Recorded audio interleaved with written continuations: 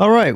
Hopefully we're live again because we had a random power outage there. That was pretty awesome. Not gonna lie. Not gonna lie. Get the music rolling again. Sheesh. Just got started.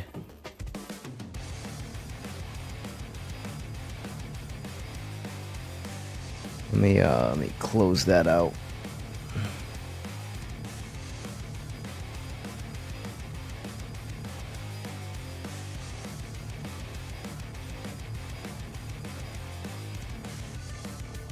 Oh, give me a few seconds, folks.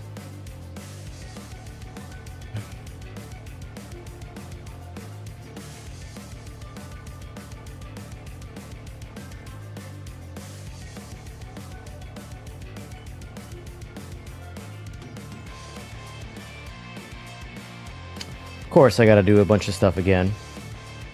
What a pain. Download. Oh, man.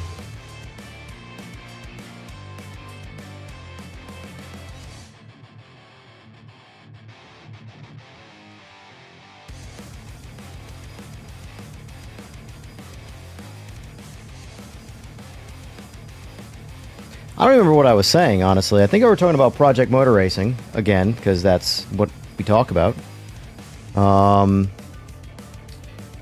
Just updating things for the stream here. What a son of a bee.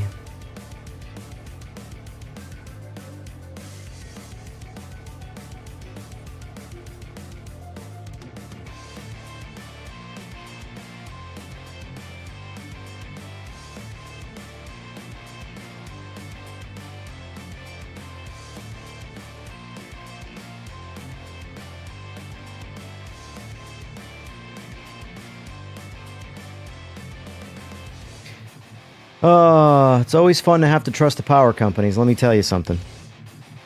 That was a complete blackout for about 15 minutes. Couldn't tell you why.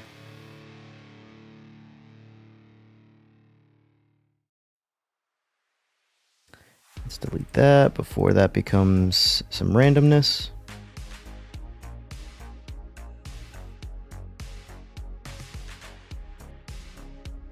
This is one of those moments where if I was actually a live audience and not just a digital live audience, I'd be like, come on back, everything's good, folks, come on back. And unfortunately, that isn't how the internet works.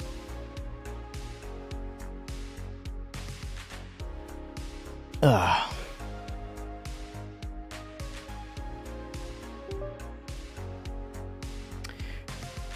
Did I close your EJR Facebook page? Are you referring to the EJR Racing page?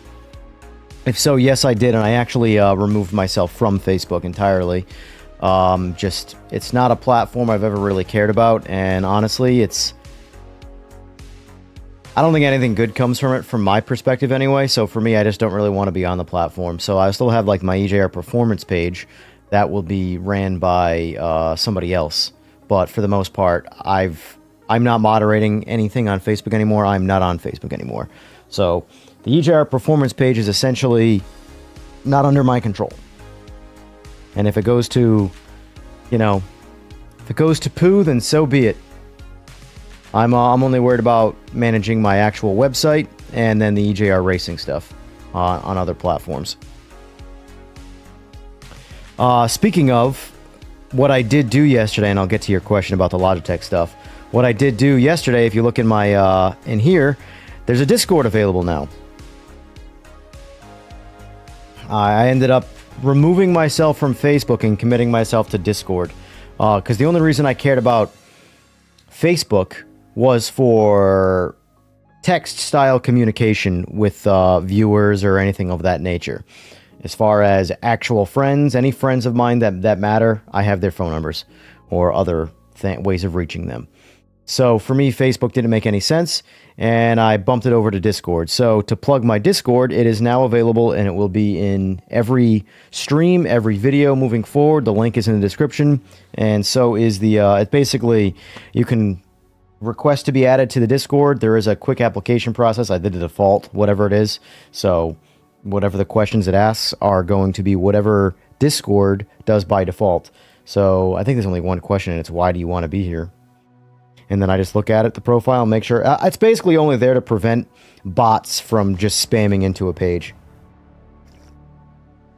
It's really all about combating bots. That's really what it comes down to. As far as the Logitech issues with the RS50 and the Logitech Pro, for some reason there's a bug, and it's been happening a lot lately. I don't know if it's a firmware issue on Logitech's side with PlayStation that game developers are not finding, but so for example, before my Simagic base, I had the Logitech Pro, and I had F120, or I have F125, but I'm playing on PC. So for some reason, F125 on PS5 with the Logitech Pro, since the RS50 base came out, both of the bases don't work with F125. And trust me, they don't work. I've tried it. They feel like they're going to break the gear, or not the gear, but the direct drive wheel feels like it's going to break.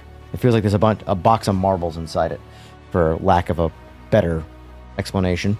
But same is going for Project Motor Racing right now. I went over to my buddy Rowdy's place yesterday, and I tried configuring settings and all this stuff, and it does not deliver force feedback correctly whatsoever. The cars are... The only way you can drive it so that the force feedback doesn't feel like your wheel's broken is to make it so there's almost no force feedback, and then you just can't drive the car. You can't drive the cars either way. So, unfortunately, as of right now, I would say the Logitech Pro stuff is not working correctly on PS5 with various games, Project Motor Racing being one of them. It does seem like it's in the developers of the game's hands to fix the problem, but I do believe it is a core problem with the firmware of the Logitechs right now with PS5. It works fine on PC. That's the thing. So, you know, I did try controller, though. For all you guys out there that are curious about controller and Project Motor Racing, I tried controller with PS5. It plays great. It plays like Gran Turismo, honestly. So if Gran Turismo is the benchmark for the way a controller should play, then it's right there with it. So.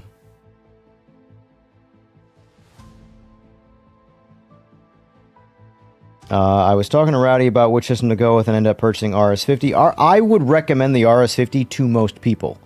However, I would recommend playing on PC to most people. Even Rowdy. I'm trying to get Rowdy into the computer world because he's selling himself short. Now, I would stick with Logitech so you can still play on PlayStation, but in the case of... You're missing out on so much by sticking with game console. So much. Like, I have haptics and all this stuff that I have on here, too, that I wouldn't be able to use that isn't even a specific game. Now, mind you, I don't really have most of that stuff on for when I'm streaming. It just becomes one more thing to pay attention to during the stream. But it's a nice to have when you want to really experience some immersion, you know? For some reason, I programmed it this morning, but it doesn't seem to be working, and that was the chat bot for Streamlabs.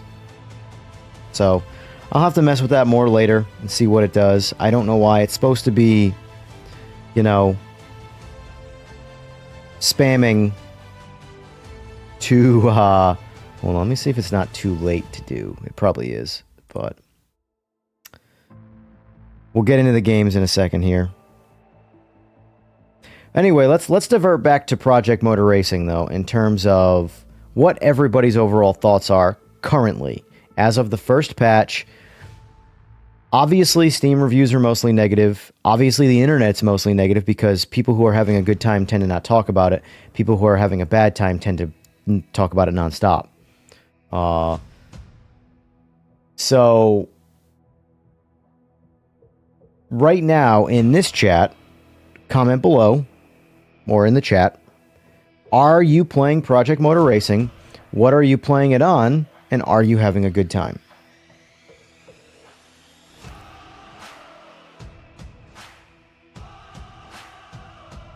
while I try and figure out why my cloud bot here is not botting. Yep. All on. Correct. It's active. Timer. Oh, for some reason the timer's not. Oh, no, it is.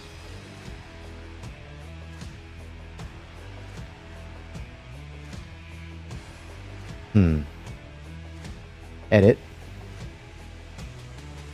Well, I hate to do this, but we'll see if it works.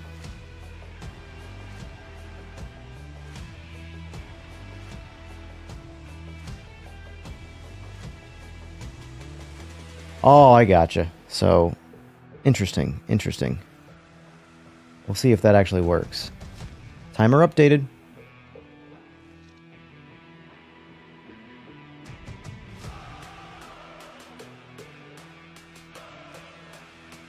Interesting. We'll see if that works in the long run. There's still a lot of streaming stuff that I gotta experiment with moving forward, because the streaming thing is becoming a regular thing for me, or it will be, or it is a regular thing moving forward. So a lot of dialing in the knobs, a lot of polishing here and there. You know, I'm essentially right now I'm operating as Project Motor Racing before the day one patch. So Lance Allen says, PC, driving the 992 is not too bad. What other cars have you driven? I've spent a very little time with the 992. I have my track wheel on here today for reasons that we are going to be focusing on GT3 stuff. One of my least favorite cars. But they are popular, they are in demand, and at the end of the day, people want to see it, and people want to use them. So, I have every sim. Well, I shouldn't say every sim. I have 90% of the sims you can buy. And I was doing some testing last night with the GT3 stuff by myself off stream. And did I get signed out of that now too? Okay, it's still there. Wait. Okay. Just making sure things are working. Things are wonky sometimes, man.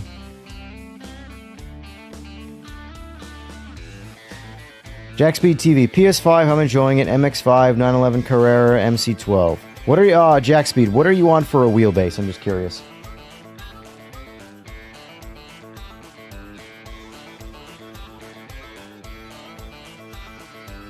Also, I moved my camera for the screen capture screen to be a little bit better for racing, because I made it a little smaller and I moved it up to the top right corner. So let me know what you guys think about that. Like I said, a lot of this streaming stuff is polishing. TGT, gotcha. Any issues in terms of like force feedback or anything?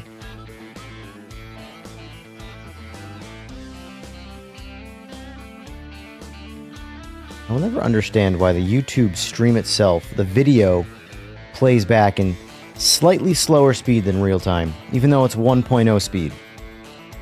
Very interesting.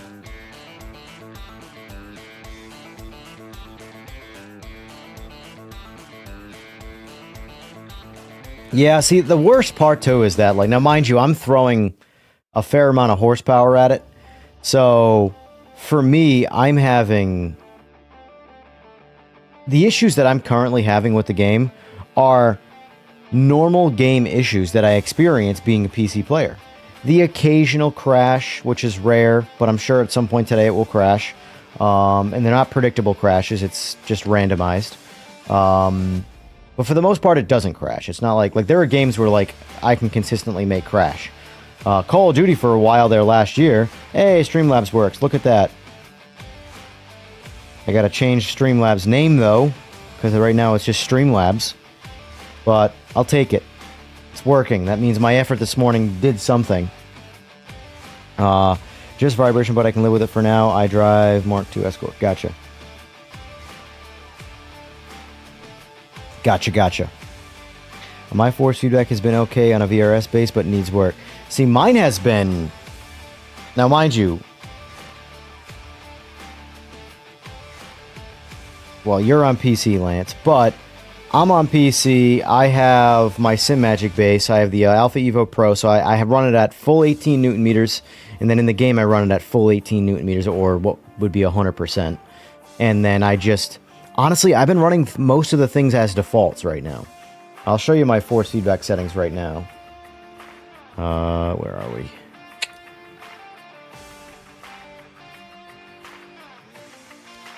Okay, here we go. So, force feedback, 100%. Low force boost, I run at 20 because I do like a little, what do you call it? Alright, Streamlabs, if you're going to be posting that every 1 minute, then I might have to reduce you. So if Streamlabs gets annoying, please tell me. Anyway, I like a lot of, like, low force boost is really not recommended for direct drive wheels. But in this particular case, I like to have a little extra control at center.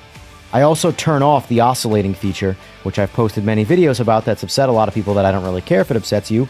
It's my decision. Leave it on yours.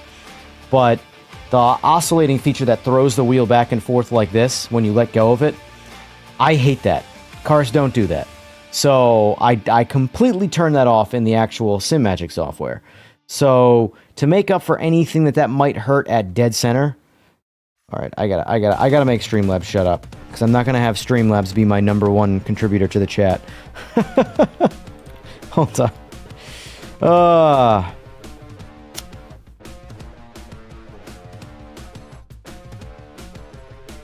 right, Cloudbot, you need to chill out. You're gonna scare away the real people by just spamming nonsense. Let me make my face appear first.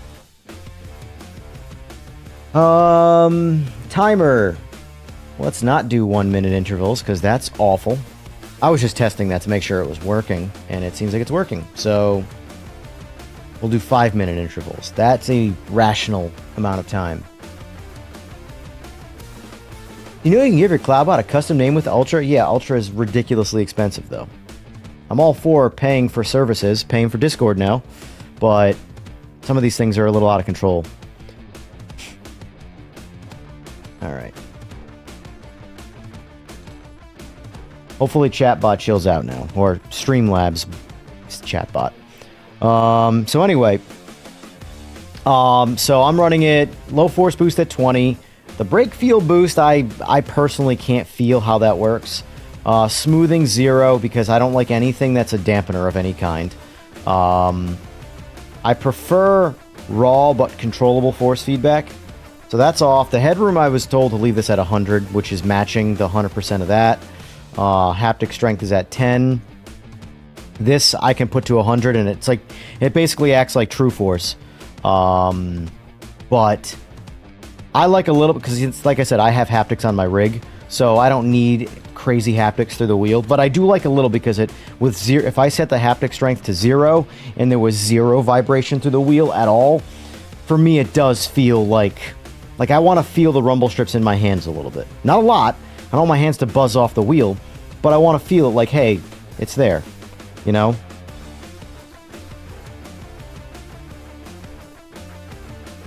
The brake feel boost was horrible, in my opinion. Made the feel go totally weak mid-corner than when they tried to do understeer or load transfer.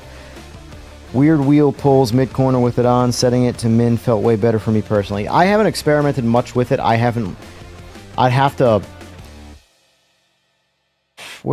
have the actual Project Motor Racing document that tells you what every feature does in detail, so I'll have to pull that up and experiment a little bit more. But these are the features. This is what I've been running it as. I played with the low force boost a little bit. 20 was where I wanted it. 0, it right at dead center, it's a little weak, but there's still something where you need it. But I like to have at dead center. I want to feel it a little bit. I want to feel like it's harder to turn the power steering of the car, or the steering in general. And then, like I said, this one I haven't played with. Smoothing is like a damper. Should leave that off. But for the most part, though, I have 0 complaints about force feedback in this game. And I'm not the biggest enthusiast of force feedback in terms of, like, needing some crazy, weird, dialed-in, perfect system to operate any vehicle, or I just can't drive it. You know, I drove Gran Turismo with a Logitech Pro. That felt pretty good to me. In fact, I think that was sort of like my benchmark for like, okay, this is what I put the most amount of time into, so that's always become my benchmark. You know, I like AMS2, I like ACC, they all feel good. They all feel different, but none of them feel different. Like, you spend 15 minutes at most for me inside that sim. I am now used to that force feedback as if they all should feel like this, you know? As long as they're delivering me the force feedback to tell me kind of how I should drive around it, I'm fine with that, you know? But people take force feedback wildly crazy. Anyway, I've had a great time with how this feels. So let's jump in the GT3 stuff. Wrong way. Jump in the Mustang, since that's my thumbnail today. Although, I am a fan of the silver, far more. But we'll go with the blue, since thumbnails are important. What do I have? I gotta turn that down. So, I don't want to run Daytona. Do I want to run Brianza? In all seriousness, like, how do you not afford... Like, how much does it cost for the license to call it Monza? I'm kind of curious on that. It can't be that much. So... let's run... You know what? Let's run the Nordschleife. Run the Nordschleife solo, just to get a feel for, like, sort of warming up. Like, physically warming up myself. What I do need to do is lower my heat. I'm right under the vent, so when it comes on... Oh, it doesn't matter if you have it set to 50 degrees. When it comes on, it's fire.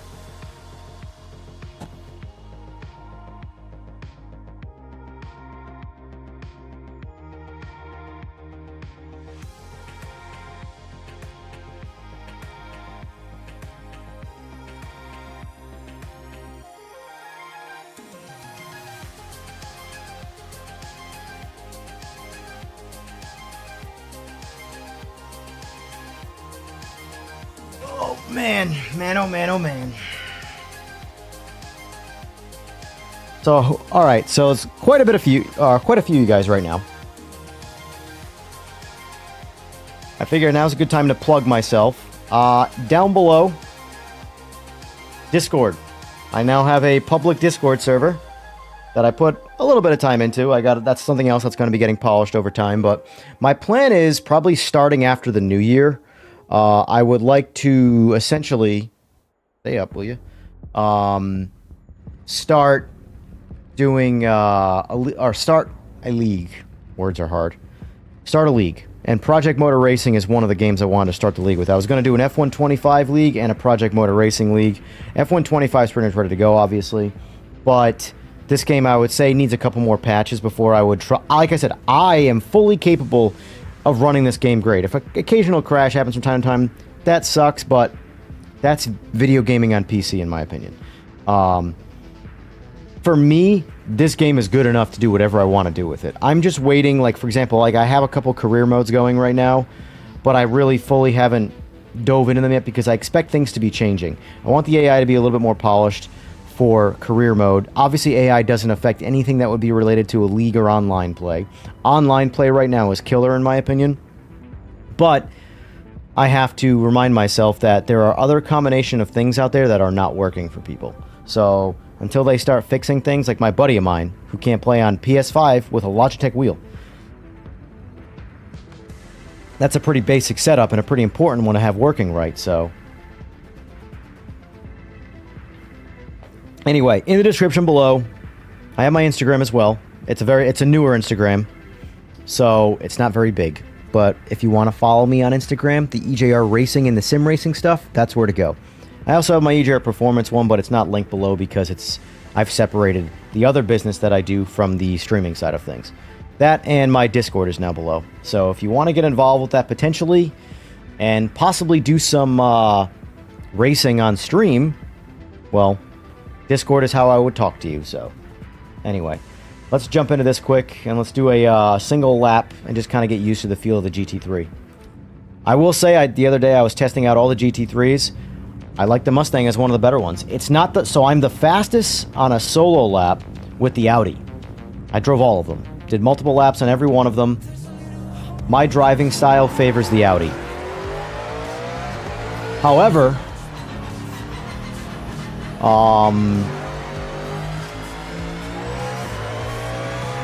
I feel the Mustang is a bit safer. And by that I mean the Audi has a bit of an oversteer issue, but it's not oversteering under throttle, it's oversteering under essentially decel.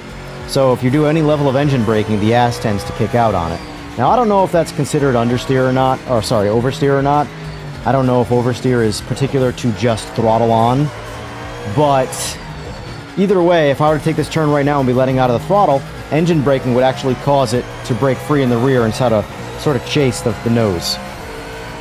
So while I can go faster with that car, I find that I make more mistakes when it's crucial.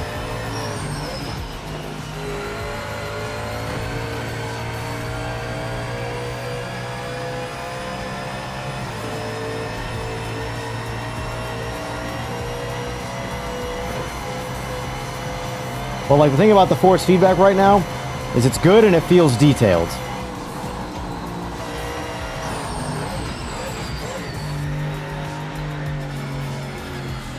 So if somebody in chat can look it up for me, what is the actual description of the brake boost force feedback?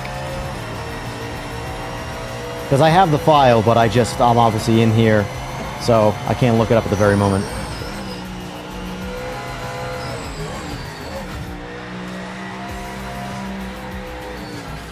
Whoop.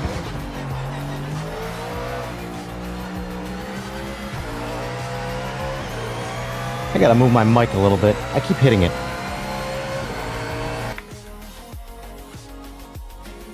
It's a good place for it. Feels alright. New to all these, so look forward to information, knowledge, drop in the streams. Not a problem, sir. So what are you new to? You new to The Sims or what?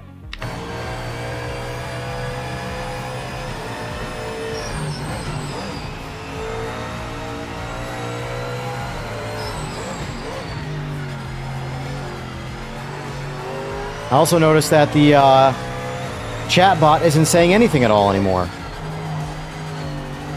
Oh man, technology.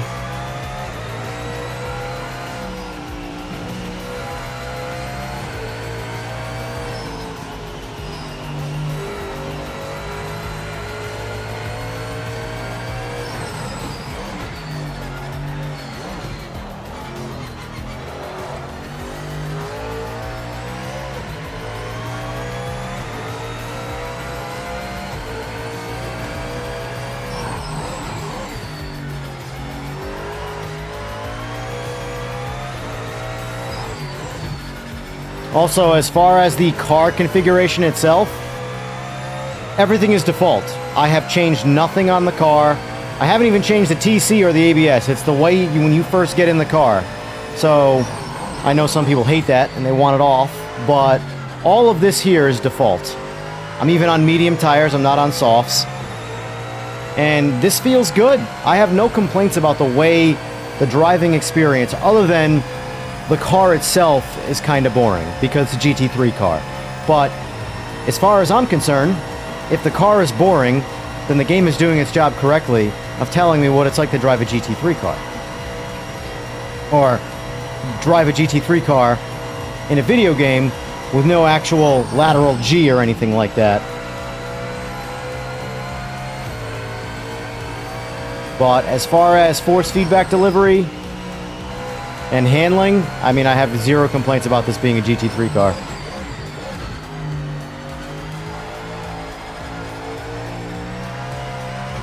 Let's turn TC down just a touch.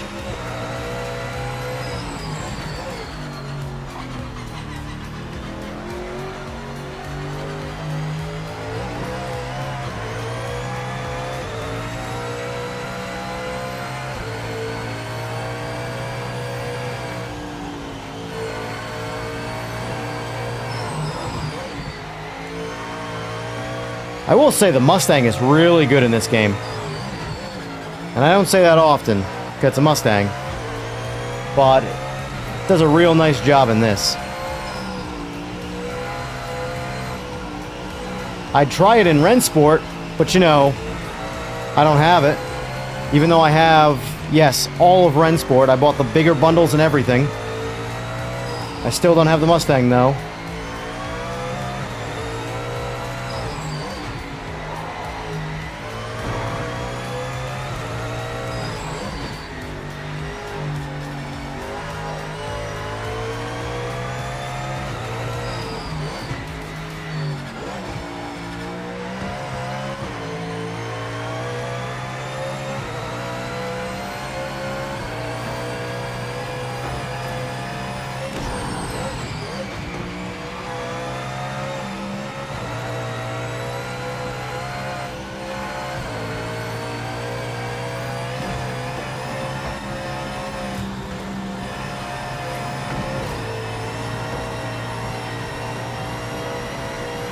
I mean, this feels great. In my opinion, how do the physics of this game feel compared to the other Sims? Well, now, are you playing ACC or an AMS2? Because I can tell you that outside of missing that little mini carousel right there, the driving physics, to me, are right in the middle of ACC and AMS2. Which, in my opinion, is kind of perfect for me. Because, like, I think ACC is the ultimate sim right now, from a driving experience standpoint, but the car feels too glued to the ground. The car feels like it's 1,000 pounds heavier than it actually is. Whereas, in this, it's a little bit slidier, but not nearly as slidey as the, as AMS2's physics. So it's right there in the middle.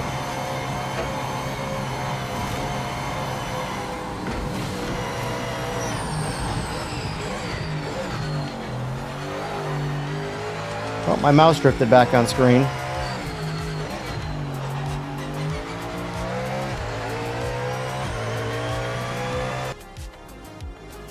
All right. Yeah, all of the motion and all that stuff is all fully malleable. You can change all that. This is all default, by the way. I have not spent any amount of time with that. In fact, I might as well right now. And the thing about that, Clippy, is that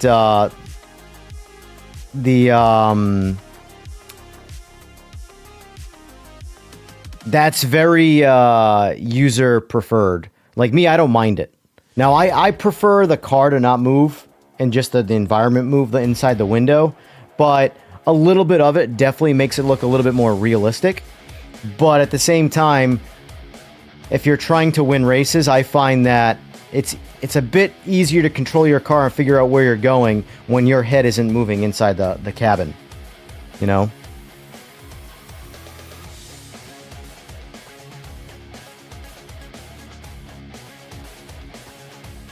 And let's see. Clippy. Oh, wow, the stream blew up.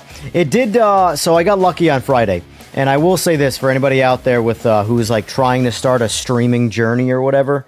Timing, there's a lot of luck to it. So I decided I want to start moving the streams to 11 instead of 10. Just for a couple of the other streamers that I watch that are overseas, they get off after 10 o'clock. So I'm like, you know what, it'll just work better for viewership to, you know, for both people. It's not that I'm taking anything away from the bigger streamers, but the point is that it just allows you, if you wanted to watch one channel, you can finish that one and go to another one. But anyway, that's besides the point. I decided to start this last Friday, and it just so happens that at like 10:55, they launched 1501 patch.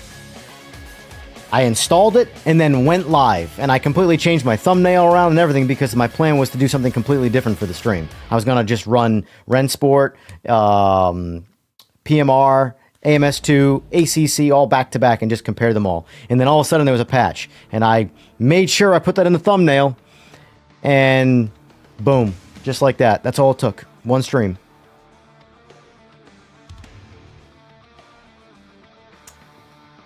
Anyway, so using force feedback settings in Racing Simulator to help the driver feel the limits of the grip under heavy braking to improve performance, brake boosting.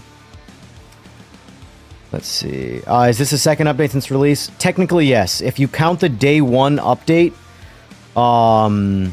as patch 1, then yes, this is the patch 2. This is the first real patch, though, because I honestly don't think the day one patch really did anything. But I have no way of knowing that because I didn't play the game pre-day one patch.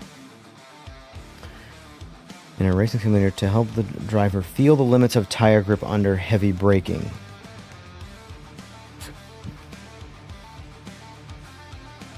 Interesting.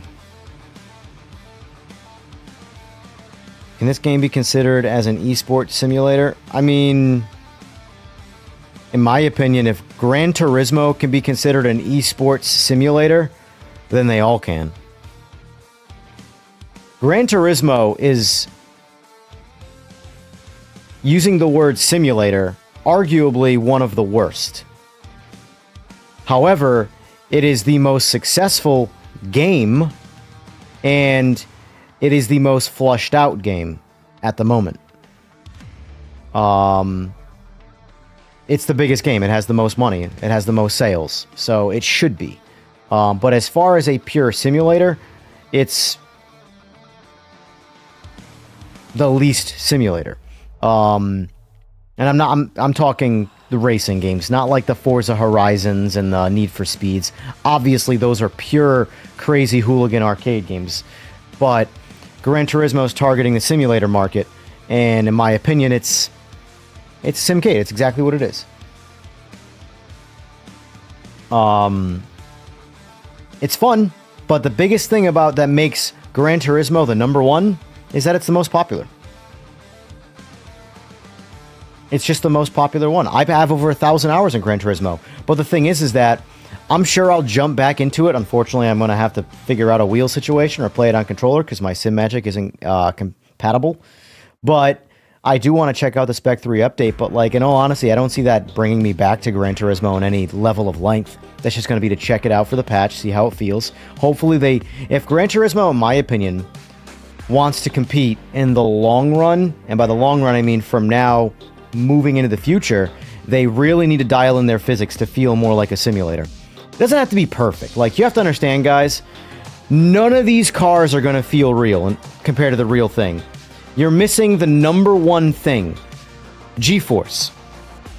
And even the motion sims, 6DoF, whatever you want to get into, that's going to temporarily move you around.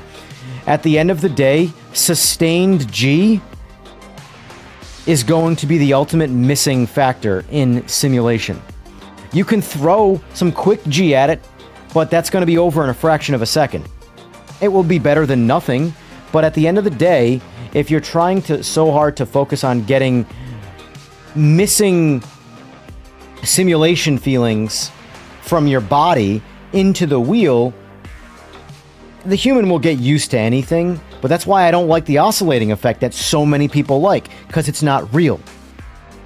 It's a level of input for you to feel, to maybe judge, but from a realism standpoint, it is purely artificial. It does nothing to simulate real life. In fact, no car will, unless the alignment is dog water, will ever make your wheel shoot back and forth like that. The car will not, even if you're turning, the car will naturally want to do this. Drive right back to center. That's what all cars naturally want to do. They want to go straight. So the point of that ramble there was that Gran Turismo doesn't need to be a perfect simulator in the eyes of the beholder. It just needs to be fun and good enough. And it's got the fun part down. I think the physics are weak right now. I just don't enjoy the physics.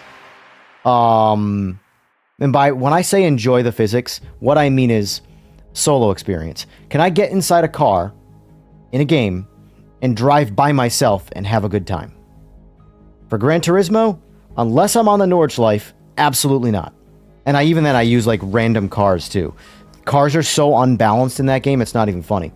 One of my favorite cars in Gran Turismo is the 308 GTB. That car's brilliant, especially on the Nordschleife. And it's slow, but it's brilliant to drive. They did a great job with that car. But then some other cars that should be better in real life are horrible. So they're all over the place. But that being said, though, if we're talking esports, they're all capable. It's just the reason why Gran Turismo is considered the one is the same reason Call of Duty is considered the one right now. Call of Duty is not a milsim. Not even close. I mean, I don't even know what would be a milsim realistically in a video game. You're not moving around. How do you simulate the military when you're sitting down using a mouse and keyboard or a controller? I mean, maybe if you were a drone pilot, sure. But that's about it, you know? But at the end of the day, though, the physics of the player movement inside of Call of Duty is the most arcade a shooter could possibly be outside of like something like crazy like Fortnite. But for a military style game, Call of Duty is purely fictional. No human being can move like that. Captain America can't move like that.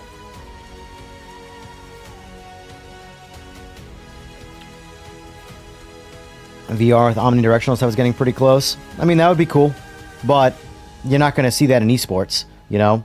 So it really just comes down to what makes an esports game is its popularity. That's really it.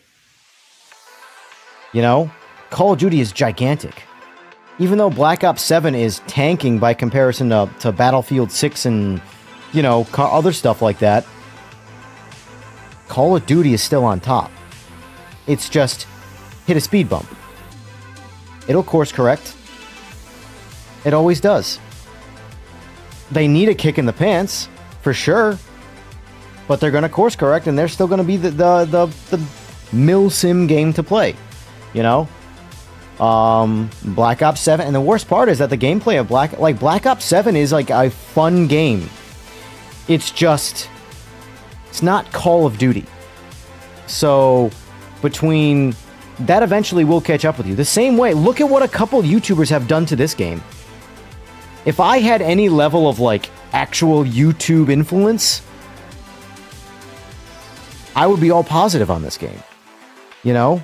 And the worst part is some of the biggest influencers in sim racing have a massive bias. And they have a massive bias towards games like Gran Turismo. Like, I won't say the person's name, but they're a relatively large streamer. Not the biggest YouTuber, but they're a large Gran Turismo streamer. So I'd say they probably have the most successful YouTube Gran Turismo stream. Not channel, but stream. And their most recent video starts off with, well, clearly Gran Turismo 7 is the undisputed #1 simulator on console. And it's clearly in response to both Rensport and Project Motor Racing not landing with most of the community. Temporarily, sure. We'll see in the long run. But, like, I stopped watching the video as soon as I heard that. And I'm sure the rest of the video was a great video. But all you did was confirm a bias that you have, even though that person is not hiding their bias by any means. But another one, Super GT, his video, regardless of what you think about his video, thrashing this game, and what you think about him, at the end of the day, if you think it's an unbiased video, it isn't. He is a massive enthusiast of Gran Turismo. He goes to Gran Turismo events. At the end of the day, the only thing he would want from, say, Project Motor Racing is to make Gran Turismo better by scaring them. So it pays to shoot down the competition in a review. In my opinion, if you are talking only negatively about this game or only positively about this game, you are not reviewing this game. Because there are plenty of negatives, and in my opinion, this is my opinion, there are more positive than there are negatives. In my experience, it's not even close. Most of the negatives I have about this game are what I'm told from other people. I am having a fantastic experience. To the point where I have every other sim except iRacing. And this is the one I choose to play. You know, now I haven't gone down the crazy mod world yet. You know, I have mods for some things. I have small mods. But, pure game, no mods, there's nothing else I want to play besides this right now. I even bought Rensport. I bought the whole package of Rensport to have it. Because maybe one day it'll be good. And in my brain, in my weird little stupid wasting money brain, I go, well, that'll be an investment for a later day. We'll see. So I was actually considering today, too, as well, trying this Project Motor Racing and Rensport back-to-back.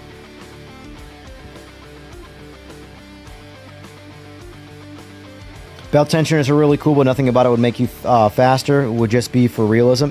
Yeah, and that's the thing. People, a lot of people take realism and immersion and blend it with skill. And the reality is that some of the best players in the absolute world in Gran Turismo are using a controller. In fact, when I played Gran Turismo in 950 of my like 10,020 hours in that game are on wheel, most of the people I lose to are on controllers. And I beat, when I say most of the people, I mean like your average. And then most of the people that I beat are on wheel. So, and most people I do know who go from a controller to a wheel for a good amount of the time into the future are slower than what they were on controller. So, in no way in the real world are you going to pick up a controller, get inside a car, and pick up a controller and go like this and be faster. So, in my opinion, I'm chasing realism, and for my own immersion, not to get better. Because I know the way the human brain works, you will just adapt to whatever is there, and you will eventually get better at it and get good at it. You know? So, does force feedback help? Absolutely. If you remove force feedback altogether, it would suck at first, but you would eventually get used to it and get good at it with no force feedback. You would just learn. Repetition. That's how the brain works.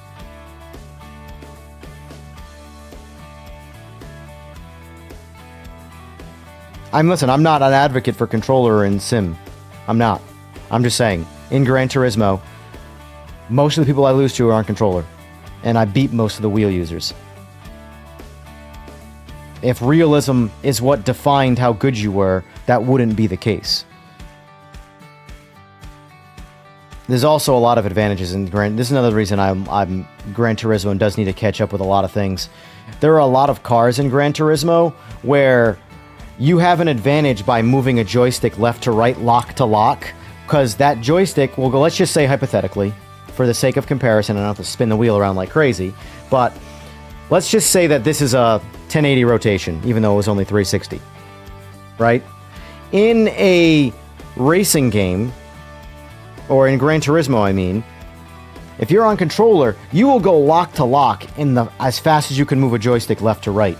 I have to physically turn a wheel. No matter how fast you are on a wheel, you can't turn as fast as a guy flicking a joystick. So there are some cars, like for example, the Ferrari 812 Superfast. That car, I've not played ranked in Gran Turismo, simply because it wasn't the game I wanted to play and like get good noob at. You know what I'm saying? I kept Gran Turismo purely racing online with friends and casual. Appreciate the sub, thank you. Much obliged, much obliged. Let's see who that was. I can thank him by name. Although Streamlabs is supposed to do that too, so we'll see if Streamlabs actually works.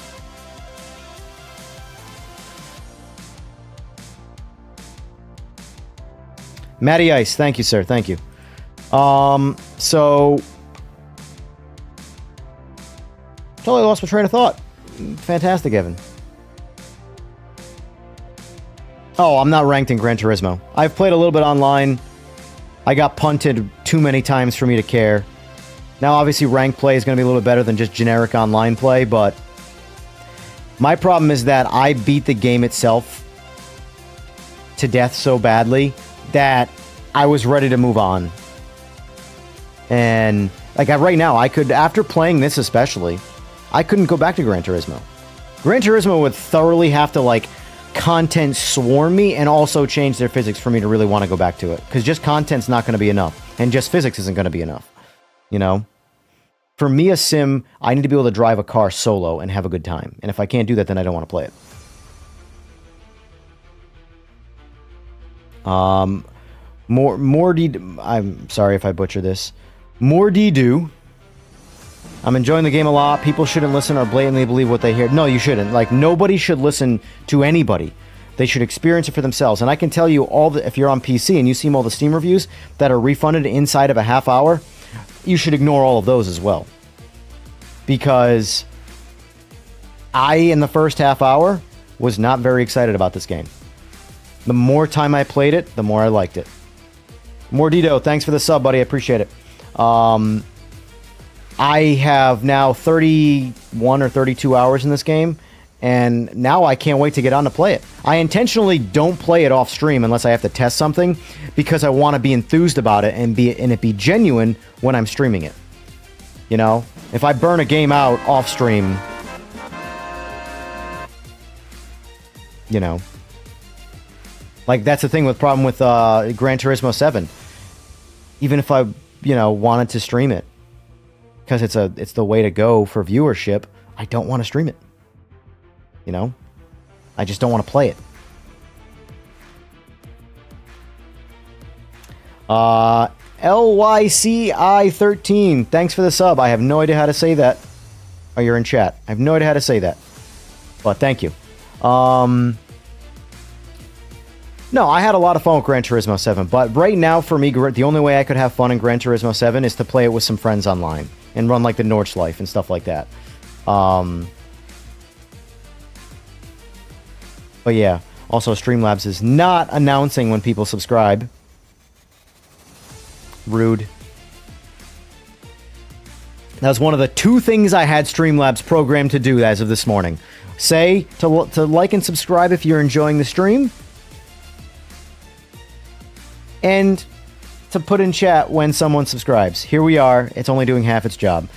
It must be an American.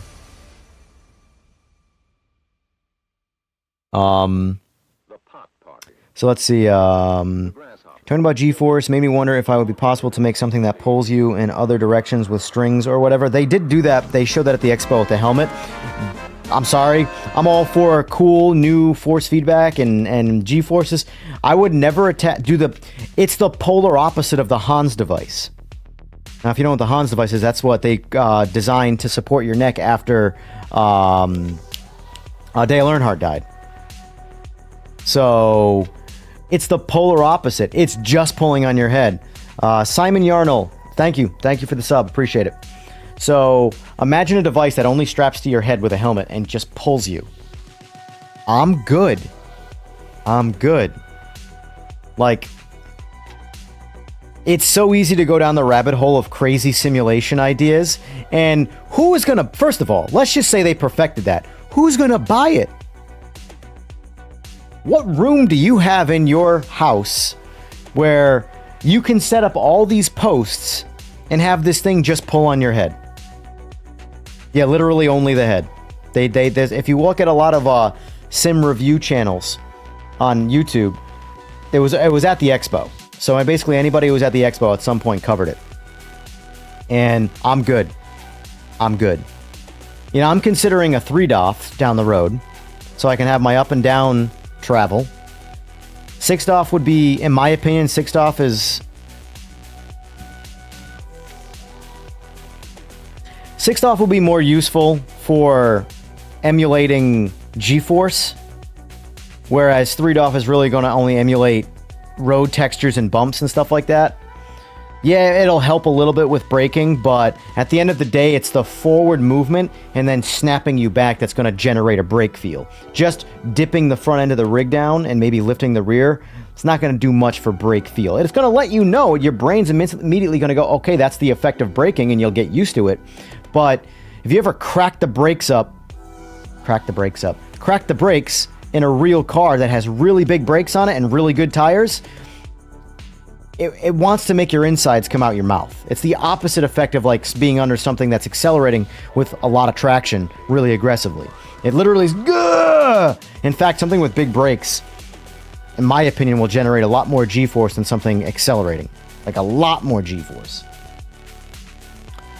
What's going on, Hellcat T5V?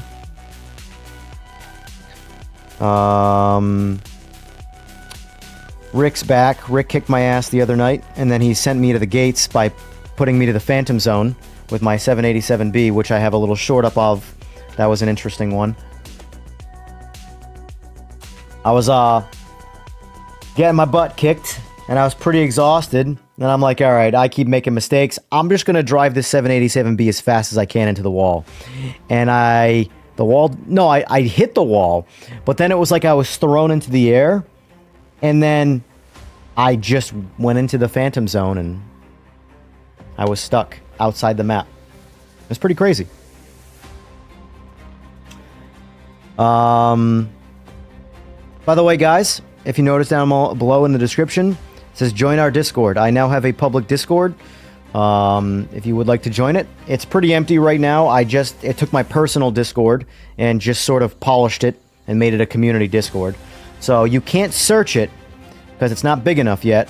That requires, I believe, 2,000 people to be inside it for it to be a publicly searched Discord. But if you have the link, which it is below, you can click it and you can be part of it. And that will be relevant in the future. Not yet. It'll be happening after the new year, where I am doing public style. I want to do like a public style league. And by that I mean you're going to have to apply to get in, but it will be open to the public to apply and get in. And then this game is going to be one of the games where I want to make a league out of. It just needs a little more time in the oven, which I think by the new year, I think we'll be there. You know, if everybody can get to my... If they don't... if the patch doesn't change anything for me moving forward, I am okay. There are bigger priorities, in my opinion, that need to fix. Like my buddy's rig with a Logitech on a PS5 not working, at like the force feedback being so broken. That to me is like priority number one from the experiences that I've had. Any issues that I might have don't pale in comparison to that. Let's see. Why did I shave? The hair was looking good on you. Well, thank you. I appreciate that. But this is my normal cut. I buzz my hair. I always have. That hair that I had on there was only probably 2 weeks. What's going on, Mark? Good afternoon, sir. Let's see. I was already shooting for insane long hours. Just woke up and fresh for racing. We need to do a rematch when you are also fresh. That's fine. I mean, I'm down. I'm always down. Always down for more racing. Some friendly competition. Me and my friends would always go back and forth. It's weird too, like sometimes you have those days where you're like on it and you're like, ooh, and your buddy's not on it and your buddy's raging. Like you just can't put a lap together. And then I have those days. You're all over the place. That's what I like about racing. But as they say, iron sharpens iron. Custom lobbies need to be more stable. I've only had pretty good luck with it. But again, I'm talking about my experience. And if everybody had my experience, I think this game would be in a much better state. You know? What's a good... I will say Canadian Tire Motorsports Park is just... Or Mosport is awesome. I love this track. So let's do this. 31's too much of a grid. Go 19, so we got a 20-car grid. We're going to start at 50% AI, by the way. And just see how 50% feels. Ian said yesterday on Gamer Muscle's stream that the radar is working already. It will come in a patch soon. That's great. That's great. That's a quality of life issue that will make... I don't think it's a priority. It is if for like a from a simulation standpoint, like being good, but they got to make it so that everybody can play the game first. You know what I'm saying? Like, I can play this game, and for me, radar is huge. For a lot of other people, they don't care about radar if they can't even turn their friggin' wheel. Their wheel. But yes, I did see that. I still have to wonder if that was the real Ian, or was a fake, a troll account. But I do think, if that is Ian, a lot of what he says is actually trolling. Because there are some overly emotional, overreactive people in the world, and a lot of them are in video games. And some of the stuff that gets said is like, yo, if you truly, truly hate this man, you have no real enemies in life. That's all I'm saying. I have zero emotion towards the guy. And as far as CEOs go, he is bottom level bad. So, let's all relax on the pure hatred of CEOs just for the sake of being CEOs. We all saw where that gets us. Nowhere good fast. Happened to Kimmy right now? That I have not seen. I would have to look into.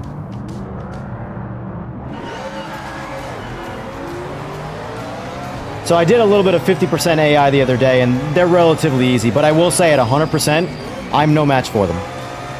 I would say probably 75% for the GT3 cars is probably about where I'm at. I can pass them, but I have to try.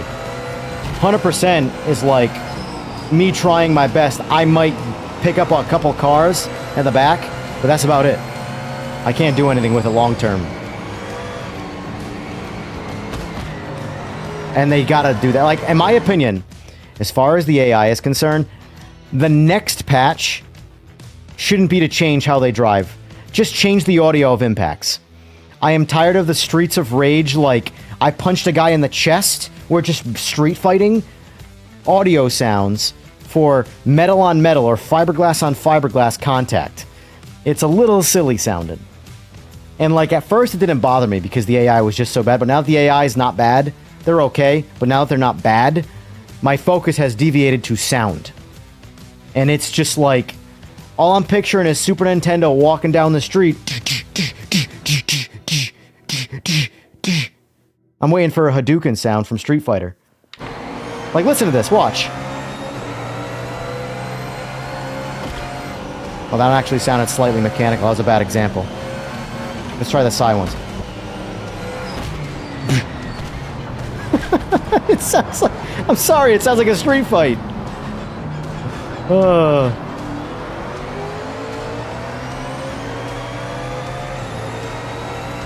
Sneak in there! Sneak in!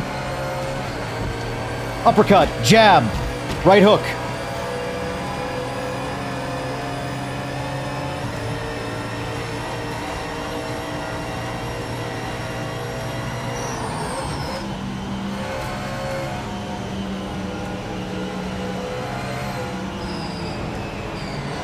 Oh, drifted a little too much.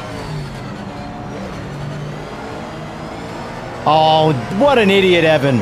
What an idiot. I left it on one lap for the Nürburgring. Oh well. Check your flag, mate. It's over. We knew it'd be tough out there. But yeah, like, that's, to me, like, the most bothering thing about the AI is the contact sound, not even the contact. Because when they bump into me, I don't really mind it because it doesn't just immediately bin you. Yeah, it makes you have to do a little bit of driving, but, like, they're affected by it as well. They're no longer, like, they just hit you and you crash and they keep going. But the audio immediately pulls me out of my focus of the race and makes me think about street fighting. But Ian is... I definitely feel like Ian is a troll. He sees all the... But I give him props for that. He sees how he's just... Some of it's warranted. Some of the things people say about him is warranted. But so much of it is bandwagon hate, and they don't even know... They wouldn't be able to pull the guy out of a crowd, you know? And they've guaranteed they've never had a conversation with the guy.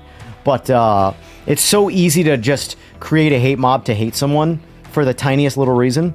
So I think, in my opinion, the trolling is like the perfect way to get back at people. Just continue to piss them off. Don't like get all emotional and angry and fight back. Just troll.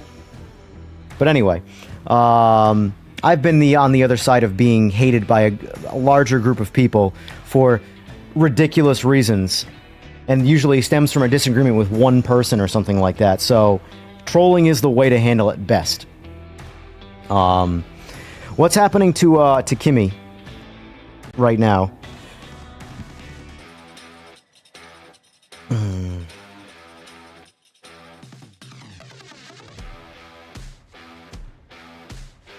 Fogbound turtle. Interesting comment. Interesting.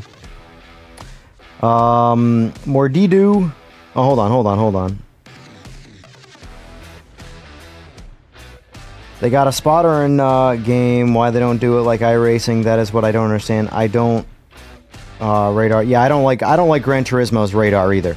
I definitely like is that called a spotter when you see the car in the center where they get red when they get close to you and stuff?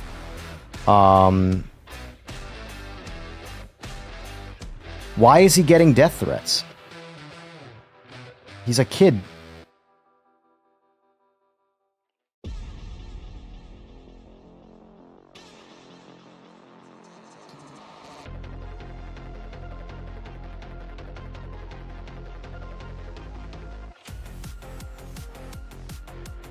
I mean, the way people are acting about it, like, at the end of the day, the worst, most irrational thing is you paid $70 and you didn't get...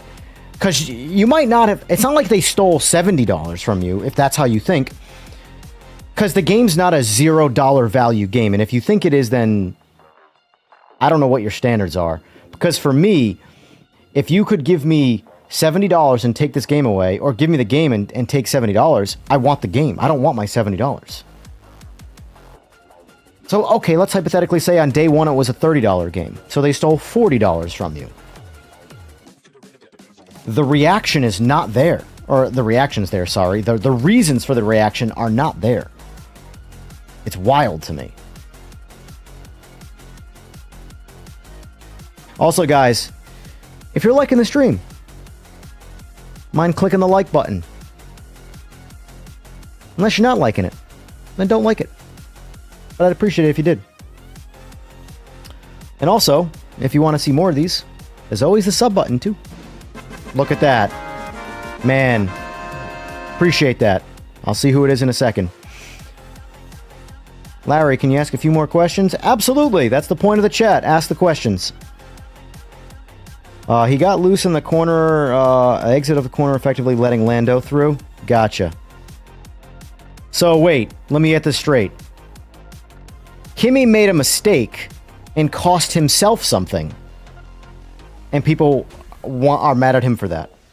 Like, he lost the most from a mistake above everybody else. People are so weird. These are the same people that say we when they're talking about football. Bro, there's no we. You're sitting on the couch eating potato chips, smashing your TV when the team that doesn't even know you exist loses. Calm down. Get a hobby.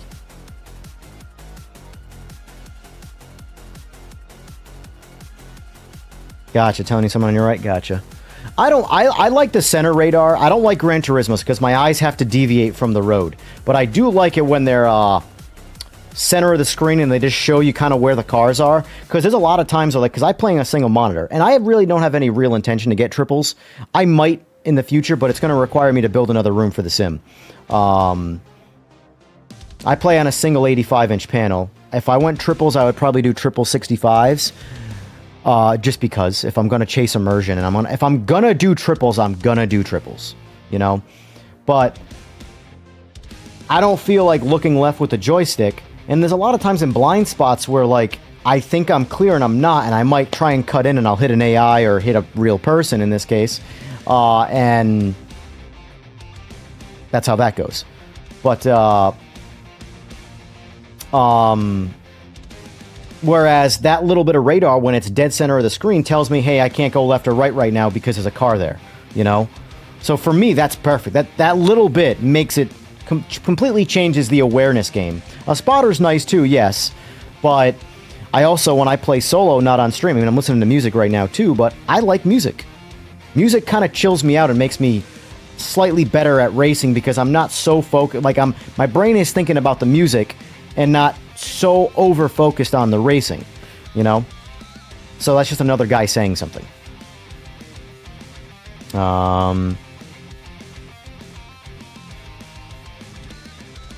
You immediately assumed it was intentional. Either way, it completely changed the course of the WDC. No shit. Oh, what a world. What a world. How does the FIA even do anything about that, though? Like, you can't stop a hate mob. That's the worst part about it. The only thing you can do as the person that the hate mob is coming for is ignore them and just pretend life is continuing on. Because at the end of the day, death threats are, first of all, they're ridiculous. But, I mean, then again, it is 2025. I would say that no one would ever follow through on that, but you never know these days. But you are talking way too rational for the internet. Well done. Hey, thank you. I like to pride myself on rationale. I'm wrong, but I like to think I'm rational. The last laps and those 2 points determine if he could have to finish in Dubai or second or just like fourth. Gotcha.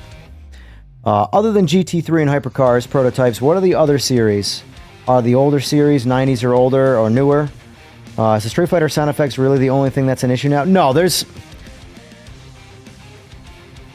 a scale. There's quality of life problems. Like for me, a massive quality of life problem that needs to get fixed is the menu right here. So watch. I'll go into the options. Okay. This setting, whatever, this, that, and the other thing. And then I click over here, right in the bottom left of the screen. Back. The immediate next, without moving my mouse, is confirm. Which, guess what? Puts you right back into the menu you just left. So back, confirm, back, confirm, back, confirm. That should be back, followed by not having to move my mouse to go back again. And then, you see what I'm saying? It's little tiny, I don't care. The UI is fine. I prefer simple. But I'm constantly clicking back, like spamming back, and then I get stuck in this confirm back loop that I'm like, I gotta adjust. You know, it's little things like that. Those are quality of life problems. None of those things truly affect the game. But for me right now, like, I have no game-breaking bugs. Occasionally, the game will crash. Occasionally. I'm on PC, though. So for me, as a PC user, a game crashing is a Tuesday. You know? So there's nothing stopping me from enjoying this game. There's occasionally a car that kind of sucks from my experience that I'm just like, but here's the thing. I just don't drive that car. You know? I enjoy this game. One of the major issues I have is a 3-monitor setup, but race on a setup on a separate monitor. If you look under graphics or video, it doesn't have an option to switch. Gotcha. That falls under the quality of life type bugs.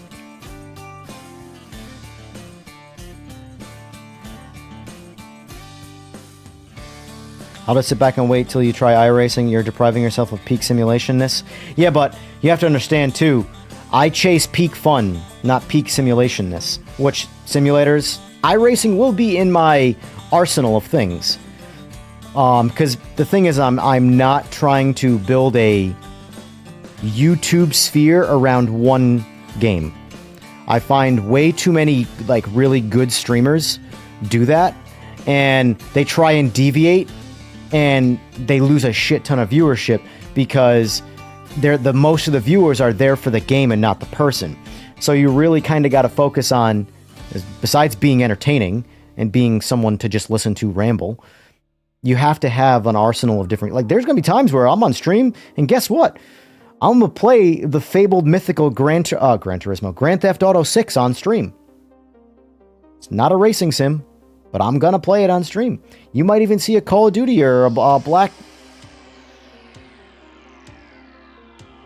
Battlefield. I want to say Black Ops, and I was fighting the urge to continue. A Battlefield 6 stream. Likely not often, because I can only spend so much time with a shooter. But, point is, iRacing will be in there. Rensport might even be in there. If Rensport, like, I will say this, I'm waiting for their second patch, but their first patch made the game a lot better. You know? I would do well as a gaming streamer. Well, thank you. I appreciate that. But I prefer to stick to the racing style of game with some deviations. I don't want to get stuck in one game because you can't do that. You know, I know a lot of Gran Turismo streamers that are, by know of, I mean, I don't know them personally, I've just watched them. They are extremely successful inside of the Gran Turismo bubble. They are revered, except when they leave it, they hurt themselves. But when you see that same level of streamer who has multiple things he can go to, you get the Jimmy Broadbents, those guys where they are entertaining as a personality, and they can play, and the people are there to watch that person play whatever they're going to play.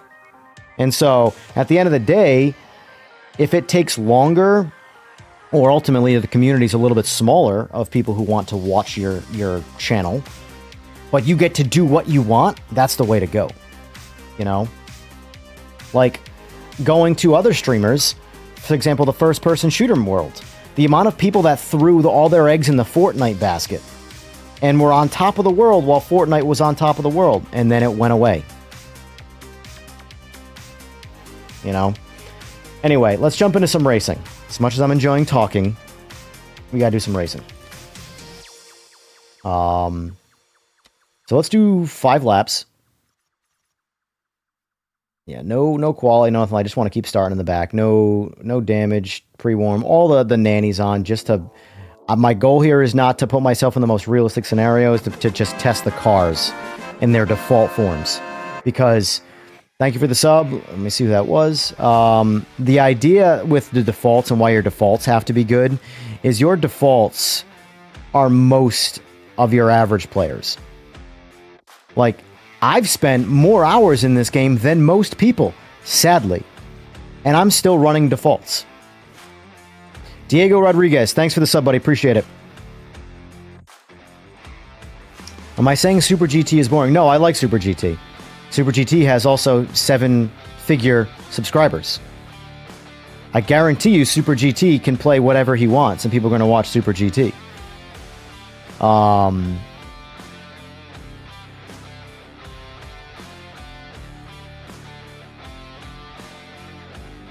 But I don't watch Super GT from a pure entertainment standpoint. There's really actually only a few streamers out there that I watch for pure entertainment, and they're not racing streamers. And by streamers, I mean like streamers, not YouTubers. Streamers are like the guys that stream on a schedule as their day job, you know? It's a different, even though it's all YouTube, it's a different job. Making content in videos and then streaming. The most successful ones are the guys who do all of it, because you just flood the market with content, you know? But they are two very different operating things, and you can't look at a streamer's subscription base versus a video maker subscription base as the same sort of size, I guess, you know?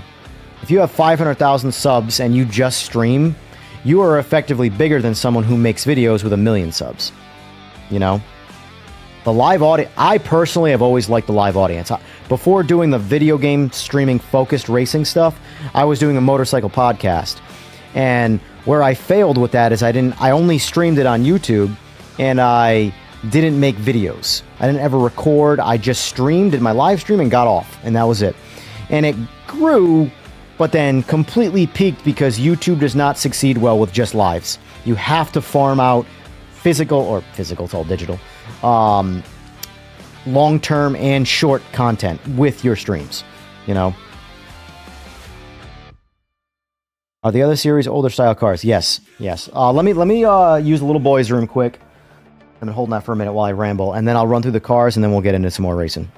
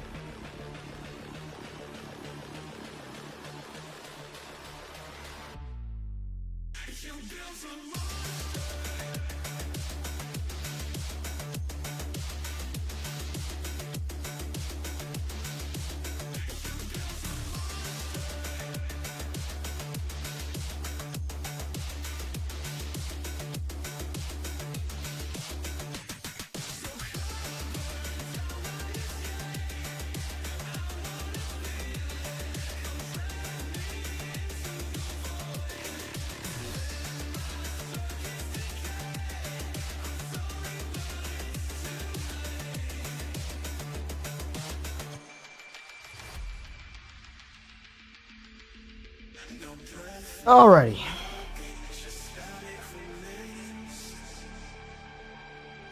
This is very true. This is very true, Diego. You gotta have balance, also the personal life quality, and not be a streaming slave. I agree, which is why a schedule is so important.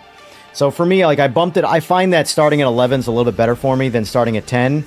Because starting at 10 is a weird time where, like, yeah, I can sleep in a little bit.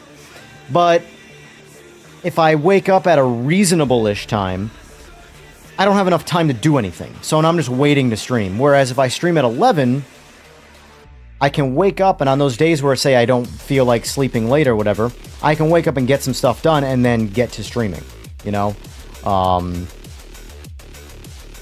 But at the end of the day, someone like me, I already know how I want to do this, and I have to provide some level of entertainment. Because I'm never going to be the Shroud of racing games, you know? I'm never going to be the 1%er that people watch a silent streamer be the best at that game, you know? I'm going to be the average guy. Like me, like, I would like to be decent at this. I have a very competitive nature, but, like, I've raced in real life. So for me, like, this is just purely based out of fun, you know? Now, I've never raced, obviously, like, race cars like this. My focus has always been straight line, motorcycles, cars, stuff like that, street level stuff. But I've built some... There's a reason why I say GT3 cars are slow, and I understand that road racing is a very different race, but I can't experience where these cars are fast because I can't duplicate G-force. But straight line speed, these things are... They struggle to get out of their own way. They're 500 horsepower cars. 600 horsepower on the heavier ones. Cars come out of the box these days with 900 horsepower, you know? Hell, one of my motorcycles in my shop right now, my own personal bike, makes 270 horsepower, naturally aspirated. And it weighs 370 pounds. It's almost a 1-to-1 ratio of 1 horsepower per pound. You know? So for reference, this car at a 1-to-1 ratio, what does this say it is? So it's 520 horsepower, 2,800 pounds. So this car would have to weigh, you know, 520 pounds to accelerate with a 1-to-1 ratio, you know, or make 2,800 horsepower. So by ratios of straight line acceleration, GT3s are slow cars. Anyway, let's go down the list of cars because I did say I was going to do that. So, all's boring.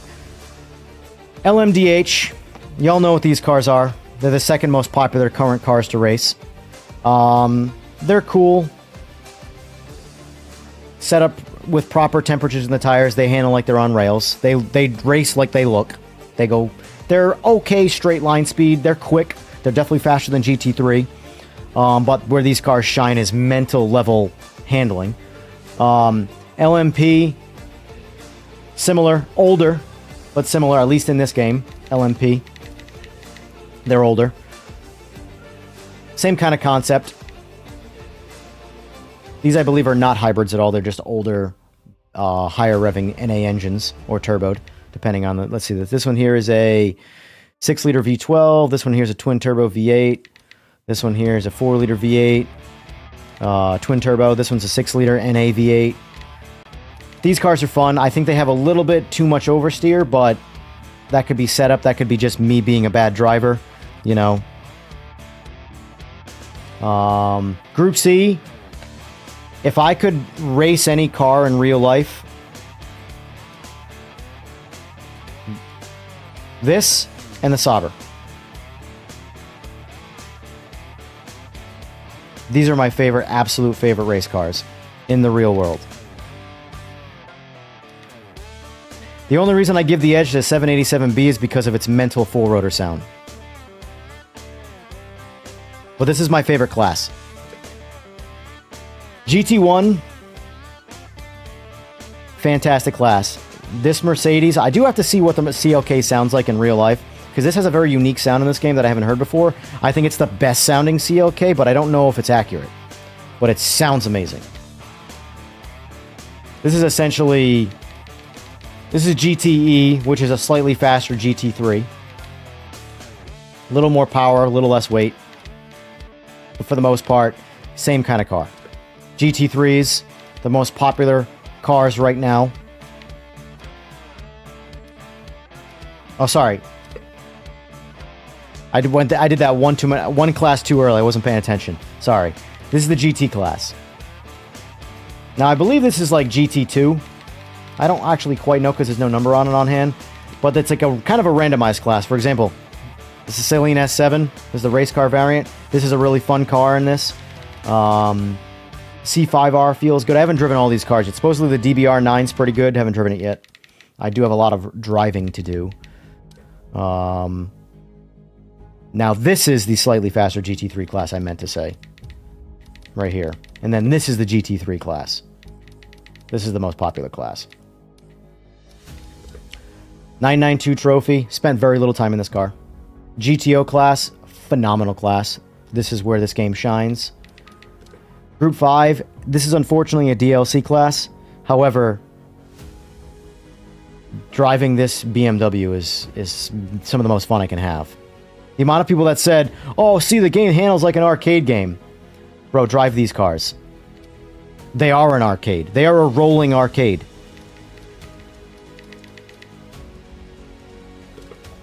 These cars are fun, but they could be a lot more fun if they just stopped. I don't know how realistic. I've never driven them, so I don't know.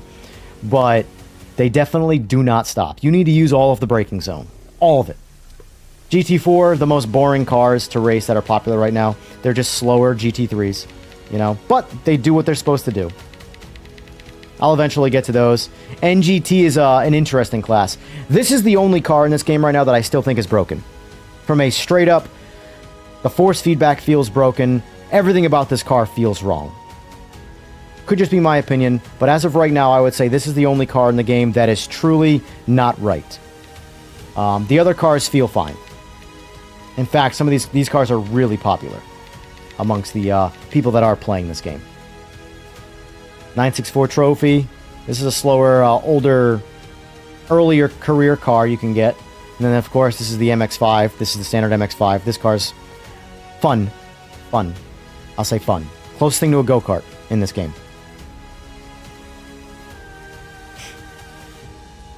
Let's see. Got a lot of comments to catch up on here. Let's see.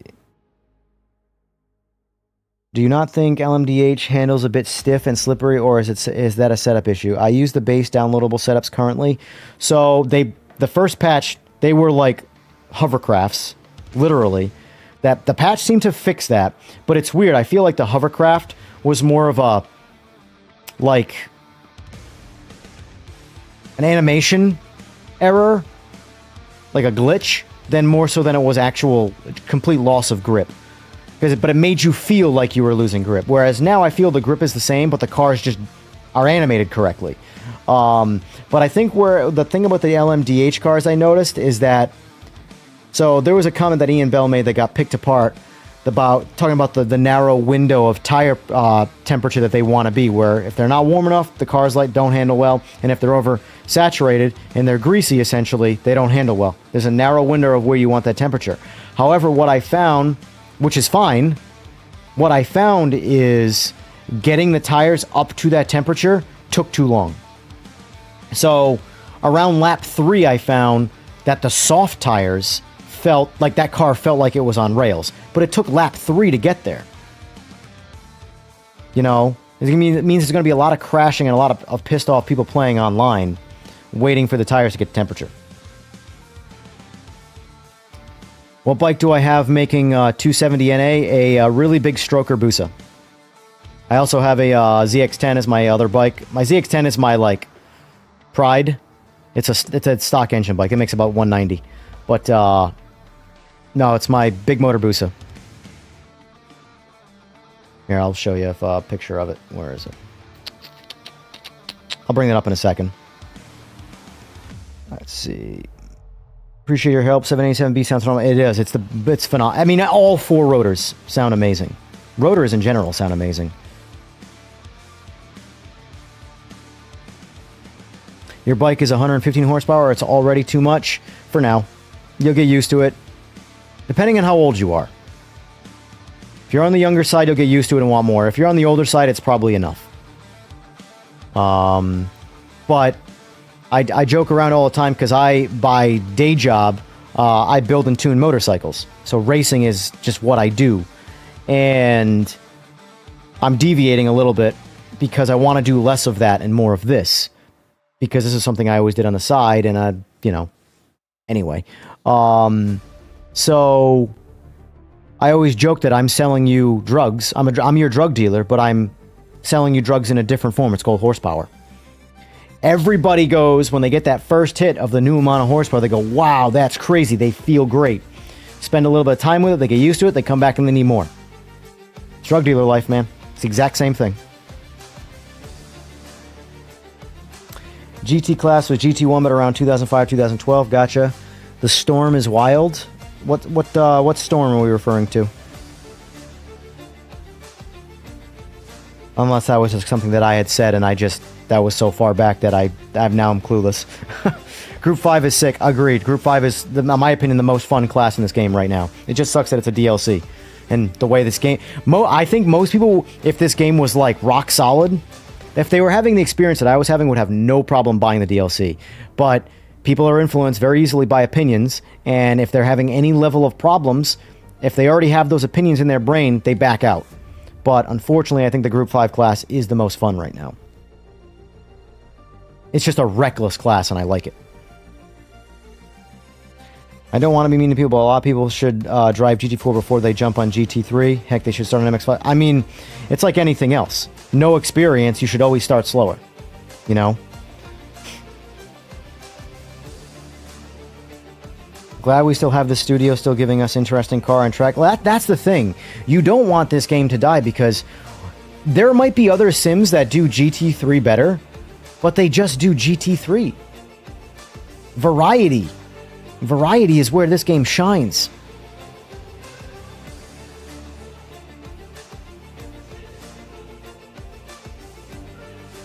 I was playing GT4 car earlier on PS5. I had to quit. I was like Bambi on ice, skidding in corners while going painfully slow. I don't have much time in them on this. And I probably never will, even if they were perfect. You know? Lister Storm from GT class.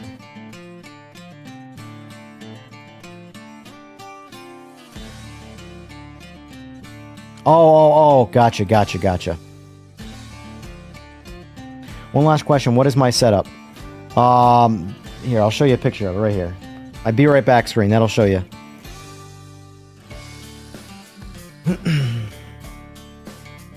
And the details of that are listed in the description in this live. Not a problem, Larry, not a problem. But as far as the motorcycle is concerned, I'll just show you that quick and then we'll get to the racing stuff, because that needs to happen. Or else this is basically talking simulator. No, wrong thing.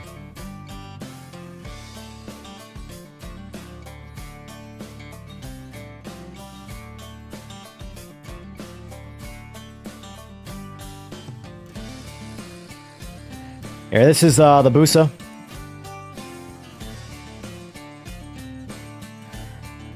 It's 377 pounds, the way it sits in that picture. They're about 540 out of the box. And this is the ZX-10.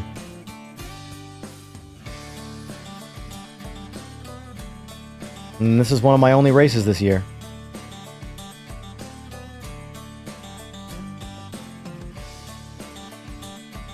That is the token photo you're supposed to take when you win a money race, by the way.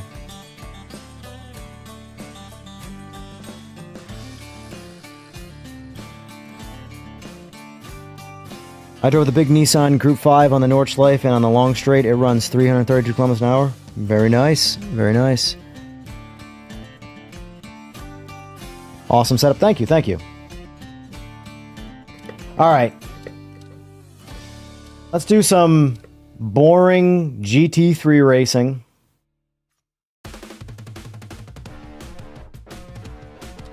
Let's do this race again. Nice bike. I'm on a meeting, so I have you on mute. Thank you. I appreciate that. And thank you for the sub there, If only Streamlabs was doing its job and telling me in chat.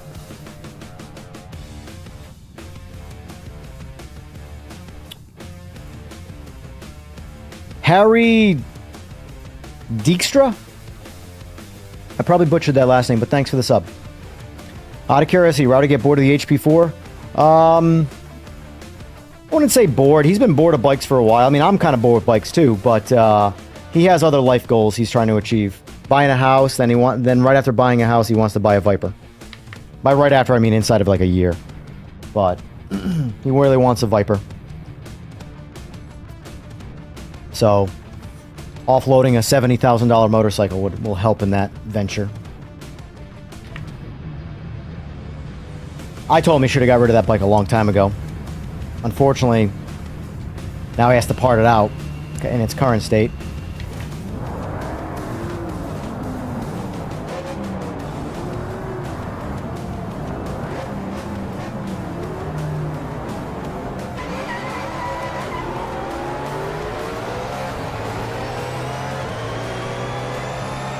I have only done the Viper in like a quick test lap. I haven't spent any real time with it. I'm about to get into some Street Fighter or Streets of Rage battles in a second here. Oh, just knocked that guy out. Oh, Thug's fighting back. I'm sorry, like, I don't mind the contact. Like, it adds an element of fun, and honestly, like, if you're into the pure racing, like, obviously in online lobbies, you're not going to be racing like that where you're hitting people. But in the game like this, as long as it doesn't, like, ruin the race, it's kind of fun to have a little bit of, you know, little rubbing, you know? But, the sound effect's gotta go. Sound effect absolutely has to go.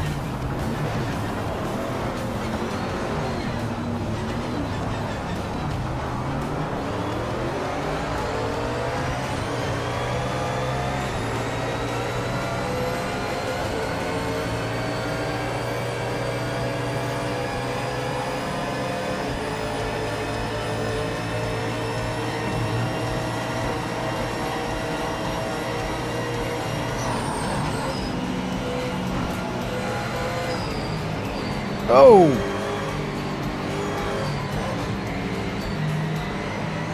I never would have thought, though. Like I said, I'm the fastest with me personally on a solo lap. I'm the fastest with the Audi pretty consistently. But in a crowd of vultures like this, the Mustang is my go-to. It's a bit more stable. Even though it's not quite as fast with an open, you know, field in front of me. It handles getting bumped and stuff a bit better, in my opinion. And it's kind of become my go-to GT3 car.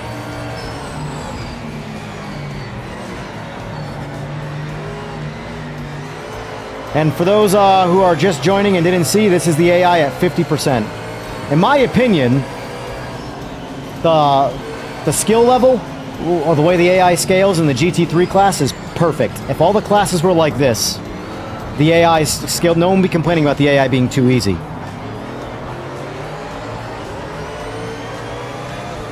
Because at 100%, the GT3 AI just kicks my ass. I can't do anything with them. But that's how it should be. Hard should be hard. Like, think Elden Ring. If Elden Ring's sort of like, or Dark Souls in general, if the Dark Souls difficulty scaled into all other games, that's how it should be. Now you could have a like a slider to reduce the difficulty, but at the end of the day, the hardest difficulty should be extremely hard to win. And that the reality is too, if you start in the back of a pack in real life, and you can just drive through the pack all Cole Trickle style, that's not real life. If you start in the back of the pack, you might gain a few positions. That's about it. At the end of the day, you have to qualify good. That's why qualifying exists. You know, the Max Verstappens, you have to understand, they are the anomaly. They are the exception to the rule.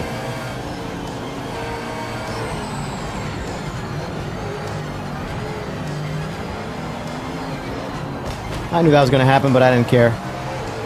The inside line is never a safe line, but I can rely on the AI to bump me straight and gain some positions. Yeah, this is, like I said, this is the AI at 50%. At 100%, you can dance with them like 1v1 is a good race. But in a crowd like this, if you start in last place, you're not going to finish first. You're going to have 100 laps.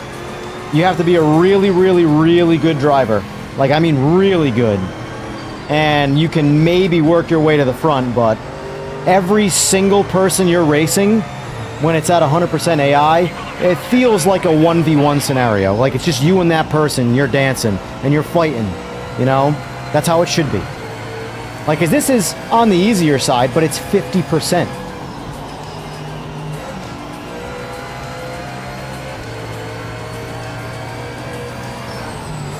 And you do get your packs like this where they're all following the same line. You show me a racing sim where there's not random packs of cars that are not deviating. They will break up, but there's a little bit where they don't. And that's just kind of how they are. At the end of the day, if you can't have any fun in this game, you're just not very fun. That's all I have to say. You are a hard person to please, and that means it's not just your racing life that's like that.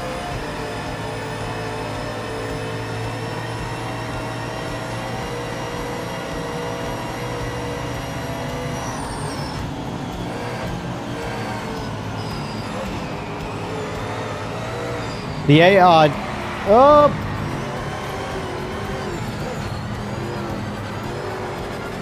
the AI does not scale linearly or the same per class. For example, Group 5 at 100%, I can beat Group 5. I can do what I said you shouldn't be able to do. Pass them all and win the race inside of like 5 to 10 laps. GT3, Group C, you can't do that. Group C especially. I'm in last place. I can't pass a single Group C car with 100%. Hell, on 20%, they're hard to beat. So, they definitely have work to do with the AI because it's not all the same. But in GT3, in my opinion, the skill set for the AI is perfect. So, like, for example, I'm going to probably come in second place because I don't see me catching this guy before the finish line. Yeah, try... So I'm going to show you guys. Now, mind you, I'm a very average person at this. I'm not going to sit here and beat my chest and say I'm the next, greatest sim racer. Martinborough's got nothing on me. No, I'm just a guy having a good time. But the AI should be... You shouldn't be able to beat the AI at their best. So my thought process, one of my streams I said a couple streams ago, was essentially how they should scale the AI. Like, they should build something into their algorithm. Now, this might be overly complex, and I know they're not there yet because they have other things to worry about. But down the road, what I think they should do for, like, say, AI to sort of tweak them and build it into their algorithm where they're not the same AI. So essentially, okay, it's GT3 class. We're on Moss Sport Park today. That's where we're racing. What are the top 10 time trial times? Okay, the average of those top 10s, that's going to be how 100% AI runs. Now, obviously, that's going to be like a rolling AI algorithm where it changes based off how the performance of the track is in the car. But that's how they should set the AI. The top 10 people, not 10%, the top 10 people that hold time trial lap records, that should be 100% AI strength. And then obviously you can dial it back with a slider if you want to have a better time and not just get your ass kicked, But the 100% AI should always be the cream of the crop. These are the hardest guys to beat. They can be beaten because they're based off times from human people, but you can't just drive around them. You have to be the 1%ers to beat them. And if you're not, you dial the AI back until you find your skill set, and that's how you play the game. I'm not a developer. I'm just a guy with some random ideas trying to have some fun. But to me, that would make the most sense, Because I've seen I can't even begin to explain the opinions, the varying opinions that I have seen over the same level of AIs. AI is way too easy. The AI is way too hard. The AI drives in a straight line and they don't make mistakes. The AI makes way too many mistakes. Which is it? At the end of the day, this is why you have to make your own opinions and rely only on yourself. Because I frequently disagree with some good friends of mine all the time. I am older now, so I don't hold back. If I disagree, I say, that's your opinion, but I disagree. I don't just get impressionable and just follow the leader because that's an opinion, you know? I'm on PS Live. No, blah, blah, blah, blah. I'm on PS5 Logitech G Pro. Anyone running same combo? Yes. I'm thinking about going ahead and getting the game. I just wanted to hear about some people playing it and see how it was. So I can tell you this, unfortunately, Rowdy Rooster. Ironically, my buddy Rowdy Built, he has the exact same setup. He has a PS5 and he has a Logitech G Pro. And the game does not work on it with the Logitech G Pro. Only on PS5. It's a current bug right now, but it's one of the things they have to fix. I drove it yesterday. I was able to drive it. You can tweak settings and stuff like that. You can make it so that it's playable, but you're not going to have a good time. Like Roddy, because like he was watching me go around this actual track, and he's like, I was doing okay, making solo laps. He's like, oh, how does it feel? I'm like, oh, it feels terrible. It feels absolutely awful. But I was still able to do okay but from like an enjoyment standpoint, no, it wasn't like I was driving a car. It was like the wheel wasn't even straight in a straight line, and the damage was off, you know? I will say this, the game performs on PS5 very well for, you know, how it's been performing. But the wheelbase in particular on PS5 is not having a good experience right now, and they've noted, it's noted, it's documented. Well, thank you, sir. I appreciate it, Rowdy. And yeah, it is a current bug, and I've experienced it firsthand, and I will only ever give insight on my opinions. Ryan B., thanks for the sub. Appreciate that. And thank you, Rowdy, for the sub as well. So I can only give 2 opinions on this game and how it operates. PC, Simagic wheelbase, that's my own personal setup, and I'm running a higher-end PC. So I have a great frame rate, a great experience, and I run max graphics. So again, I know I'm not the norm on PC because of that, but I am having a fantastic experience. But you shouldn't need what I have to have a fantastic experience. You should be able to do it on much lesser hardware, especially since the PS5 itself runs fairly well. The graphics are not as good as my setup. They shouldn't be, but I played yesterday on my buddy's PS5 with a Logitech base. I played it on controller as well. It played great on controller. Genuinely, it felt like Gran Turismo on controller. So, credit to the devs for making it work right then and there on controller. But on the Logitech G Pro, and I believe it scales to the RS50 because the firmware goes hand in hand, and I believe on both of those bases, neither one of them work on PS5 at the moment. And I've only tested the Pro, but it's bad. It's a very bad experience. But I pick up the controller and it was good, which is a bummer, you know? Thank you for the subs, folks. Appreciate it. It's absolutely awesome. How are the leaderboards on PC? PS5 is a mess. I honestly haven't even looked. I'm waiting. There's a lot of things I'm not paying attention to yet because I'm really focusing on the core components of the game because it's a brand new game. And from a content standpoint, like if I wanted to like not do any streaming content, I would probably have more hours in the game, honestly. I'm doing most of my learning on stream, and I do very, very little gameplay off stream because I want to save the sort of like the honest reactions for the live audience type stuff, you know? So there's a lot of things. There is a lot of things I have not done. I did a little bit of GT3 stuff off stream last night just to sort of prepare myself and figure out, like, I figured out what car I like best. The Mustang. Am I going to race online? Yes, I've actually done most of my online, or most of my racing in this has been online. I'm only testing out the AI, mostly for the people that want this game to be good for single player. Current bug for all PS5 wheelbases or just Logitech? So for the bug that I have seen is for just the Logitech direct drive wheels, not the G29s and not the G923s. Those all seem to work fine. I can only say grain of salt, though, because I've tried my setup, and I've tried the Logitech Pro on a PS5, and I know that because of my setup working well, that makes me know that the Logitech one is not working well. But that's specifically the direct drive stuff.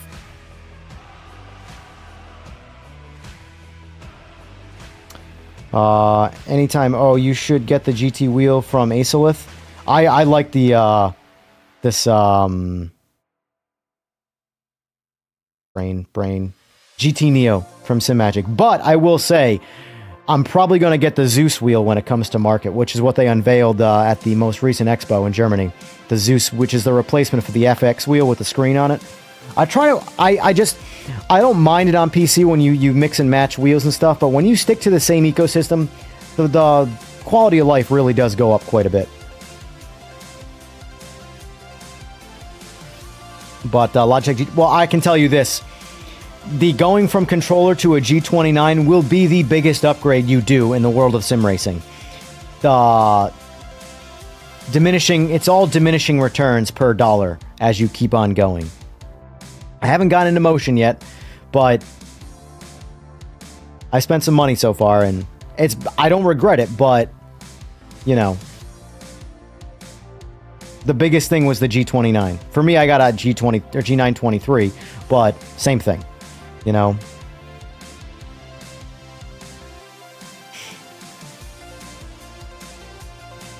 They need to add more to single player. I mean, it's a brand new game. And I actually think there's a lot to do in single player. But, like,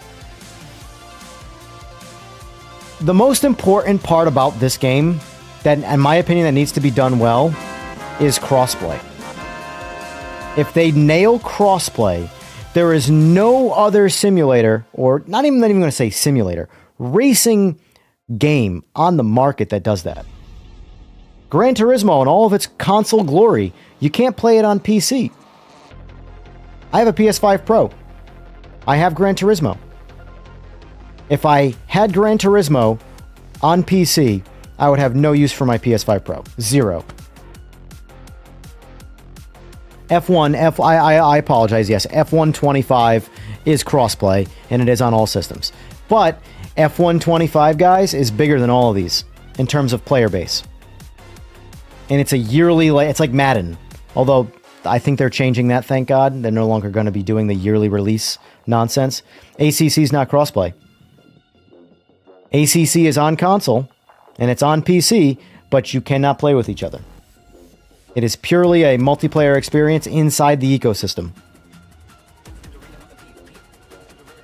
So, for me, I have a lot of friends that play on PS5. A lot of friends who play on PS5. And I have some friends who play on PC. So for me, the ability to just host a lobby, have my PS5 guys friends get on, my PC friends get on, and we all just race each other, no simulators doing that. Outside of F1, and F1 is not a simulator, and not to mention it's only F1 cars. There's no variety there. This game has a massive amount of potential. Massive. And I hope the influencers that destroyed this game don't actually bury this game in the long term. Because yes, temporarily I deserve some flack, without a doubt. But I think the developers deserve a chance to earn the money that they charged. They didn't charge that money. That I assure you developers have nothing to do with the cost of a game. But I think the developers and the studio deserves a chance to deliver what they promised. They didn't do it on day one. That's on them. That's not the consumer's fault that they didn't deliver what they promised on day one. That's the marketing team, and that's on them. But they deserve a chance to do that. And I think they will. I genuinely believe it. I can tell you that what I'm playing right now, I did not like Rensport. I had no sympathy for Rensport. And Rensport was around for so much longer than Project Motor Racing. Project Motor Racing didn't get into the consumer's hands until last Tuesday, 6 days ago. Rensport. When did Rensport come out? Here, let's look.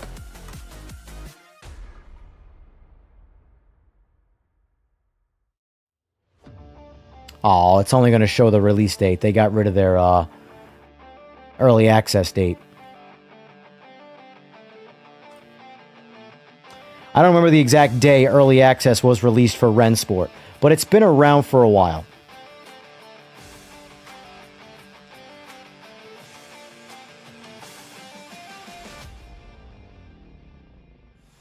So Giants, I believe, is the engine. Straight 4 is the studio.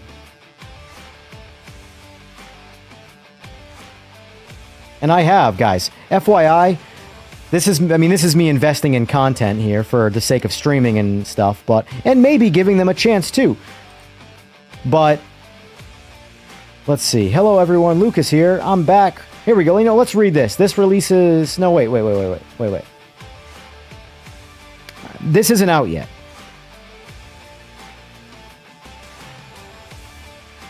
I can say 1.1.4 did help this game quite a bit. But I have the full game, the DLC and everything. And I've got 2.5 hours in it. And I tried for that 2.5 hours. Like, I mean, I toughed it out. But the thing is, the first patch made it a lot better. Okay. But I have it for experimenting. Anyway. Let's do this. So now we're going to bump the AI to 75%. We're going to run the same race. So 5 laps. Canadian Tire Motorsport Park. GT3 Mustang. And we're going to see how the AI feels at 75% for GT3. And then we'll do one for 100% too when we're done.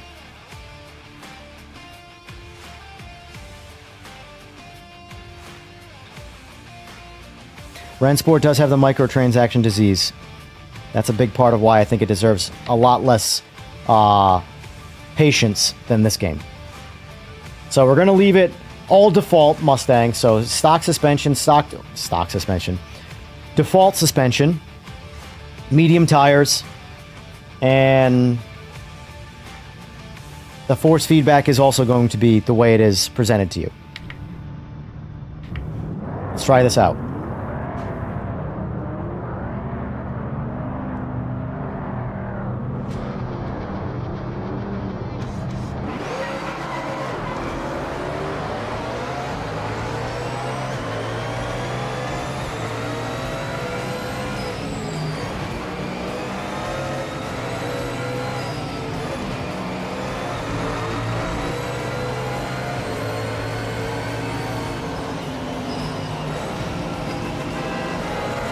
Thank you for the sub.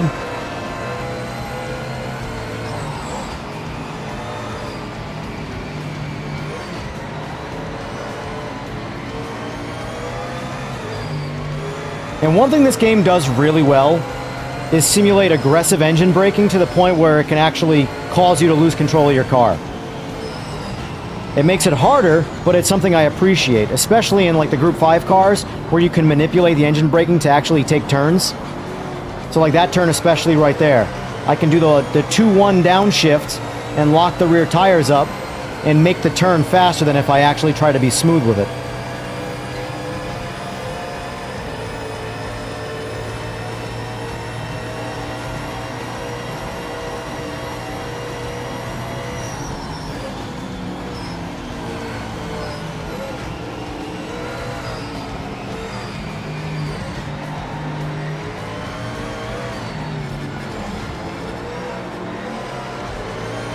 You know what? Turn the TC down to 3 a little bit. Because I find the default TC6 it's safe, but it's a little too egregious.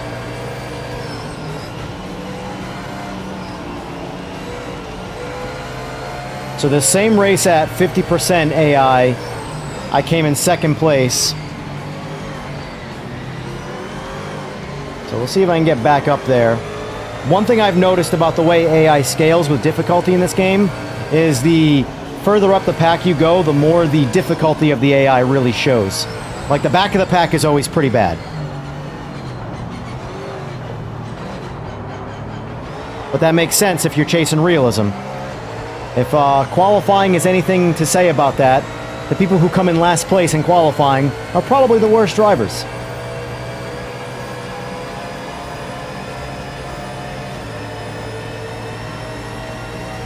But as far as GT3 cars feel, I mean, this feels like a GT3 racer, you know? They all sound kind of terrible. They just make noises. That's what race cars are like. You know, the guys that complain about the audio that these cars make, because that's just what they like to do is complain, what they don't realize is they would actually hate the sound of race cars. In a real life experience, like, the whole time it sounds like everything's gonna break. When things sound purely good in video games, it's because it's a video game. They're emphasizing the good sounds and dulling out the not so good sounds. Like Gran Turismo 7 is a shining example of that. Whether their sounds are accurate or not, they focus on engine sounds and they minimize all the debris sounds, all the wheel well. You would kick up rocks into your wheel well. That doesn't sound good. It sounds very bad, actually. So we don't want to hear that.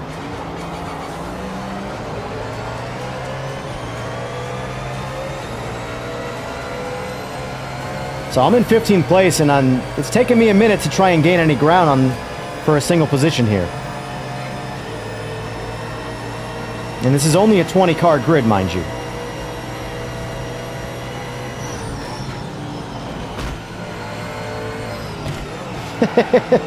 Oh no! Oh!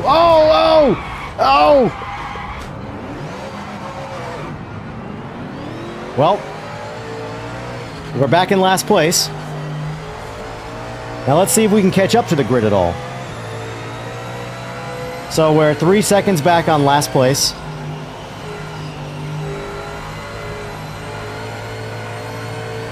It's always a risky move going on the inside.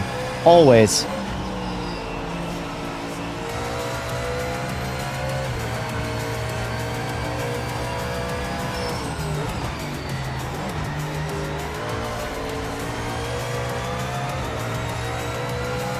But I mean, I was in second place fairly easily at 50%. And now we're here, mind you, I spun out right there. I mean, I got tag teamed by my bad driving and the AI. Oh, look at that, more bad driving.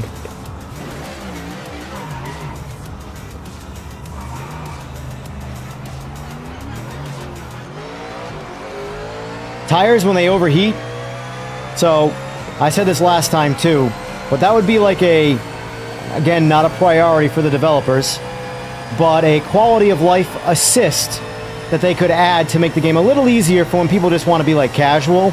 Now obviously it's going to hurt realism because real life tires need to get warm and they also overheat, but just a feature so that, because you can remove tire wear, but you can't remove tire temperature. So if you can make it so the tires you start off on max grip and they just never overheat, that would be a nice little assist to have for the guys that just want to casually have some fun and not worry about this being a die-hard simulator, you know?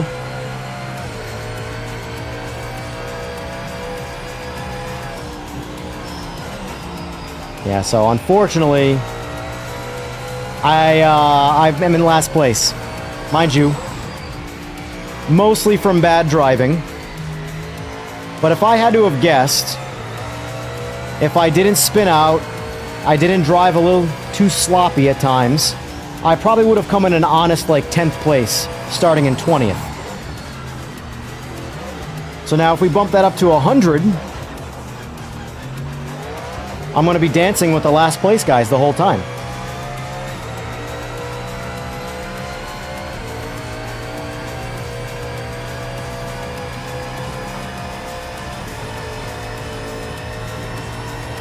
Yeah, so we're gaining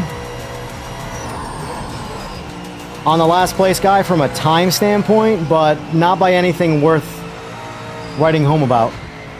And I'm not exactly driving all that great right now, but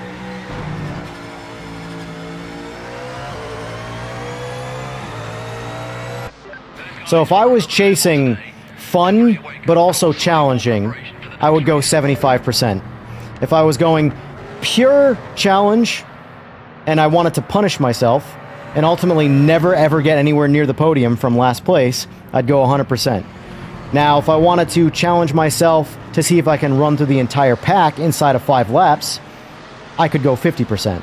But the great thing about it is it's a 1% ratio, 1% change, so you can scale it to whatever you want. But anyway, that's 75% in GT3. GT3 feels great now. So, what are our thoughts on that? Outside of my piss poor performance as a driver, in terms of the AI challenge, that was, again, 75%. So you saw from 50%, I came in relatively easily, came in second place. I probably could win that race if I really, I wasn't streaming, I was focusing on driving. I probably could go from last to first with a 20-car grid at 50%. 75%, it's clearly a lot more challenging. And that's halfway, obviously, to 100. Math. Let's see. As casual PS5 G29 player, PMR had my attention with the career mode single player, but the AI reviews and only 14 cars on the grid, I don't know. Well, I'm going to give you my review of the game right now. It's my favorite racing game / sim currently on the market. By a lot. And I've played every one of them except iRacing. But most people can't play iRacing, especially if you're a console player. That's not even on your radar.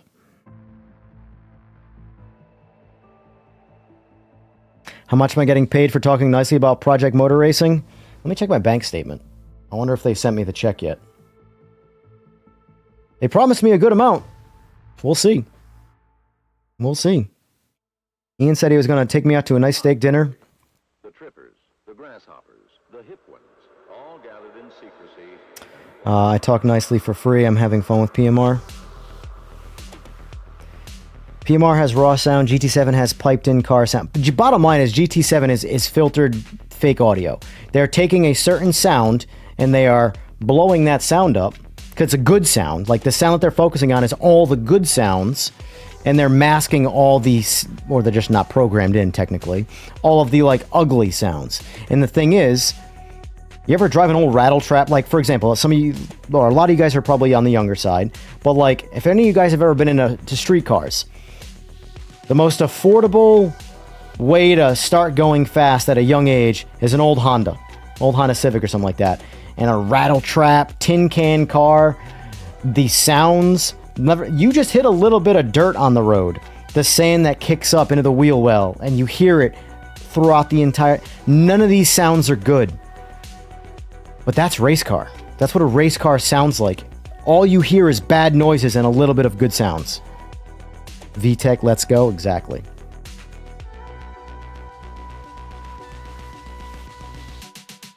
That, Professor, that was so clip-worthy. What? Me spinning out and crashing with the AI? You're on 100%? It depends, Monkey King, it depends on what class you're using. So this is where they need to dial this in. So I think the GT3 class is balanced very well, AI strength-wise. Group 5, I can win at 100%. 100% on this, I would never win. But not inside of 5 laps. I would have to be on my game, and at that track, it would take a long time. Well, I mean, by a long time, I mean a lot of laps to work my way up the pack.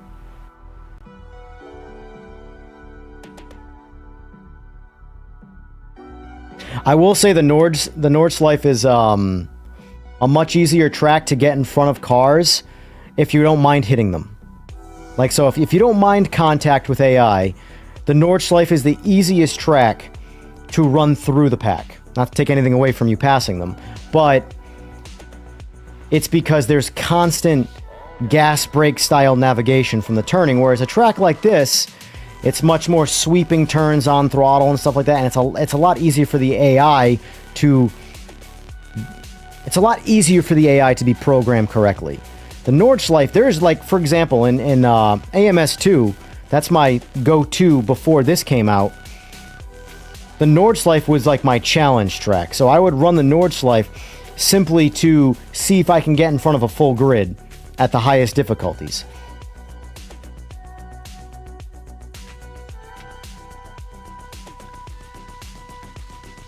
Maybe all the major streamers are protecting their iRacing and LMU conspiracy theory. Well, here's the thing. I wouldn't call that a conspiracy theory. I would honestly call it common sense that's not so common. And it's more... I think this game has more been railroaded by Gran Turismo people. And by that I mean streamers, people that have something to lose from this game's success because they work with Gran Turismo a lot. More so than, say, iRacing and LMU. iRacing's never going to go anywhere. iRacing's going to be there forever. They've been there forever. They're not going anywhere. This game is not going to hurt iRacing. It might take some people from iRacing, but they're not going to stop playing iRacing. They're just also going to do this. So, this game's direct damage would be Gran Turismo. So...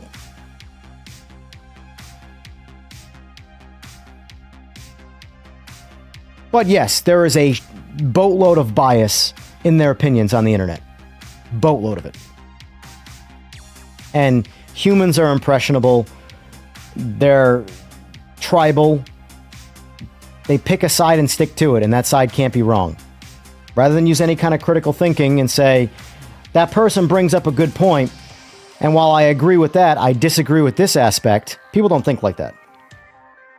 He said one thing that I agree with. Like 100% agree with, so now everything he says I agree with. That's how people think. Politically, everything. That's just human nature. So, my best recommendation is use critical thought. Judge this game for yourself. It sucks that you have to spend $70 in the US anyway, and that's obviously more expensive in other places, but you have to buy the game to be able to do that. But the good thing is that this is where I can honestly make a recommendation for this game. If the $70 doesn't bother you one way or another, and you're not looking to be like, oh, I don't know, I got to get that refund.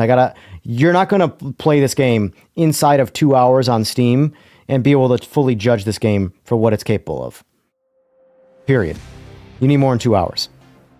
There's so much I haven't done in this game from an experimenting standpoint, let alone a grinding standpoint, but an experimenting standpoint.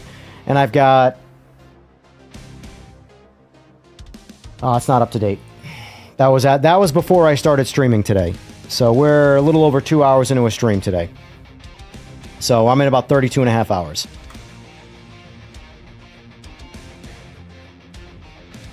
Also, us console players don't have any other racing game like this, especially after Kunos confirmed no more ACC updates, and the single-player experience is awful in that game. I do agree, I don't like the career mode, and I will say, too, as someone who has ACC on PS5 and ACC on PC, console players, you guys don't have ACC. You guys have a very, very dumbed-down variant of ACC, unfortunately. I've played the same rig, not this rig because it doesn't work on PS5, but on my Logitech, same panel, at very, very low input lag. The input difference is night and day between PC and console. Way more input lag on PS5. Way more.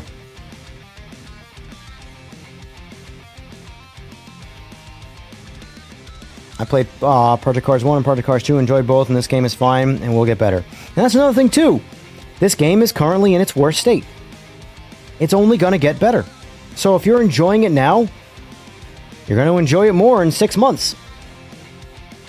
A lot of famous YouTubers buried the game, and now that it's being fixed, the damage is already there. Here's the thing, though. Yes, there is definitely damage.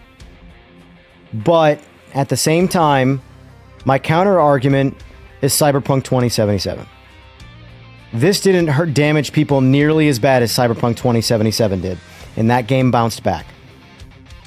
And you could argue, yes, it did permanently lose some people. You don't need everybody's money. You just need enough. And in my opinion, the first patch, the first real patch, not the day one patch, for this game, made a lot of the YouTubers that were destroying this game look a little stupid. My opinion. exercise a little bit of patience, and 90% of the things you are complaining about in your review video would not be there if you waited 2 days to try the game. 2 days. The world is always so quick to judge the release of a game on day one, but like inside of 2 days, the game was substantially better than it was on release day. 2 days. Now I know that's not guaranteed. That patch could not be out right now, but it is. But it could not be, so we don't know. We have to go by day one. But you have to mention, if you're going to do a comprehensive review of a game, like for example, I've got 32 hours in this game. I don't have anywhere near enough time in this game to do a proper review of its current state, let alone day one. But people got to get their videos out there, and they got to get their views. And I get it. I understand that's the grind. But you can still do a review video with an asterisk saying, I only have XYZ amount of hours in it. This was my experience with the things that I tried. I will try and get more content related to reviewing this later on. And when a patch comes out, all of your testing is over. You gotta do it all over again. Guess what? Every test I do for a video, in stream, whatever, if 1.5.0.2 comes out, I'm doing it all over again. That's the great thing about patches. Content. And maybe we'll find that the patch doesn't do anything. Maybe we'll find that the patch did something great. But unfortunately, and for me, it's easy to see the honest YouTubers versus, like, you could see the ones that are just purely emotional, but you could also see the ones that clearly have a bias in their opinion. Those are the ones that I have more against than the emotional ones. Do I like rally games? They're fun. I'm not good at them, though, which does affect my opinion on the fun.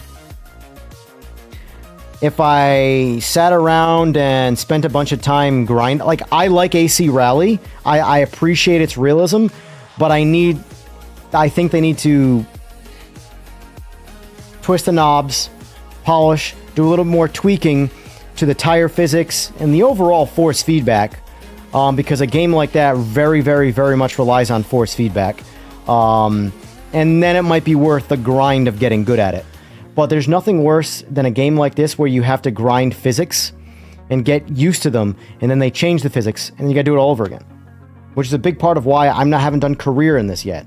I only did the ranking race, and then I wish I didn't do the ranking race, then I waited till after the patch, because I didn't do bad in the actual time, but I got penalized, which, it's fine, it lowered my ranking. I think I'm 30 or something like that, which is on the lower side. But the slightest scrubbing of rumble strips would give you a 2-second penalty every time.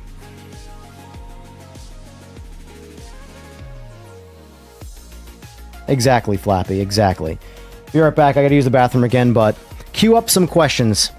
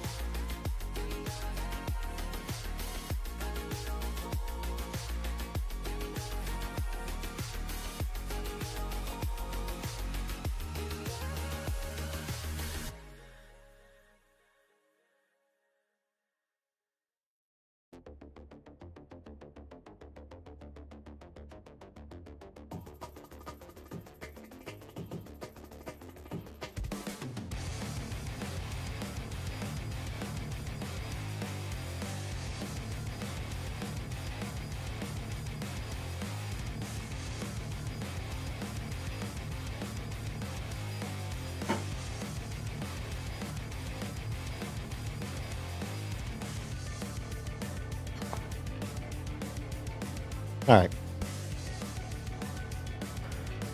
So anyway, don't forget, guys, like and subscribe. If you don't find me entirely annoying, I would appreciate it.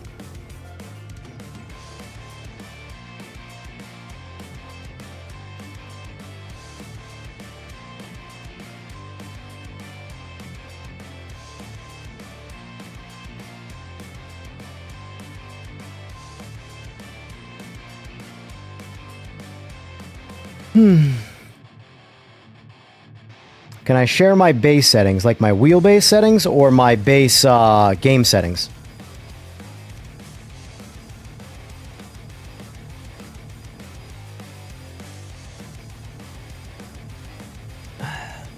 All right, so next thing I'm going to do is AI strength at 100%. Wheelbase and SimPro, yeah, you're probably going to hate them because most people do. But my wheelbase settings are chasing realism and not force feedback. A lot of people like artificial force feedback, and that's fine. I'm not going to tell anybody how to live their lives, but I chase my cars to do what real cars do.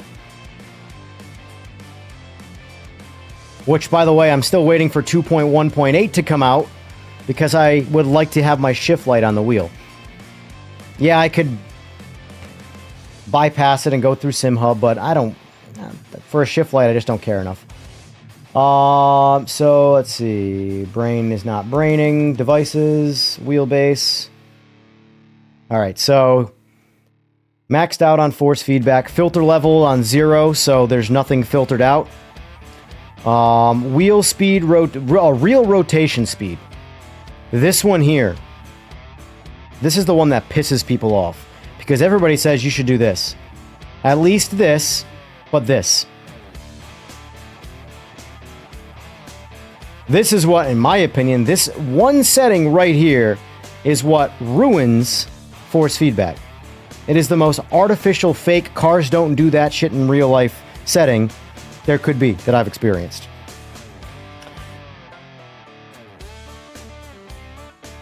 What's going on, Mr. GT? Good to see you. Mechanical friction and mechanical inertia I like. So mechanical friction is a lot like damper. So I don't like a damper. So like this is the way people like to run things, and I can't understand it. No matter how hard I've tried, I can't understand it. People want to do this. Max that out, and then they're like, oh, well, if that's too oscillating for you, just add damper. All the damper does is just mask force feedback by making the actual shaft harder to move. So that works against this. So the whole point of turning the filter level down is so the smaller details don't get filtered out. And this naturally filters them out to mask this setting, which makes the wheel do this when you're not actually like gripping it like crazy. I can't even move it that fast. It doesn't make sense to me. There's no limits on slew rate, which I find the higher that goes up, at least in most games that I have tried, detail gets worse. So I turn it all the way down to no limits. Damper off. Torque assist off. Prediction off. This is all artificial stuff. I don't like any of it. I like mechanical friction. Mechanical friction is a different kind of damper feel. So it makes the wheel harder to turn, but it doesn't like mask force feedback. The damper is almost like, it's like a damper that's controlled by force feedback. It's hard to really explain, but it works really well. The damper sucks. So wheel speed and damper suck, in my opinion. I don't like any damper, and I don't like any wheel speed rotation. The wheel still returns to center. If it kicks out sideways, you're spinning, whatever it is, it just returns to center. Feedback detail is the only thing that this here I change back and forth depending on the game. So this is the most road detail. This is the least amount of detail from the road. I like 5 on average. Now 20 will give you the most detail and will give you the most small feedback in like tiny little bumps in the road and grains of sand and stuff like that. I understand that setting wanting to be maxed by people who want to feel every bit of detail and fidelity, but I like 5 as just like sort of, again, I'm chasing the car to feel realistic, or my wheel to feel like the real thing. And I've driven a lot of different cars, and I've never experienced what people like to experience in force feedback. So, but anyway, like I said, most people disagree with me on this wheel rotation speed thing.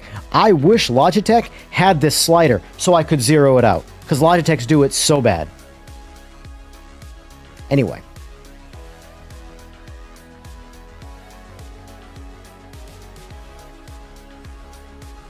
Have I adjusted any of the in-game settings for force feedback or just software freewheel? So that is actually, believe it or not, my default wheel base for, that's how I run AMS2 and ACC. The only thing I change usually per game is the detail slider that I just showed you. That was on 5 right there. Because, like, for example, that's also my base for F1 as well, but F1, I run it on 20.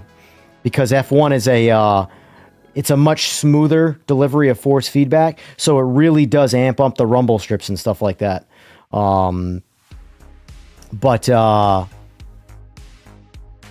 I find that a lot of the other sliders add this like in and out force feedback feeling, like a sensation that just feels fake and artificial, so I turn a lot of it off. But to answer your question, no. I did before the patch, and now since the patch, I've been doing all of my testing with defaults, because in my opinion, the default settings for force feedback in the game need to feel decent. So I haven't touched the car ones, but I have touched the game ones, the general ones. So I'm running max force feedback on both the base and the global setting here. I'm running the low force boost up a little bit, because I like a little bit more feedback at center. Not a lot, but a little bit. This one here, I'm told what it does. I haven't been able to feel it yet. And I think 30 is default, so I've just left it there. Haptic strength is a little bit of vibration in the wheel, because I don't want to remove all the vibration from the wheel. There is a bit of an immersive effect of adding a little bit of vibration to rumble strips coming through the wheel. You don't get nearly as much as you would say get in the tires, but like, if you ever drive a car over a dug rumble strip, you'll feel it in the entire car and in the wheel. So I don't like to completely remove that. And the headroom one, I don't entirely know what it does, but I set it to 100%. At default, I think it's 150. But yeah, as far as the cars go, I've been running them on stock. So actually what I'm going to do now is test out AI at 100%.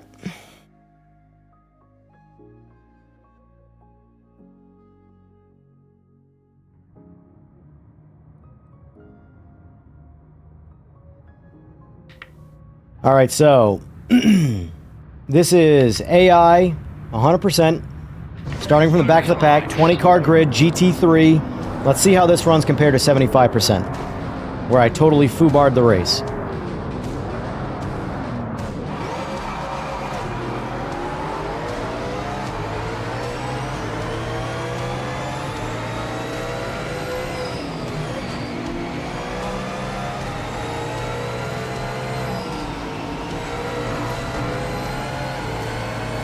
We're going to leave TC all the way up right now, because I got a little too aggressive before my last race and lost control.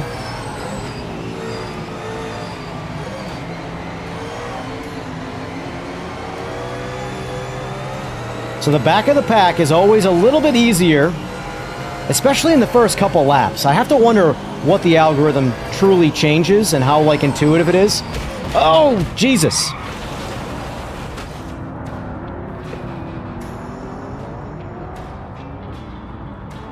Well, that's the first time that's happened in a minute. Been pitted by the AI completely out of the race. So we're just going to start that over. We're testing here. All right, so we're going to chalk that up to shitty AI.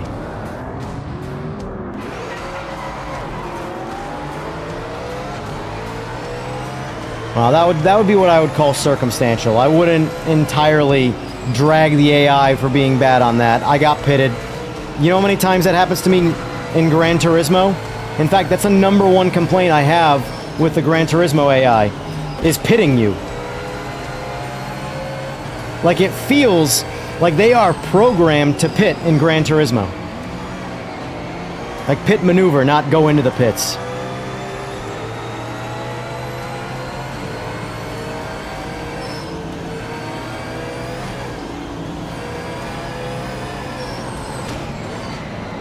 Letting you know I'm here.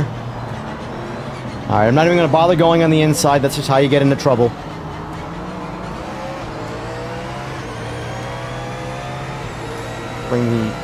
Take a chance and bring the TC back down to 3. 3 is where I like it best. It's a nice, safe number, but it does put a good amount more power into the car.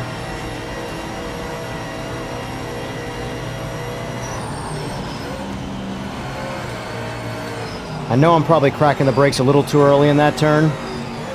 I'm trying to predict the unpredictability of the AI.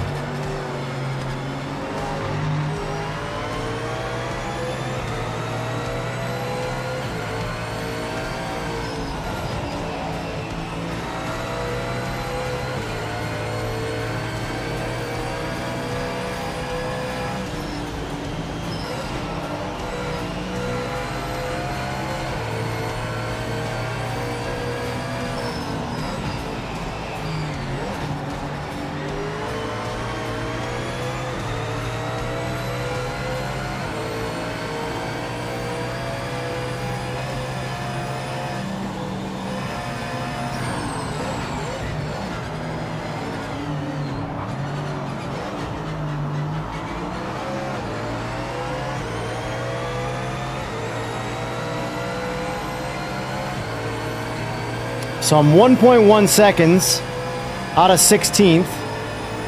Now I know my driving's not the best. That's a skill issue.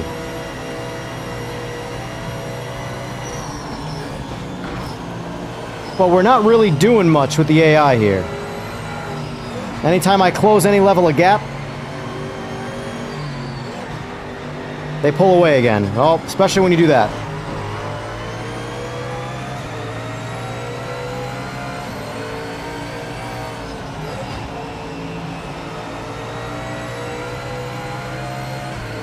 Does anybody else do the head tilt when they're going around turns?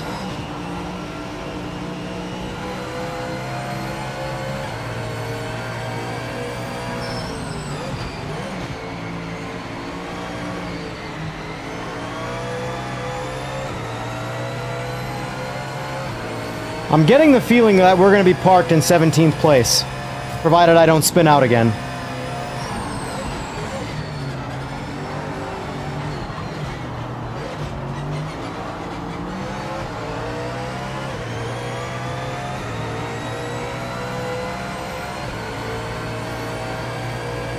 I do the head tilt even on the straights. Probably see a doctor. Yeah.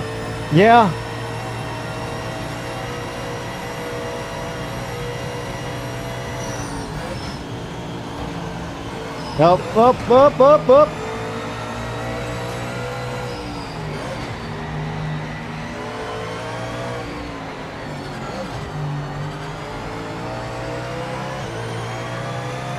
Oh, look, I just got passed by the 18 guy.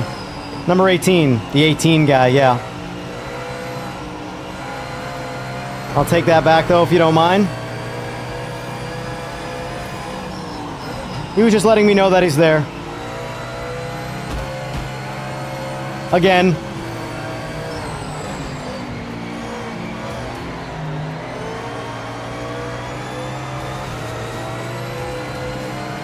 I'm sorry, but in my opinion, this is exactly how good this AI should be at 100%.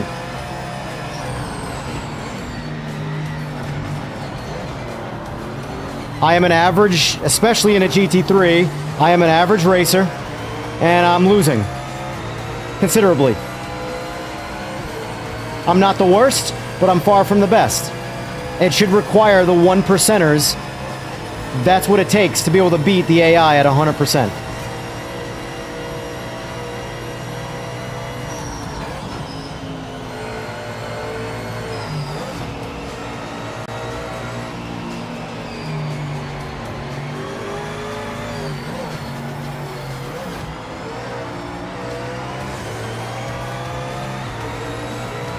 One lap to go. It's not looking good.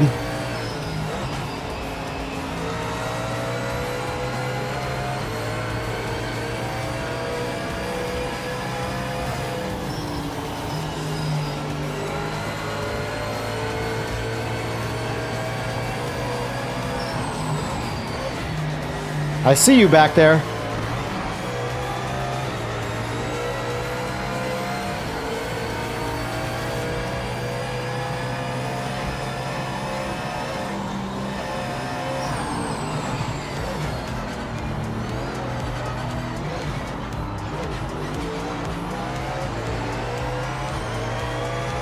This car, I will say this. The Mustang's not, it's pretty fun to drive. I want to figure out the C8. The C8's a fun car to drive, but it's got that, you know, oversteer under D-cell slide out issue.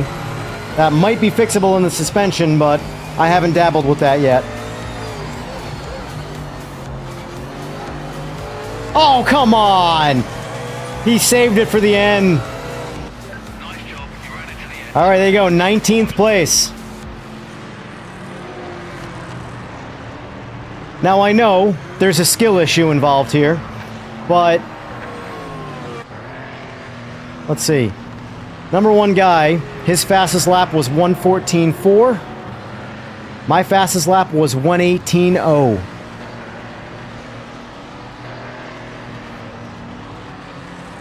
His fastest lap was 3.6 seconds faster than mine.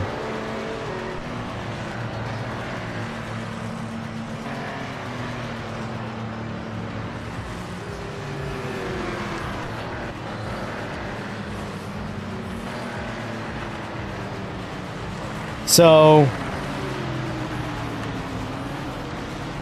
I mean, listen, I know I'm not going to be the poster child for sim racing talent, but if you think that AI is too easy, for me to find 3.5 seconds on my best lap, sure, maybe. But to be able to put that all together in multiple laps,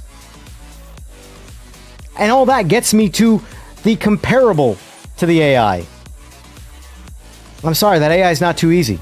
That's exactly how that AI should be. Really hard to beat. Thoughts? Comments? Concerns? I have a theory for qualifying. I feel like the AI qualifying times are directly correlated to the times set by the player, i.e. you drive really well, the AI. I agree so as well. I definitely think there is something built into their algorithm there that will scale. Like, I'm pretty sure it's almost like predetermined. I shouldn't say it's predetermined. But like, if you just set a really fast lap and then back out of the qualifying and wait, it's going to put you in a predetermined spot because it's going to let so many cars get in front of you.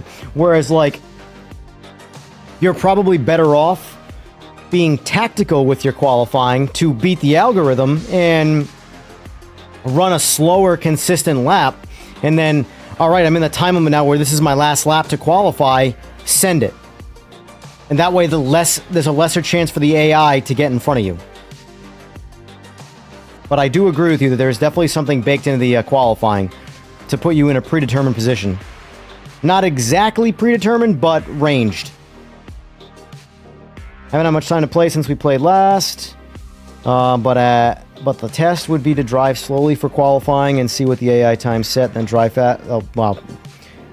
It's almost like we're on the same page. I don't know about that. GT, I set my AI to 70 for testing, and I was 7 seconds faster than the AI on qualification.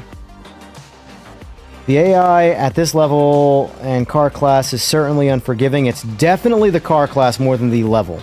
I mean, the level obviously affects the class, but I'm saying what I'll do next to show you my point is I'm going to go race a Group 5 class.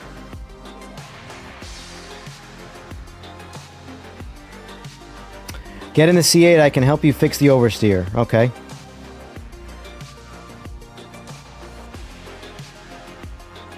I mean, I think that's good. It's just harder to tune. A number of YouTuber racers have said the same. If you drive slower, the AI becomes slower and vice versa. If 100 is like that, how is the authentic experience? Well, it's only going to get harder. There's no damage there. There's no tire wear. I do think that they, like I said before, they should add a checkbox too for tire temperature. So for just casualness. Like, for example, I'm trying to test cars in there with as little anomalies as possible. So meaning tires don't wear, damage doesn't happen. There's no this, that, and the other thing to affect the performance. I want to see what the car runs in its best possible scenario. So I think they should add a checkbox for the tires are at operating temperature and they never deviate. They're never colder, they're never too hot. You're just perfect tires the whole time. That would be a nice little, like, for casuals that they don't want to have to worry about how they're driving. They just want to try and you're racing your friends. You're having a good time, you know, stuff like that. I do think stuff like that belongs. All right, I'll get in the C8 quick, and then we'll do a Group 5 race just to kind of show you my point. So, all right, let's do this. Let's turn off the AI.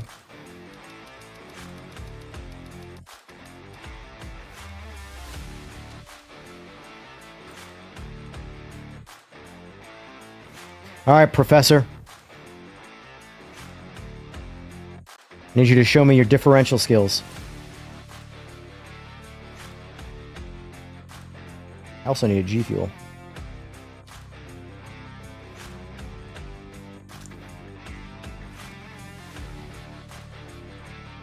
Coast ramp angle.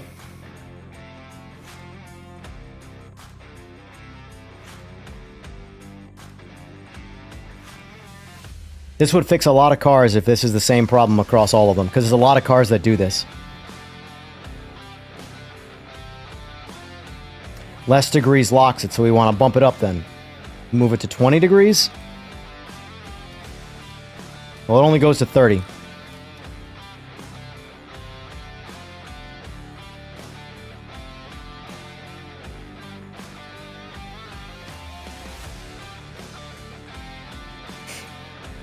Alright. So first we'll do this. It was at 45. We'll test that first. Just so I can get some real back and forth and make sure it's not my driving that's doing it. I'm going to drive the car a little on the more reckless, harder side to see if I can force the... Which I'm sure I can. You know what? Screw your false start. I don't care. I'm testing the car out.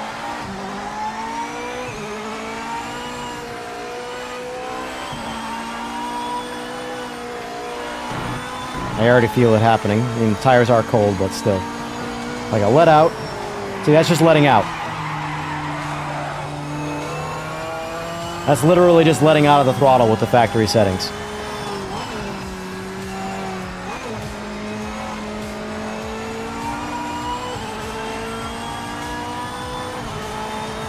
Let's get the tires warm though. Let's do this legitimately.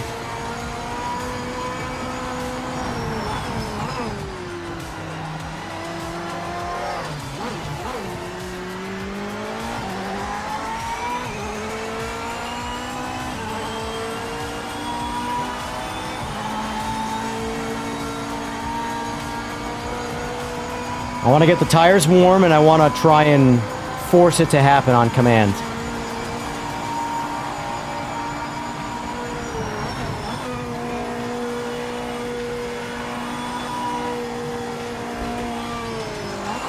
Well, there's a token example of it. And now the spin out happens. Alright, so...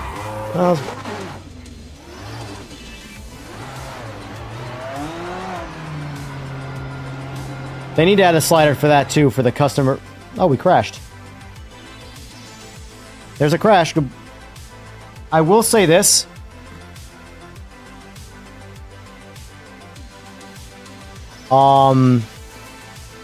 I do notice that on PC, the game does crash more after the first patch, the 1501. There's more random when that happens. Again, it sucks, but it is what it is. Best in-game sounding car, in my opinion, 787B is up there. The Mercedes cars as well. The older Mercedes. Sauber, CLK, they sound great.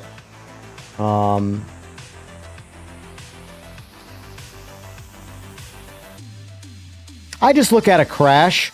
It's like a nice little reset of the game. You know, it's like going to the bathroom. All right, so engine and drivetrain. Set it to 30. Let's give that a shot.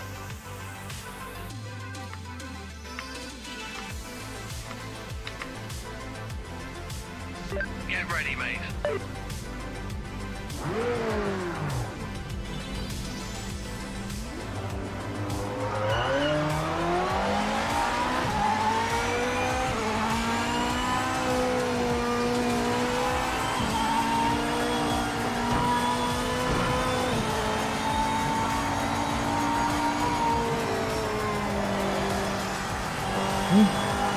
Better there. I want it to understeer a little bit more.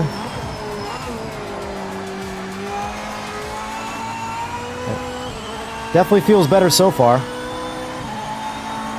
Still does it a little bit, but it's controllable.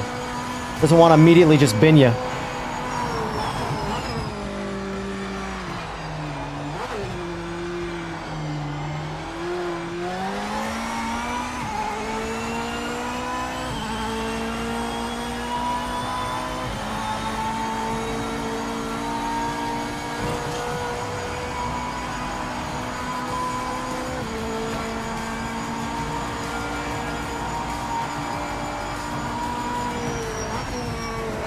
Whoop!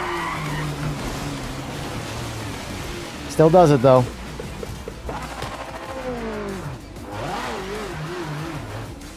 Let's give it another lap.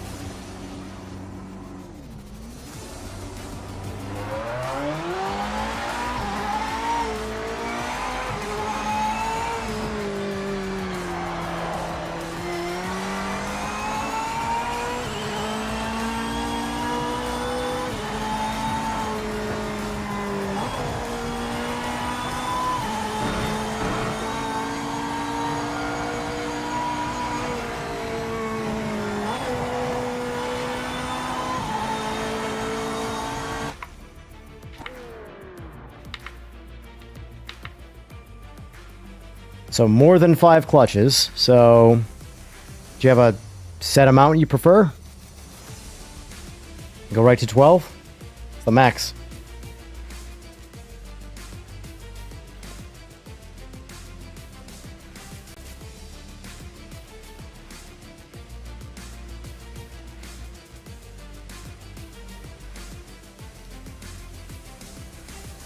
Well, could be too much.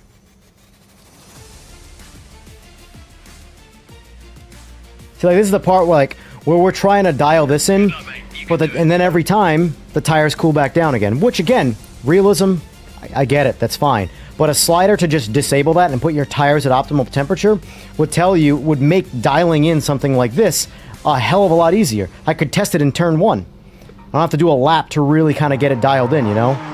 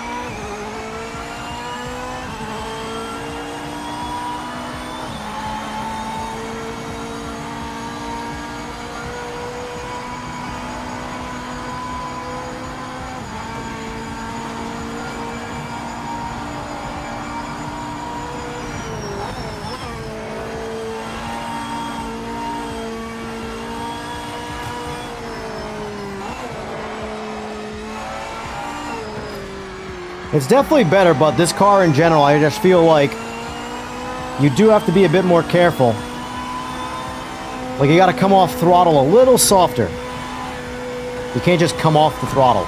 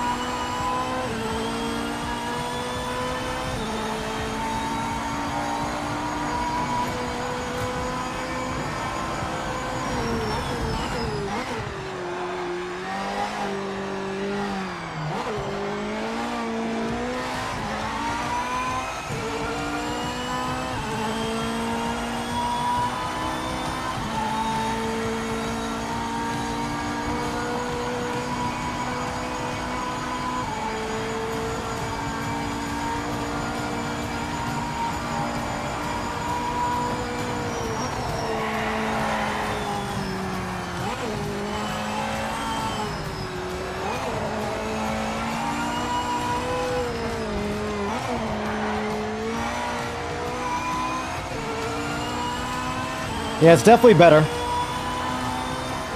The Mustang is still a much more stable car. The only downside of the Mustang, it does seem like it's a slightly slower car in the straights. Which, the straights I know are not that important, but I feel like the classes like this, you're really going to have different cars for different tracks, for driver preferences.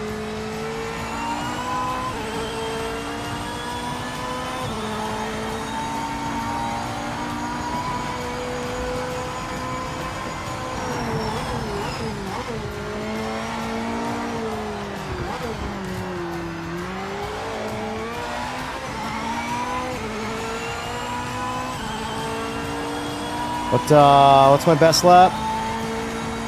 So I mean, it's not apples to apples entirely because I'm running solo right now, but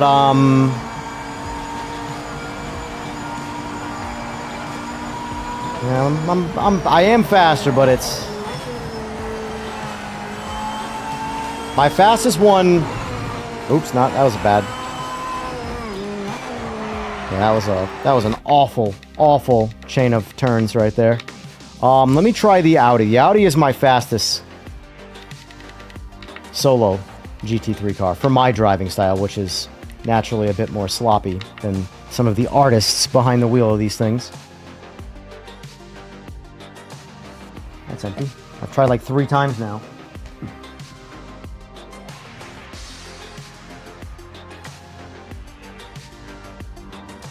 Alright, so we'll run this car untouched. Don't care.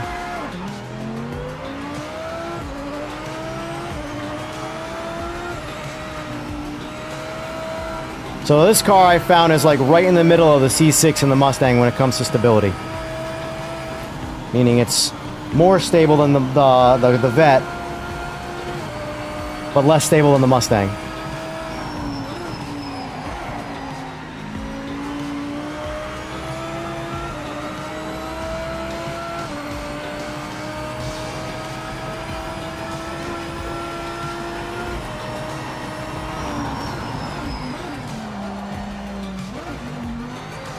I gotta turn off TC as well, or lower it, I mean.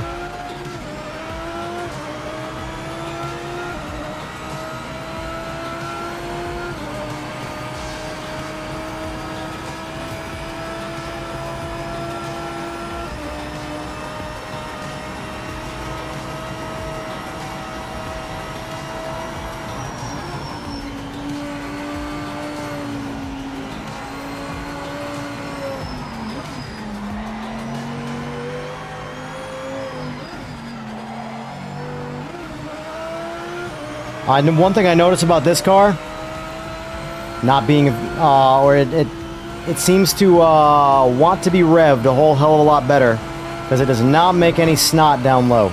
So you really got to reach for the gears when slowing down, like downshifting.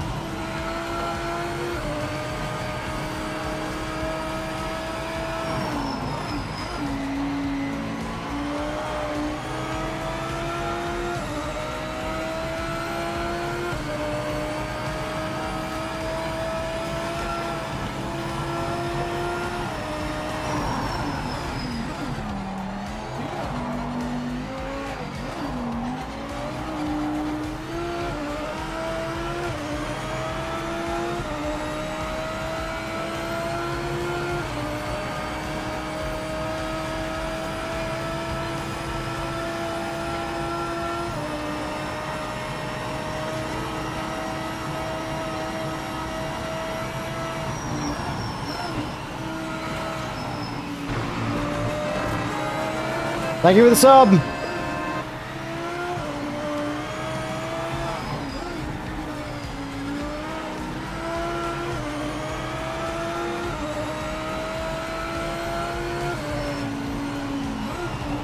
Alright. Oh! The force feedback on hitting walls in this. When you have 18 on the base and max in game, it lets you know. Alright, so let's do this quick.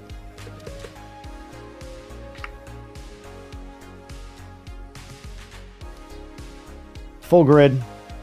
I'm gonna have to put my mouse over here.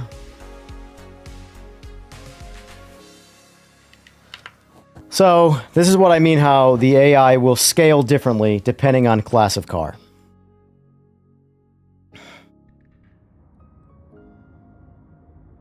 The AI is still at 100% here.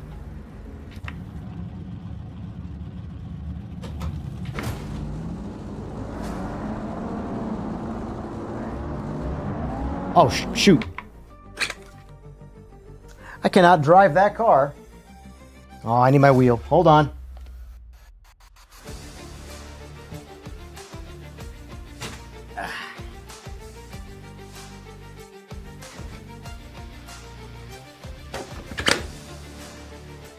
This is why you need a round wheel. I have an H pattern for this car. Cannot drive this car with a track wheel.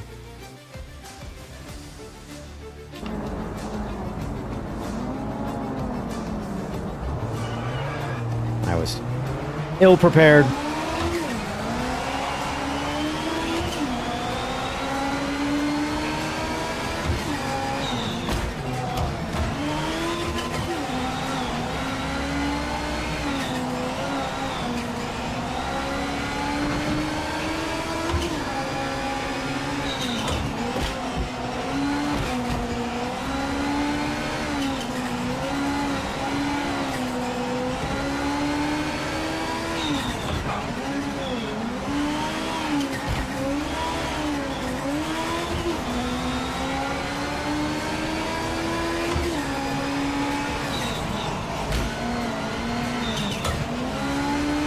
This is 100%, folks. We've already moved up 8 positions.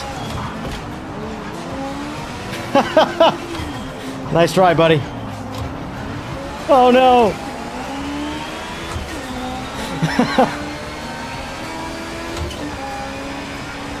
It's more fun this way, though. I'm sorry. I know it's not as technical, but it is hilariously fun.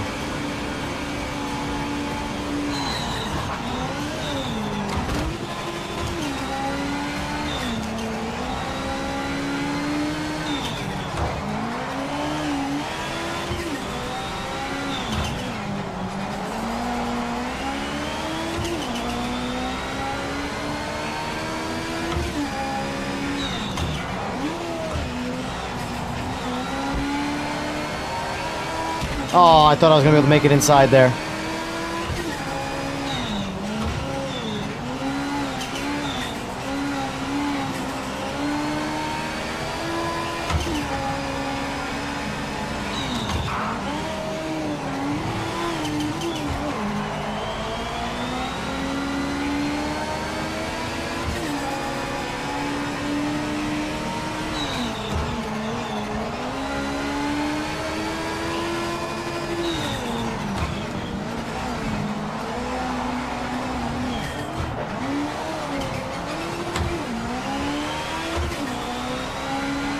Quick release does sound sweet, I have to admit. So we're in 11th place from 31st, and we're still not done with the second lap yet.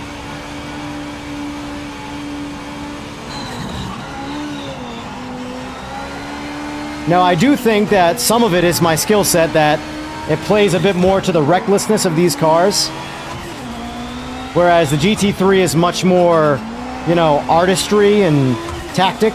This is a lot more balls and, you know, manipulation of the transmission. Like, because you hear me, I'm all over the limiter, but that's like essentially, I don't want to say by design, but it's intentional, because it's engine braking. It's hard engine braking. Except for when they do that, that's just ridiculous. Like, get out of my way, bro. I'm just going to keep hitting you until you get out of my way.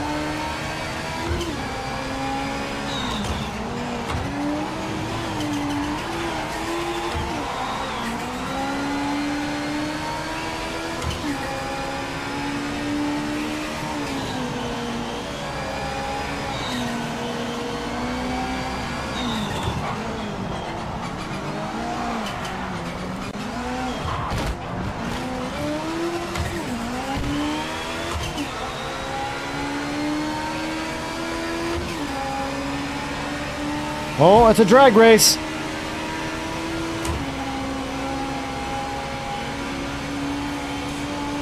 Oh, he threw in the towel.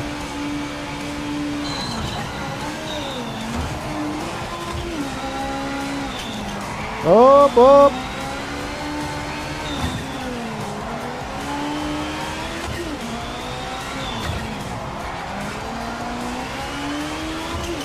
So we're 3 laps complete in 7th place. It's obviously getting harder as I go up the pack, but like, does this AI look as good as the GT3 AI? They're both at 100%. This is arguably more fun, but it's less of a challenge.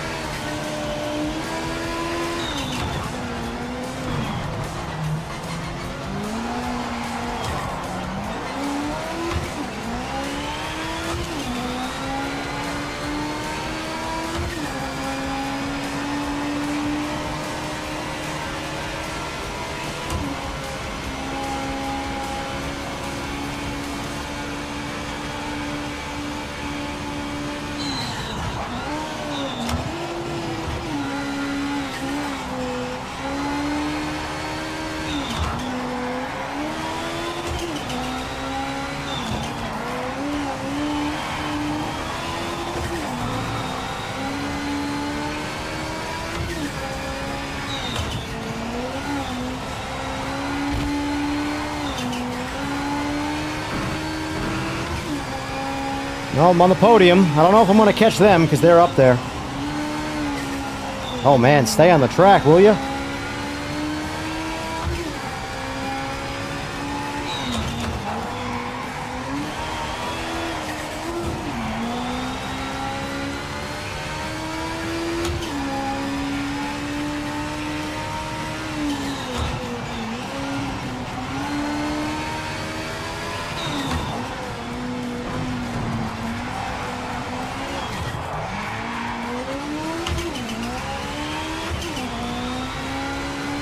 Yeah, the front left and the right tires, especially the left, tends to take a beating in this particular car on this particular track. It's all real high speed, relatively sharp right-hand turns, so like right here. Oh, I missed that. That's because the tire's getting a little too hot.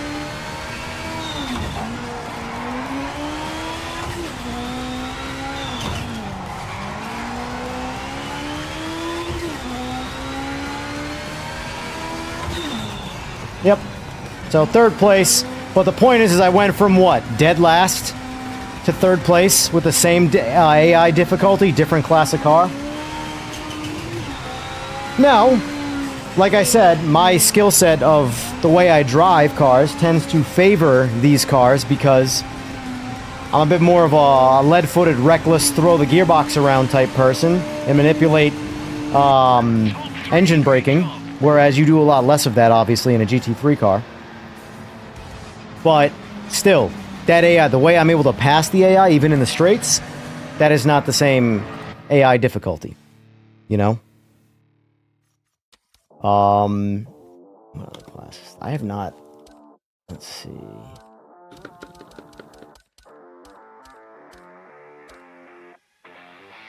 Don't even get me started on Group C. I'm gonna run to the bathroom quick, and then you're gonna watch the Group C AI destroy me.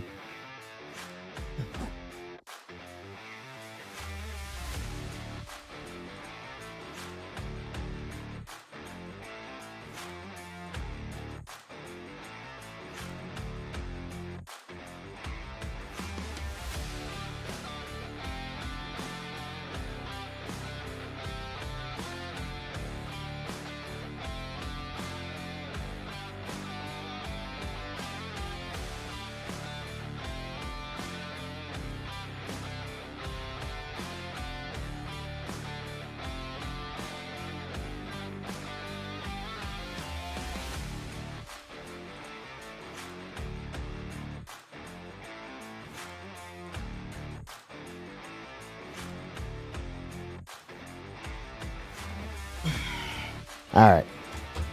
Group C time.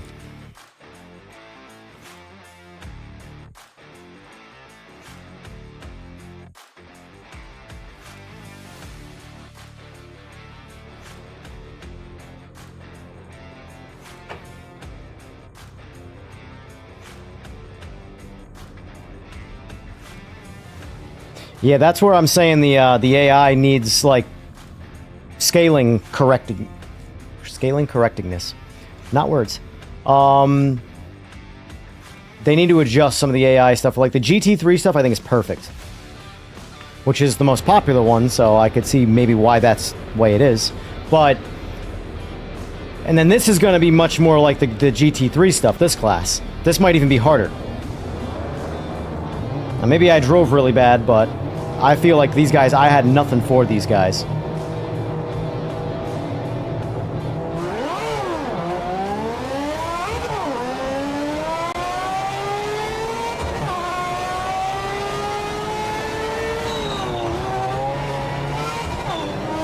Oh shit, don't do that.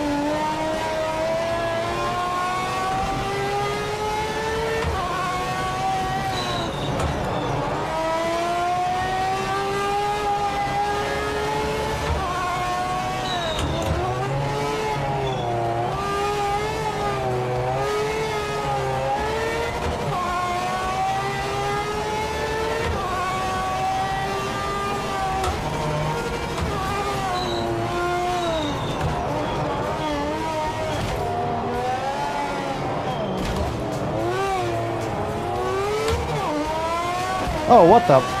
What is happening? What is happening? I caught a brake. Oh, look at this, though. Look at this. Meow.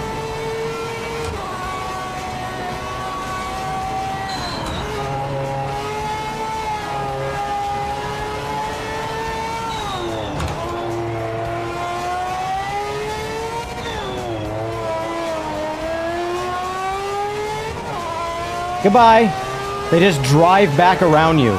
It's kind of crazy. And then they have, like, I don't know what that was.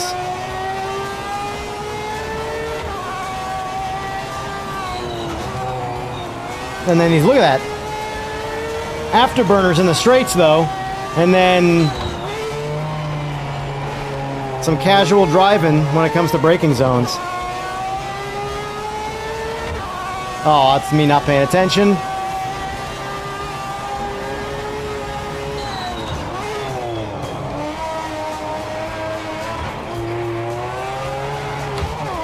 Oh, God.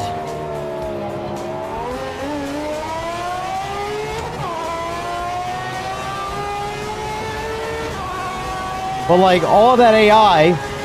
Look at this. Look at this. Right around me.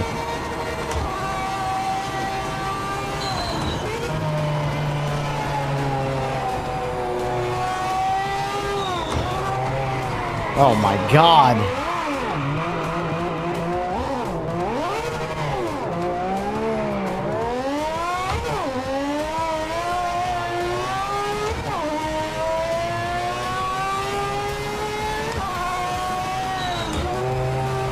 Now let's see if I can, he's got 5 seconds on me, 31st place guy. Let's see if I can run that down, provided I don't make any poor driving decisions. He's already pulled away a second, another second. Well, I'm not driving great, I know, but...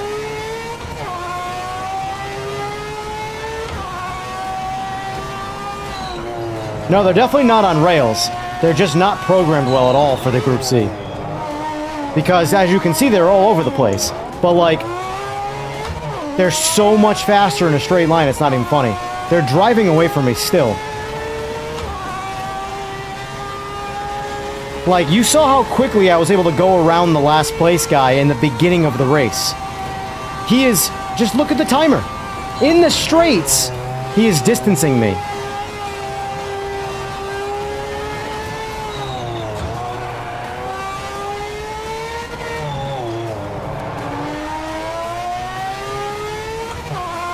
Look at that. It's just going up.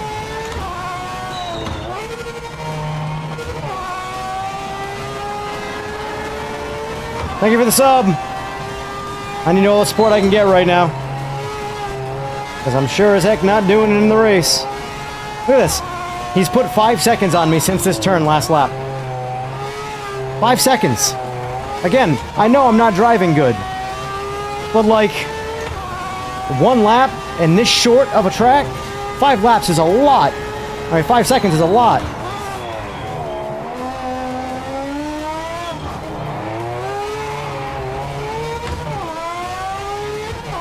Strength's at 100% right now. But this is one of the AI classes that I think the AI is, like, fundamentally broken from, like, a skill standpoint. The number 1 guy has 37 seconds on me right now.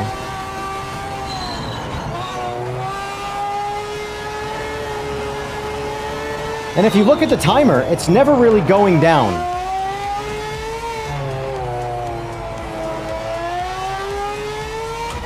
Just continuing to climb.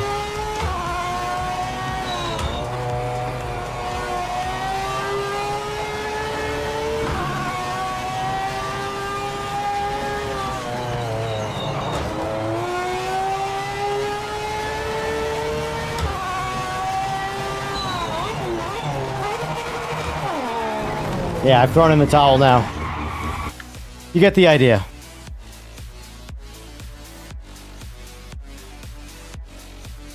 Do these cars have a boost option? That could be it. I don't know.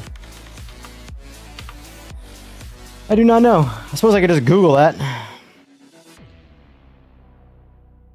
AI is hella boosted. There's something.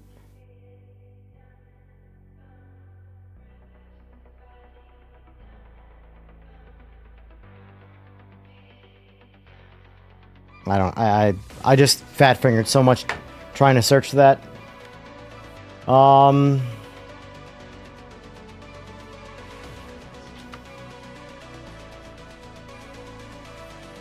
gonna find out.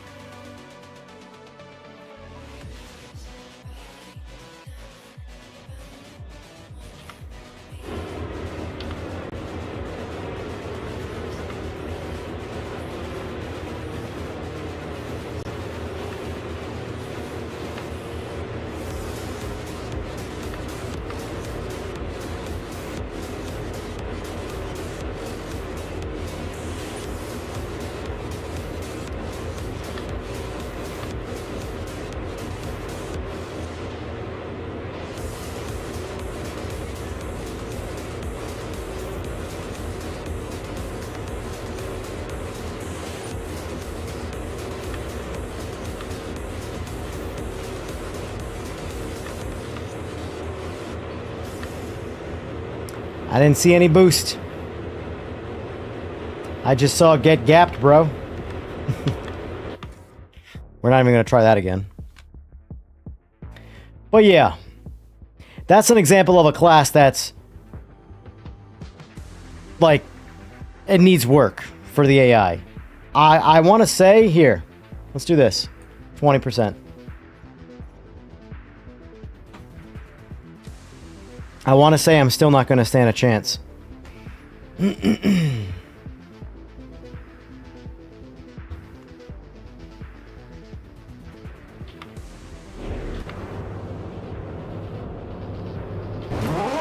Oh. Let's not do that. I forgot we got an H pattern right now, so we're in gear.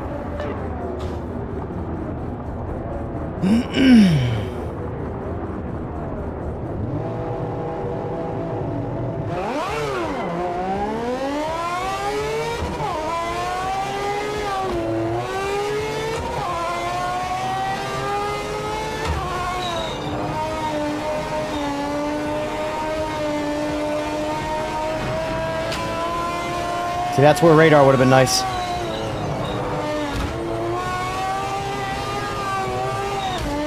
Jesus. It's gonna see, here's what's gonna happen. If my memory serves me correctly. It's gonna seem like they're really easy at first. And then you're gonna make a mistake. And then they're gonna get, like, super speed again. And then, pretty sure they're gonna do what they did to me last time. And they're just gonna keep driving away from me. I could be wrong. I could be memorizing that wrong.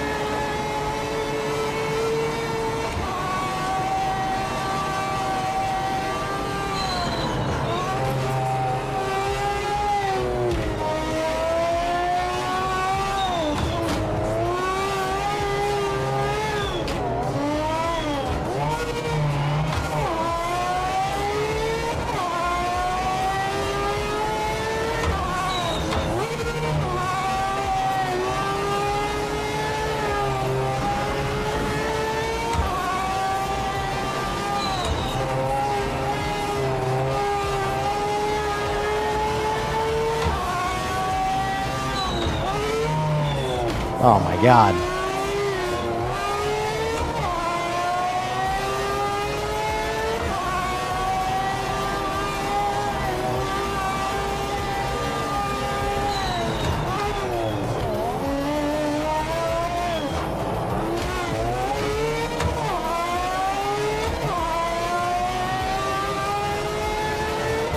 I mean, they're definitely easier. Might have been 50% I was thinking about. And not 20.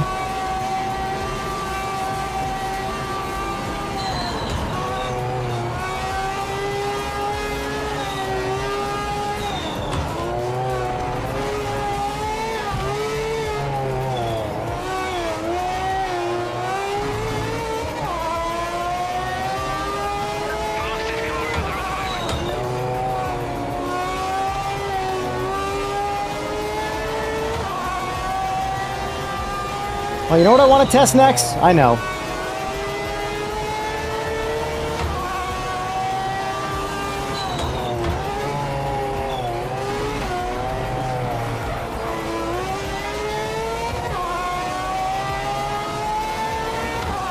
Should probably focus on this first before I worry about what I'm testing next.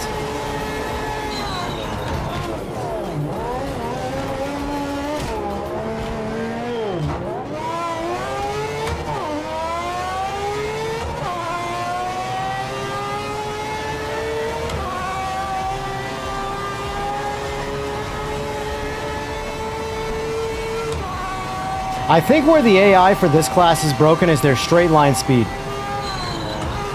Because at their slowest possible setting right now, I can do nothing with them in a straight, but they're extremely slow in the turns.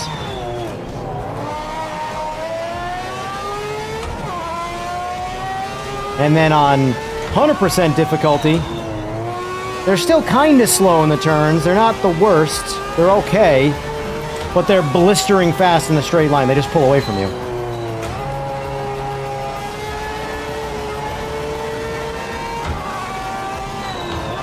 Thank you for the sub. Appreciate it. With every sub, I get 1 second faster. Oh shit, I screwed that up. Oh, saved by the AI. Thank you.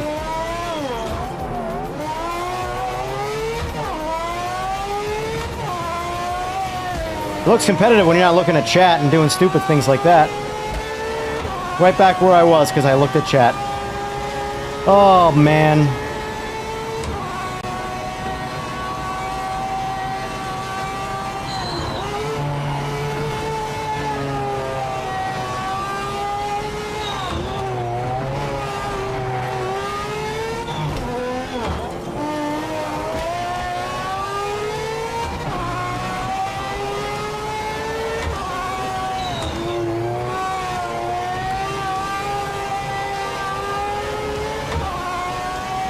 Sad part is it looks competitive with the AI as dumb as they can get. I think this might be the hardest class in this game with the AI turned all the way up. I mean, they're definitely some of the hardest cars to drive too, which probably attributes to that skill gap. But the AI feels just like they got the keys to, they got some nitrous in the pits, and my bottle's empty. Because like, look, in a straight line, that's the slowest they can get. And they're actually pulling away still in the straight. Luckily, they're slow in the turns.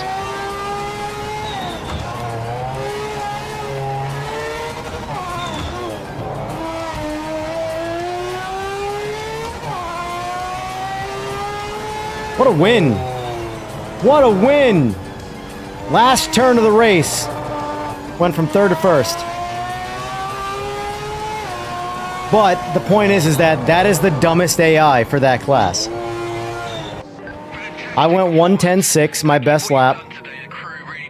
And they went 1:13.3, their best lap. So they're only just over 2.5 seconds off my pace at their worst. I wonder what that lap time looked like when they in the last race. Yeah.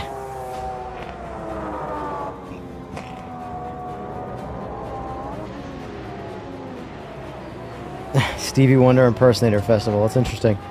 But yeah, the AI definitely, the slider seems to be,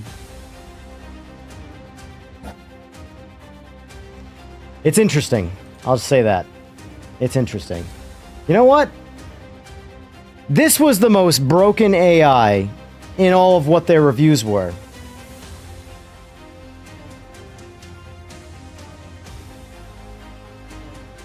So I think we're going to do these next. Alright, you guys, I'm going to let you guys pick. Which LMDH car do you want me to drive? Because I honestly, I don't know enough about them or care enough about them. I know about the Valkyrie because of its more recent hype, but I don't know.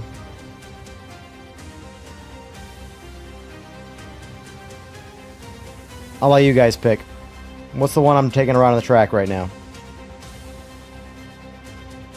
Cadillac?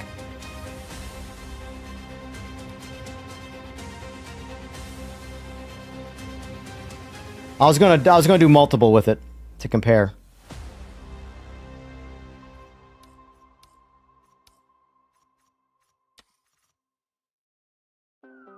So we'll start at 20, see how 20 does. And then we'll swap them up to 100. Get polar opposite ends, see where we stand, see what the range is.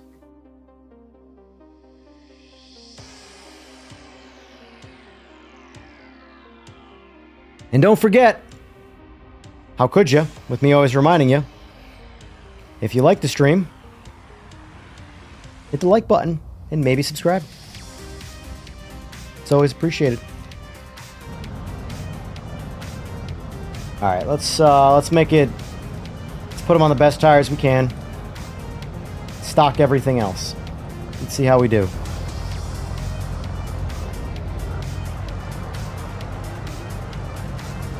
See, it could be changing in the background, but it also really only feels like that with the last class I did.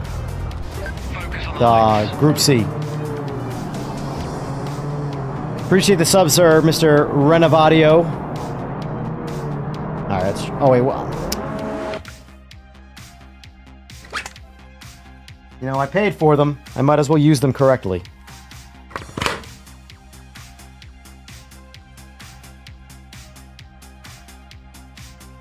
So, let's restart that.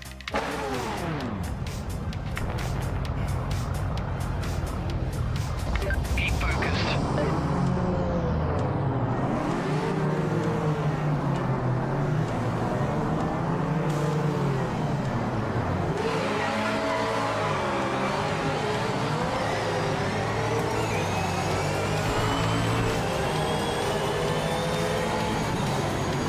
Oh, Jesus.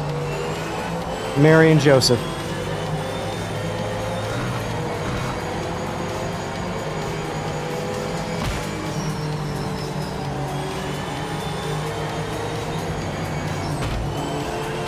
Oh, yeah, I think the AI is a little too stupid right now. Well, this car definitely feels like it handles on rails by comparison to the day one patch.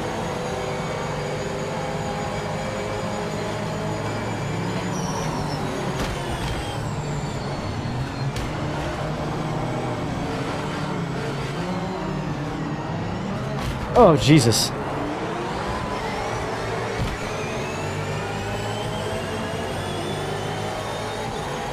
The mirror, well, you guys can't see it because my screen is there, but the digital mirror is right where the main mirror is. Yeah, this car's got a lot of force feedback, too.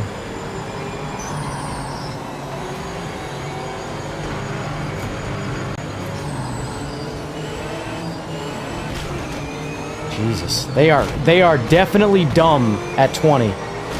Like, what are you doing, bro? I'll be honest with you, I think the GT3 AI is the best. I mean, the Group 5 one's good, but they're just not... Like, I like the AI, the way they run, but they're just not fast enough. at their maxed up, or maxed turned up. This car drives fine though. Jesus. Violent.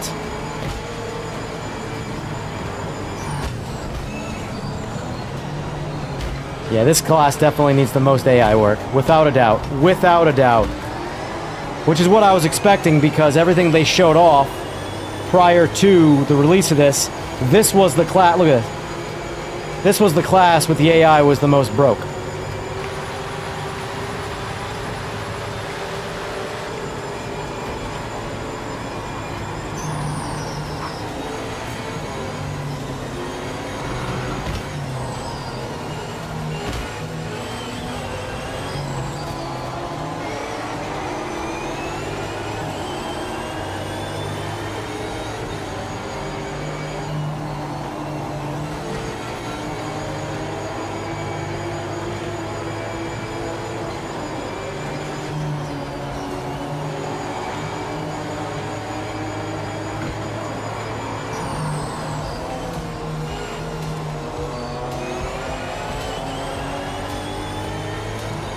Yeah, this car is on rails. This car is genuinely, like, fast.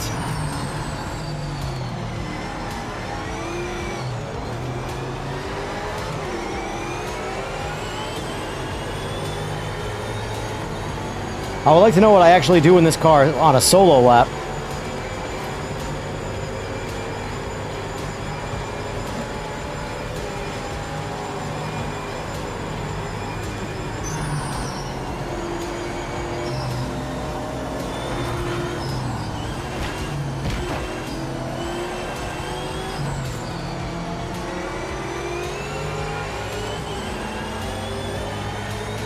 Well done.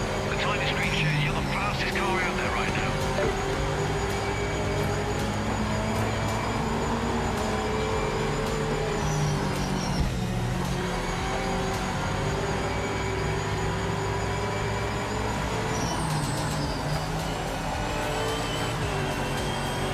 It's a good sounding car, too.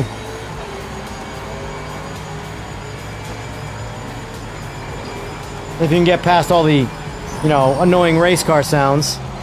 Oh, that was a shit turn. Brakes are becoming a concern. Yeah, I felt the brake fade right there, that's for sure.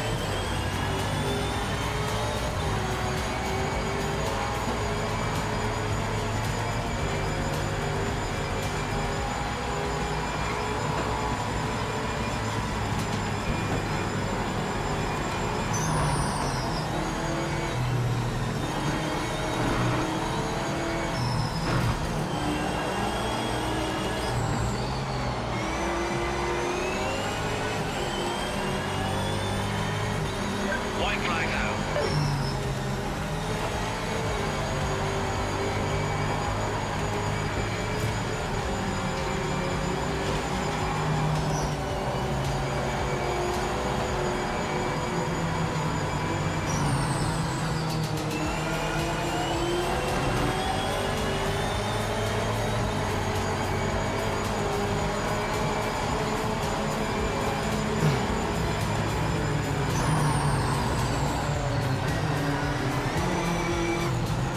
Oh, Jesus.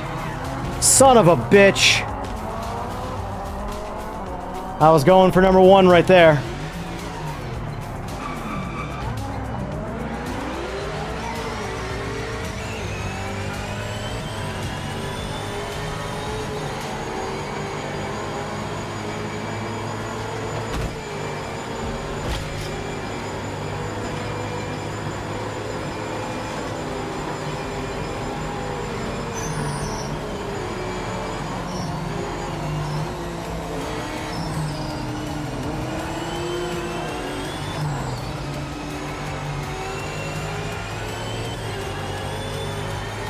At least I got my 4th place back. Whew. I will say, of all the cars in the game, those cars have the most force feedback. Like, that's a workout. Remember, I have my shit maxed out, so... Accidents in this game are unforgiving on force feedback. When they hit you, hold on. Or don't, or let go, one or the other. Now let's do this. This is going to be bad. So, yeah. Oh, boy.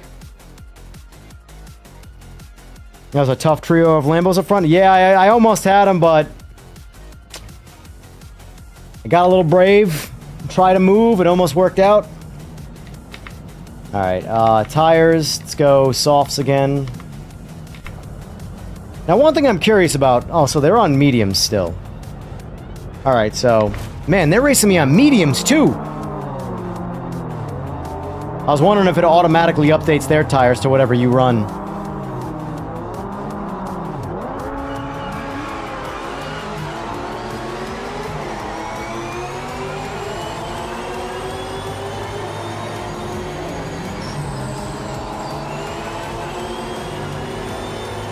I haven't driven all the LMDH cars, but I will say I like this Cadillac a lot better than the Valkyrie. I'm not a fan of that Valkyrie in any sim. Like, I feel like that car has to suck in real life. Because every sim, it sucks.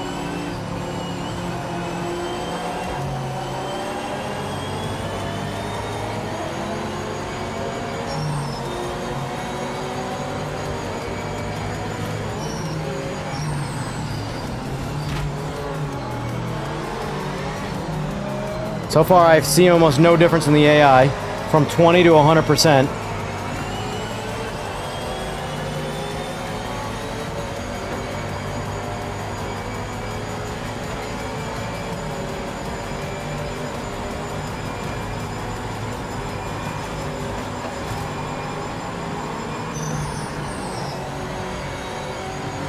Oh, God.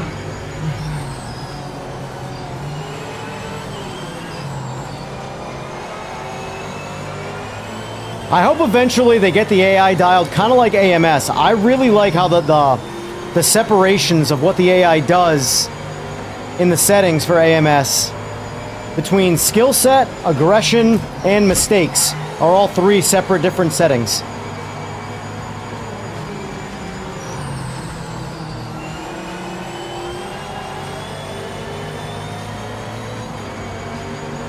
Oof. Shoulder's getting worn out here, holding on to this thing.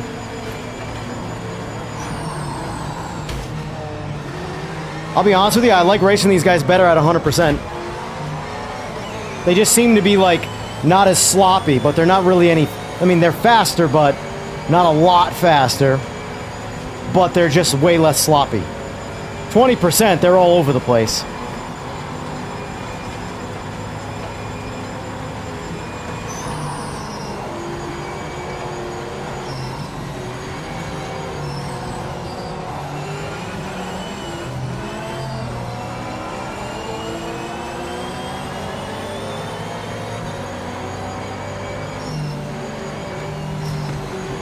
Whoa! Like, no reason to be on the brakes that hard right there.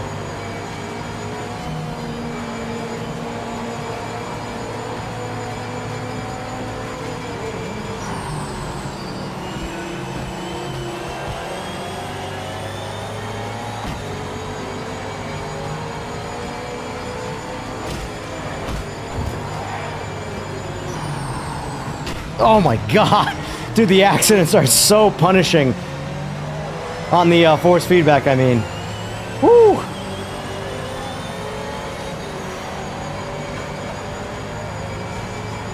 I mean, rightfully so.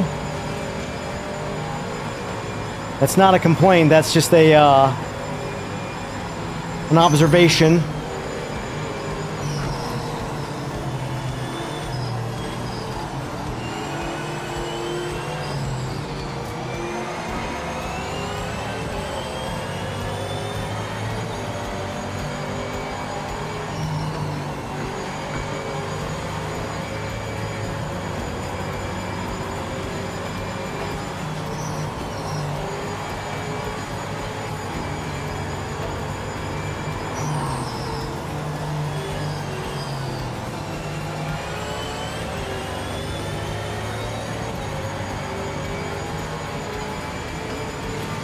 I will say, this is definitely a fun car to drive. This is way more fun than the GT3 stuff.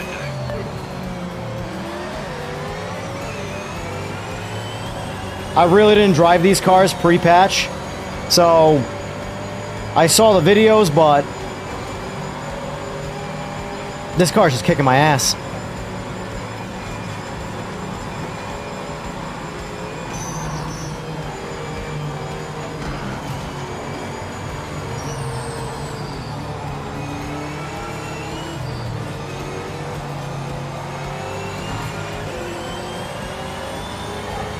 Final lap, white flag. Keep the pace and finish strong. No, sir, this is not PS5. The easiest way to spot that, if you were curious, is in the top left corner. That is my frame rate.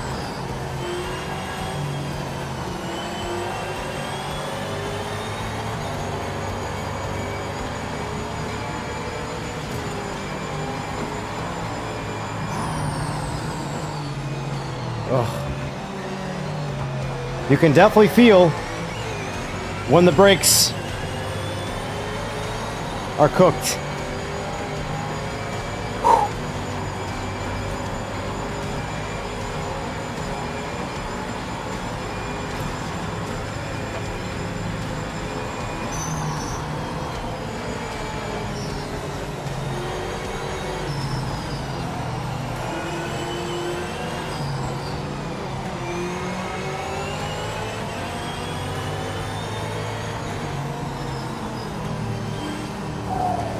What was my... So, alright, for reference, the AI at 100%, their fastest lap was 106.4. Actually, 106.2 was a second place guy. I did 107.0. So that's actually my fastest lap on this track, period, in any car. 109 is the fastest I've gone in the 787B. Yeah, that car is a hell ride, but it's fun, though. So, I mean... Without knowing too much about LMDH cars, I would say that Cadillac, solid. I'm not a fan of the Valkyrie. Those are the only two I've driven, though. The Valkyrie just always feels like, and that's not this game, it just feels like in every title, the Valkyrie just feels like it doesn't have grip that it should have. Folks were laughing when I said I wanted my Alpha U over the Alpha because it came with the emergency stop button. This is the reason? Yeah. Yeah. The funny thing is, too, is that it's not out yet, but I was considering upgrading to the EVO Ultimate or Ultra, whatever they're going to call it, when it actually comes out, which is 28 Newton meters. I don't need it. It's purely like a, you know, having a really big gun by your side at all times. Rather have it, not need it, need it, not have it. Realistically, this 18 is all I'll ever need. Like, my shoulder, this shoulder especially, is on fire from holding onto that wheel. Moses 21 or Simagic Alpha EVO. Are you asking... Pedro, if you mind retyping that for me? R21 or EVO? I've never used the R21. I will say I'm more partial to the Simagic stuff, though. Like the wheels, I'm not... Like, for example, if you wanted to put this GT Neo on another wheelbase, you don't need anything but the wheel and then that wheel brand's adapter. Whereas Moza, you need to get their actual electronic adapter as well as the physical adapter. Just an easier ecosystem, in my opinion. But Moza is quite popular, so the reality is that they're all good. They're all good.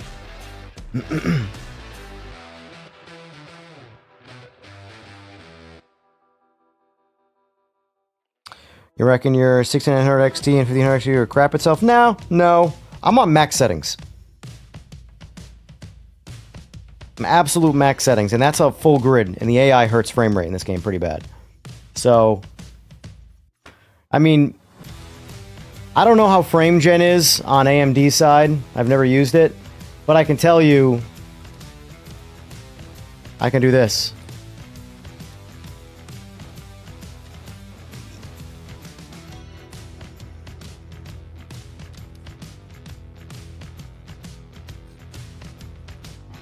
And mind you, something that people don't realize too, mostly because I don't put it out there, but I'm streaming from this computer. So my 5090 is streaming, it's recording, it's playing at max settings.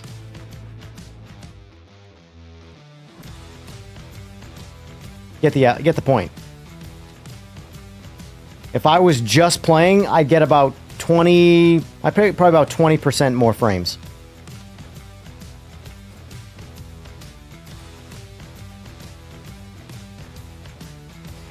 It's a FOMO thing. I would only swap my 23mm Alpha U out for the USB pass-through, but Simagic would have to do a 23mm higher.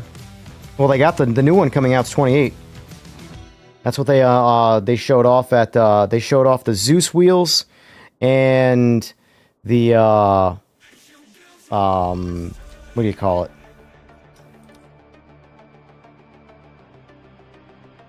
The Zeus wheels and the Evo Ultimate or Ultra, whatever they're calling it. But anyway, look at the frames I'm getting right now. That's with max frame gen. Mind you, I'm playing on a 144 hertz panel.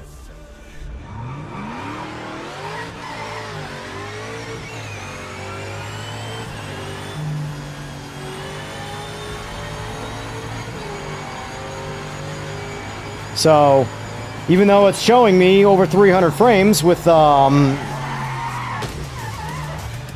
didn't do that the entire 2 races, but I did it right there, solo. Man, this Cadillac sounds nice. So even though I'm getting over 300 frames, I can only see half of them. Which is why I only run 2x frame gen instead of 4. Even though there's no real disadvantage to running the 4 other than making bigger number better. And if I wanted to impress more people, I suppose I should just leave it that way, but, you know. So if you want to see what I'm getting for real frames.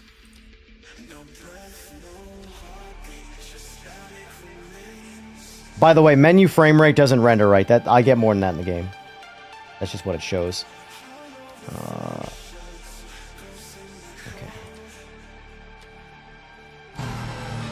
Oh. So that's my real frame rate right there. This corner right here, when I turn right, I can almost guarantee my frame rate's going to drop. Watch. Right here. I don't know what... so it's very track dependent, but I guarantee my frame rate's going to tank. Or maybe not tank, but it's going to drop. 111, 106, 102, 104, and then it's going to slowly come back up. Something about that particular spot to render on this track is a low spot for frame rate. But anyway, this is my actual frame rate with no frame gen. So it's still a good frame rate, but it just sucks that it's the hardware that it is. But my point is that I'm streaming, recording, and gaming while getting that frame rate. And, oh, I know what's different. I'm on medium tires, that's why. So, I might crash this entire thing, because I don't ever recommend doing this. I'm also on 4K, too. I don't know what you guys are playing on, but let's just put it at minimum settings. And like I said, it might crash because I'm in-game. You should never actually change graphics when in-game.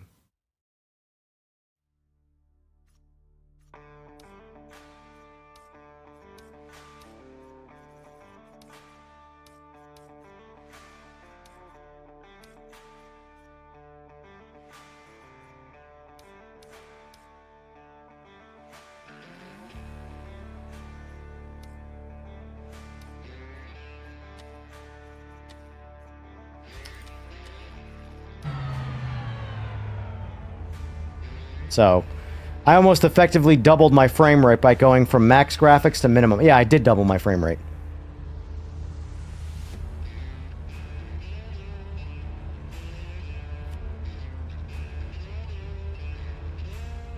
So, there's, as far as will your hardware run this game, if you're willing to compromise graphics, then yes, absolutely. There's no reason, and here's the thing too. If you could lock the frame rate to 100, you don't need any more frames than that for a racing sim. You really don't. 60 is honestly fine, but 100 to 120 is like, you're good. You really don't need more than that.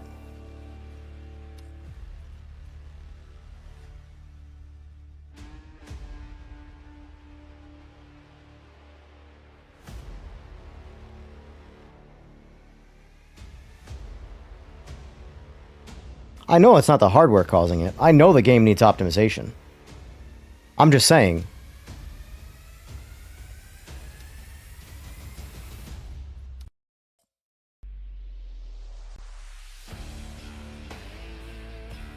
Yeah, I saw that coming.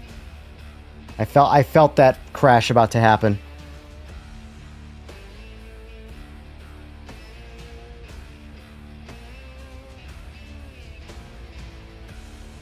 A lot of games, especially on PC, well, obviously on PC, in their early days, especially F125 will still randomly crash when messing around with graphics settings.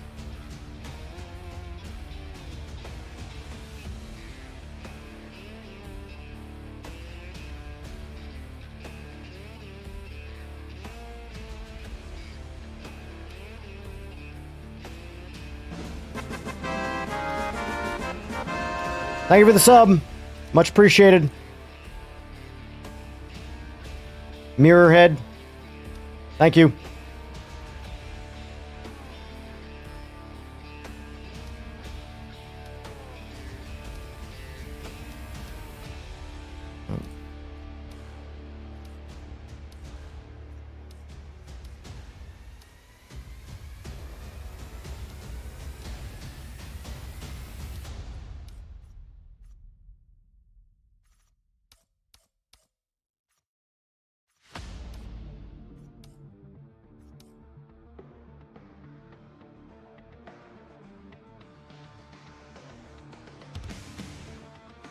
Depth of field, yeah. Believe it or not, this is the only game, but this is where optimization comes in. This is the only game I've seen depth of field hurt your frame rate. Depth of field is typically a filter that requires almost no resources to run. In this game, it's about 10% of your frame rate. And normally I don't like it on, but in this game, I do like it because they have some work to do on the graphics side, from both a resolution and optimization standpoint. I overall think the game looks good, at least at max settings. But there's definitely some eye candy they have to work on fixing. The mirrors look terrible. Mirrors are awful in this game. But that will come with time. I'm not worried about that. And now I am going to reset this game just because I changed all those graphic settings back, just to play it safe.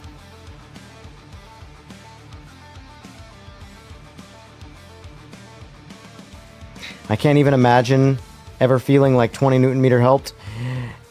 Here's the thing. 18 Newton meters that I have is honestly unnecessary. It really is. But it's like they said, or like he said, FOMO. It's a FOMO thing. Fear of missing out. Why do you think I want the 28 Newton meter base? Do you think I need to, like... I mean, if I want to sit down in this sim and literally work out all day, then yes. It's a good reason to have it. I want to have some big shoulders. But...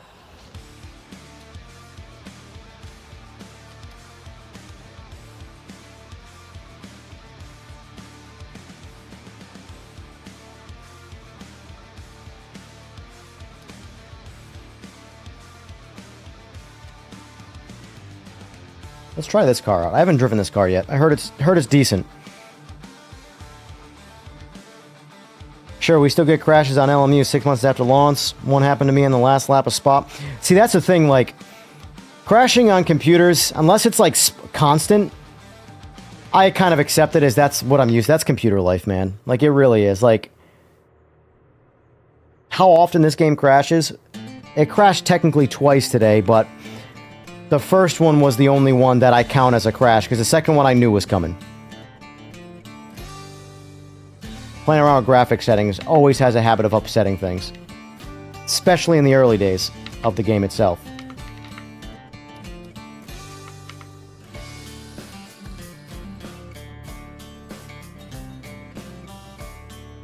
What's the benefit of changing wheels? Authenticity. If a lot of cars that are either sequential or H pattern, I'll use my sequential or H pattern. And if I have to take one hand off the wheel, I need a round wheel. Absolutely need a round wheel, or at least a D rim or something. But a track wheel like this is designed for paddle use only. You don't want to be using an H pattern with this thing. But if you care about going fast as possible, this is the kind of wheel you want. But I don't want to drive cars that didn't have wheels like this. Variety is nice.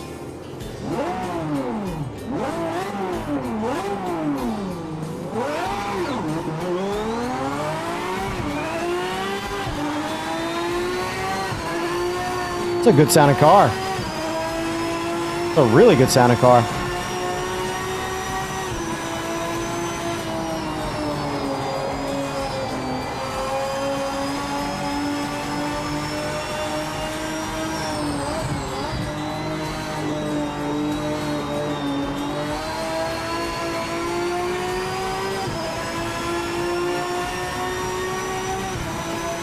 I like this thing.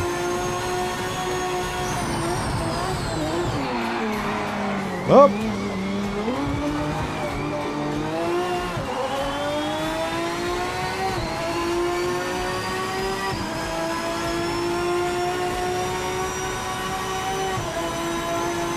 Do we think this car has a round wheel or a race wheel?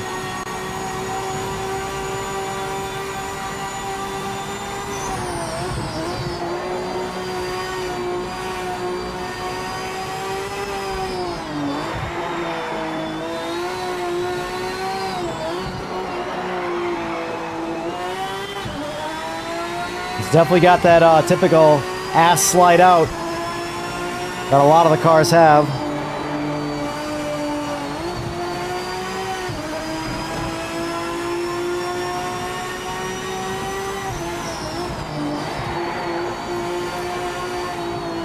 Let's see what kind of wheel this car has for authentic purposes. Oh, it's got a round wheel. Means I can't be using the track wheel.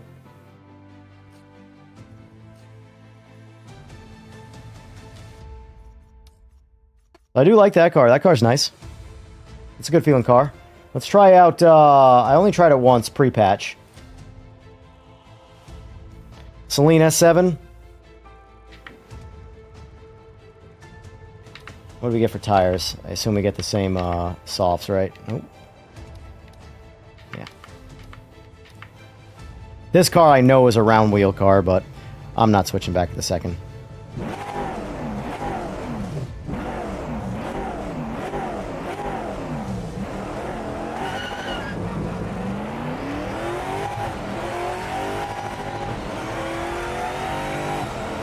Yeah, I'm pretty sure every wheel in this class is round. I know this one's round. Oh! It's like that, huh?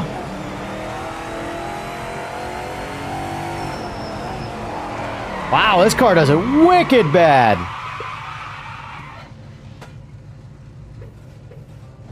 Wow. I have to say, this might have the best grass I've ever seen in a racing game, though. You can tell it's a farming sim engine.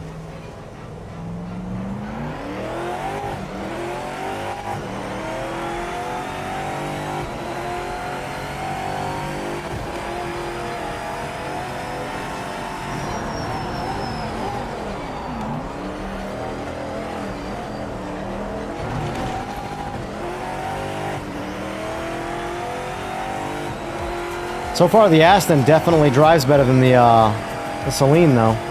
I'll say that.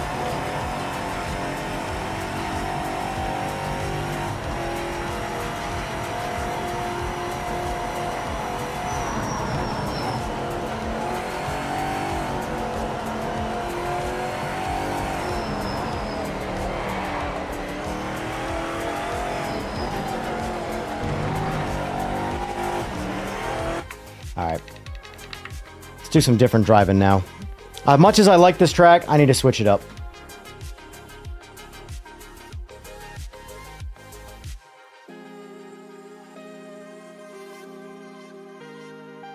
Let's have some fun. Let's get a little reckless.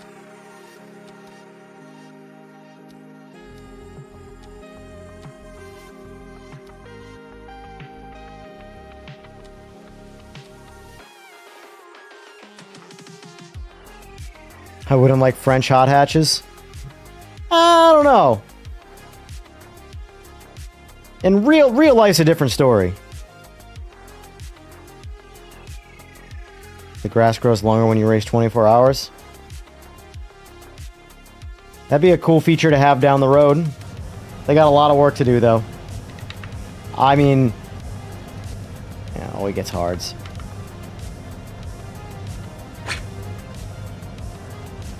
Authenticity.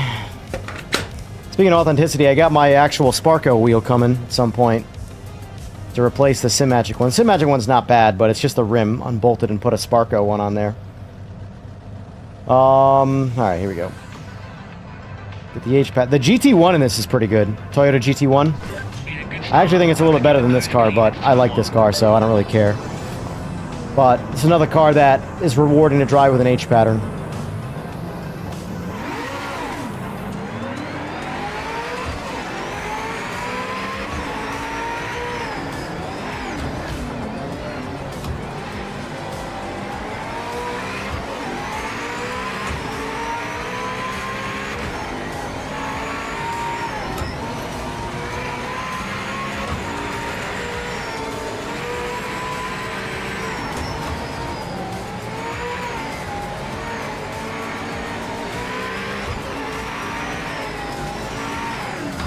Oh, I screwed up. I didn't change the laps. Oh, well.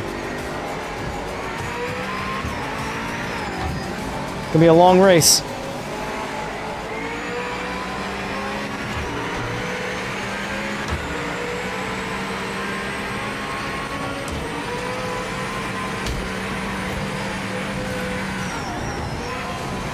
Oh, hello.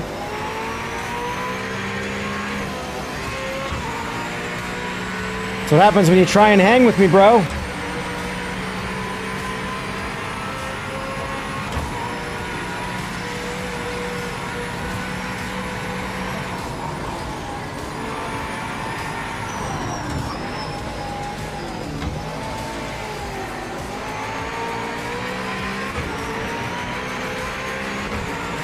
See, like, this is some of the most fun driving you can do. Car like this, H pattern, Nordschleife, full grid.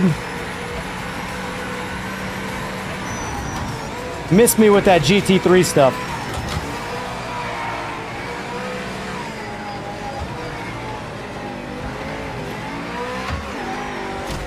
Oh, what? You son of a... Alright. I too can play at that game, buddy.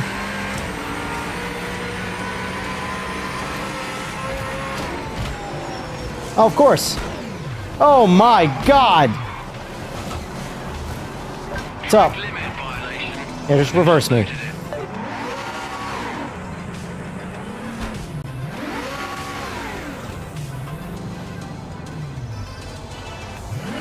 I will say, 100% of the times that I have tried to crash the AI, I get punished.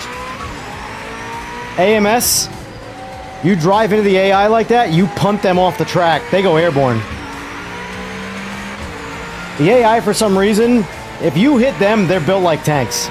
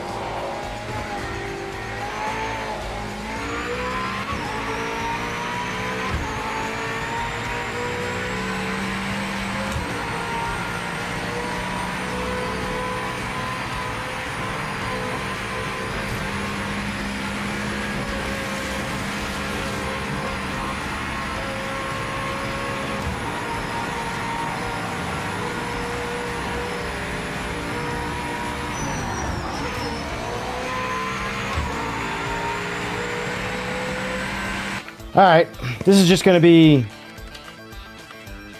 me on that track solo. So here's what I'm going to do. We're going to alter that similar race. And we're going to go GT3. We're going to get back in my Mustang. We're going to lower the AI to 75 since we found that was a decent balance point. And we're going to run them down the ring.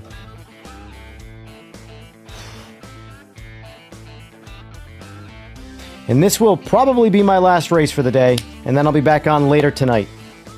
So I don't know if any of you guys are typically up in about 7 to 8 hours or so, because that's when I will be back doing my nighttime stream. The nighttime streams are not part of my like main schedule. They're like supplemental.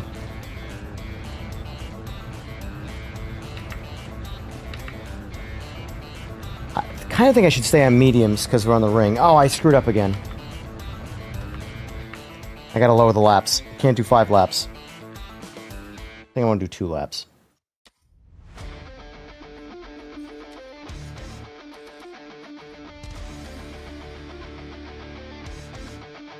How does it feel since the update?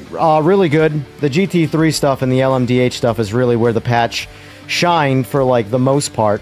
The AI is a lot better. Still troubling at times, but for the most part, you can race single player now and enjoy the game. If you're looking for perfect AI, I mean, there's no such thing in my opinion.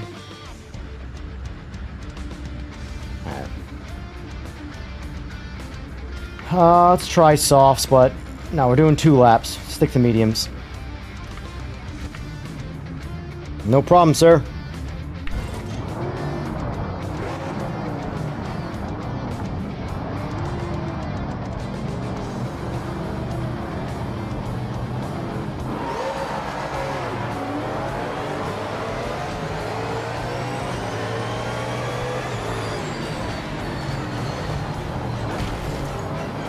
Jesus.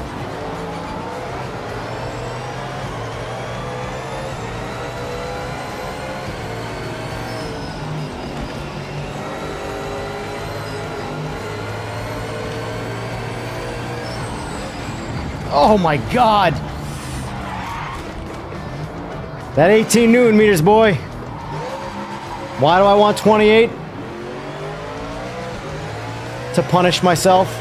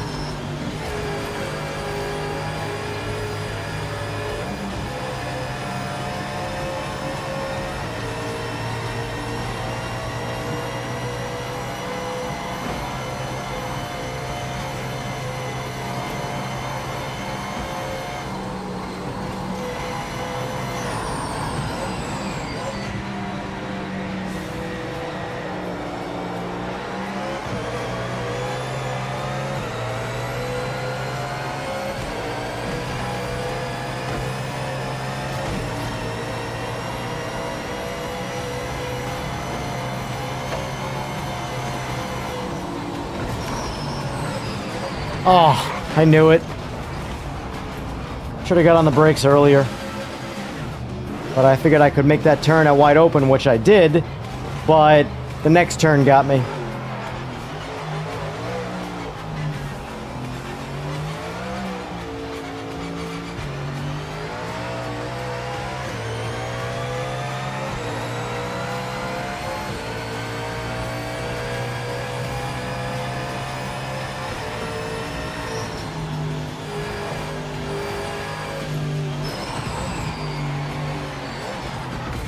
Alright, I'm falling apart now.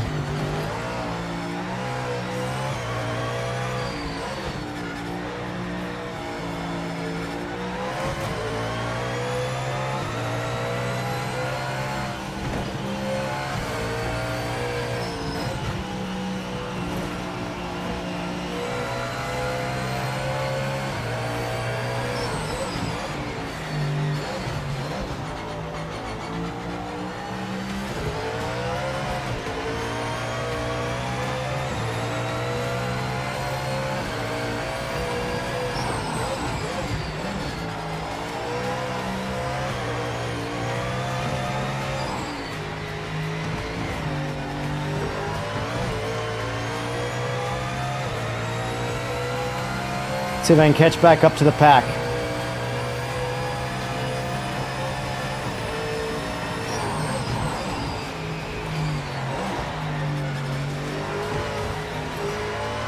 Doesn't matter how good or bad the AI are if you just crash yourself multiple times.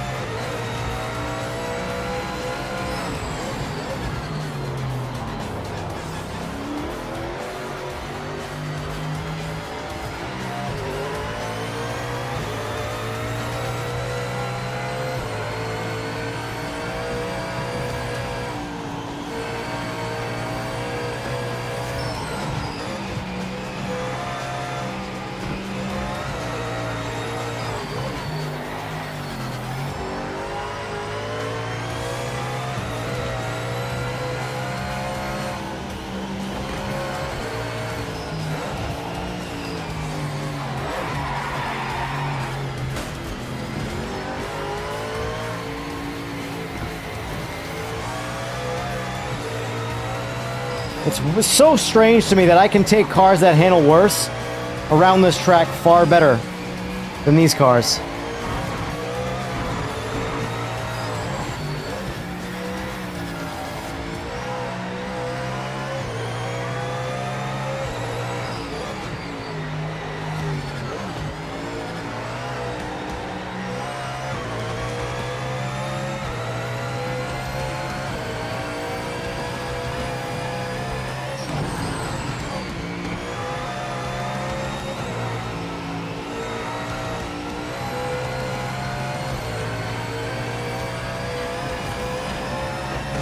Oh.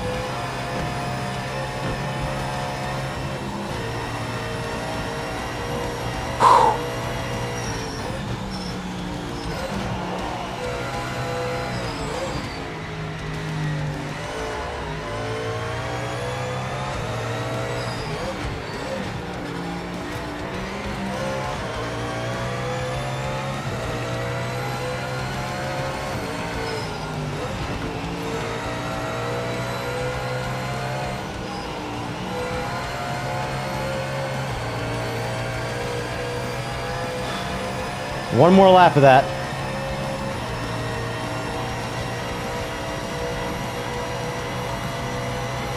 Running down the pack, at least the back of the pack. Slowly.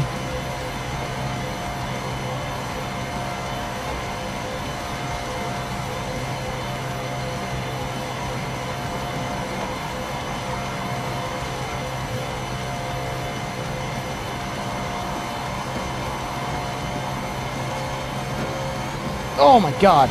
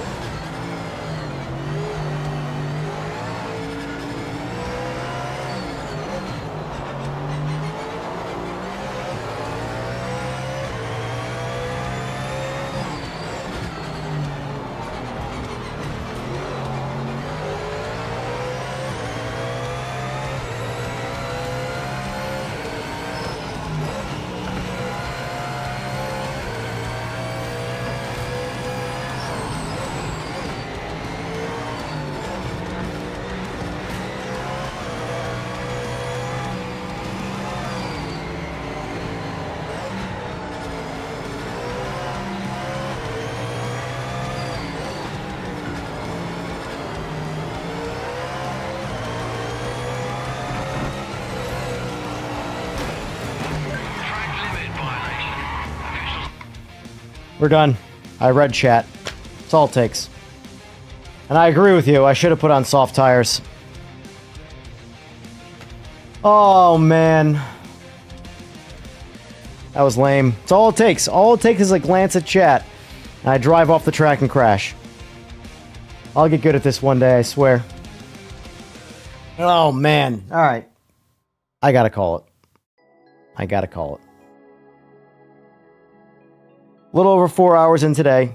And we'll be back again later tonight to do the same thing. So if any of you guys are, you know, if your schedule meets mine, about 10:30, between 10:30 and 11 a.m.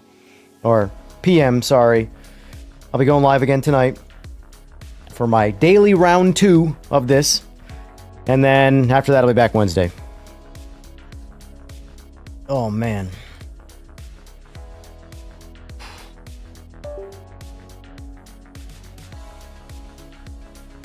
This game beats my ass, but it is fun.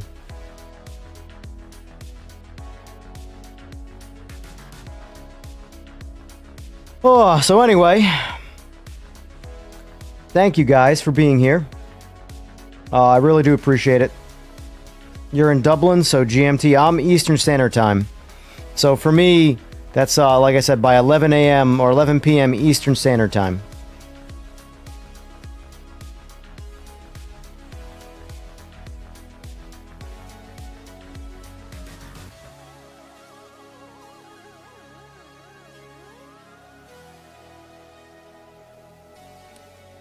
Man, the comments that I get on YouTube are so angry. It's hysterical. Run of Audio, thank you. I appreciate it. Appreciate it. Thanks for being here. But if any of you guys want to come back in about, like I said, 7 hours or so, I'll be back on. And then if not, I'll be back at 11 o'clock a.m. Eastern Standard Time on Wednesday. And if you guys like what you see, this is only going to be evolving. So it will be consistent, though, between videos, shorts, and streaming. Streaming will be a guarantee. Streaming is what I've kind of always want to push myself to do regularly. So anyway, guys, thanks for being here. And if you like what you saw, you know, like, subscribe, hit the bell, all the typical cringy jargon that everybody has to say to promote themselves on YouTube. Anyway, folks, I'll see you all tonight. Thanks for being here. Take care.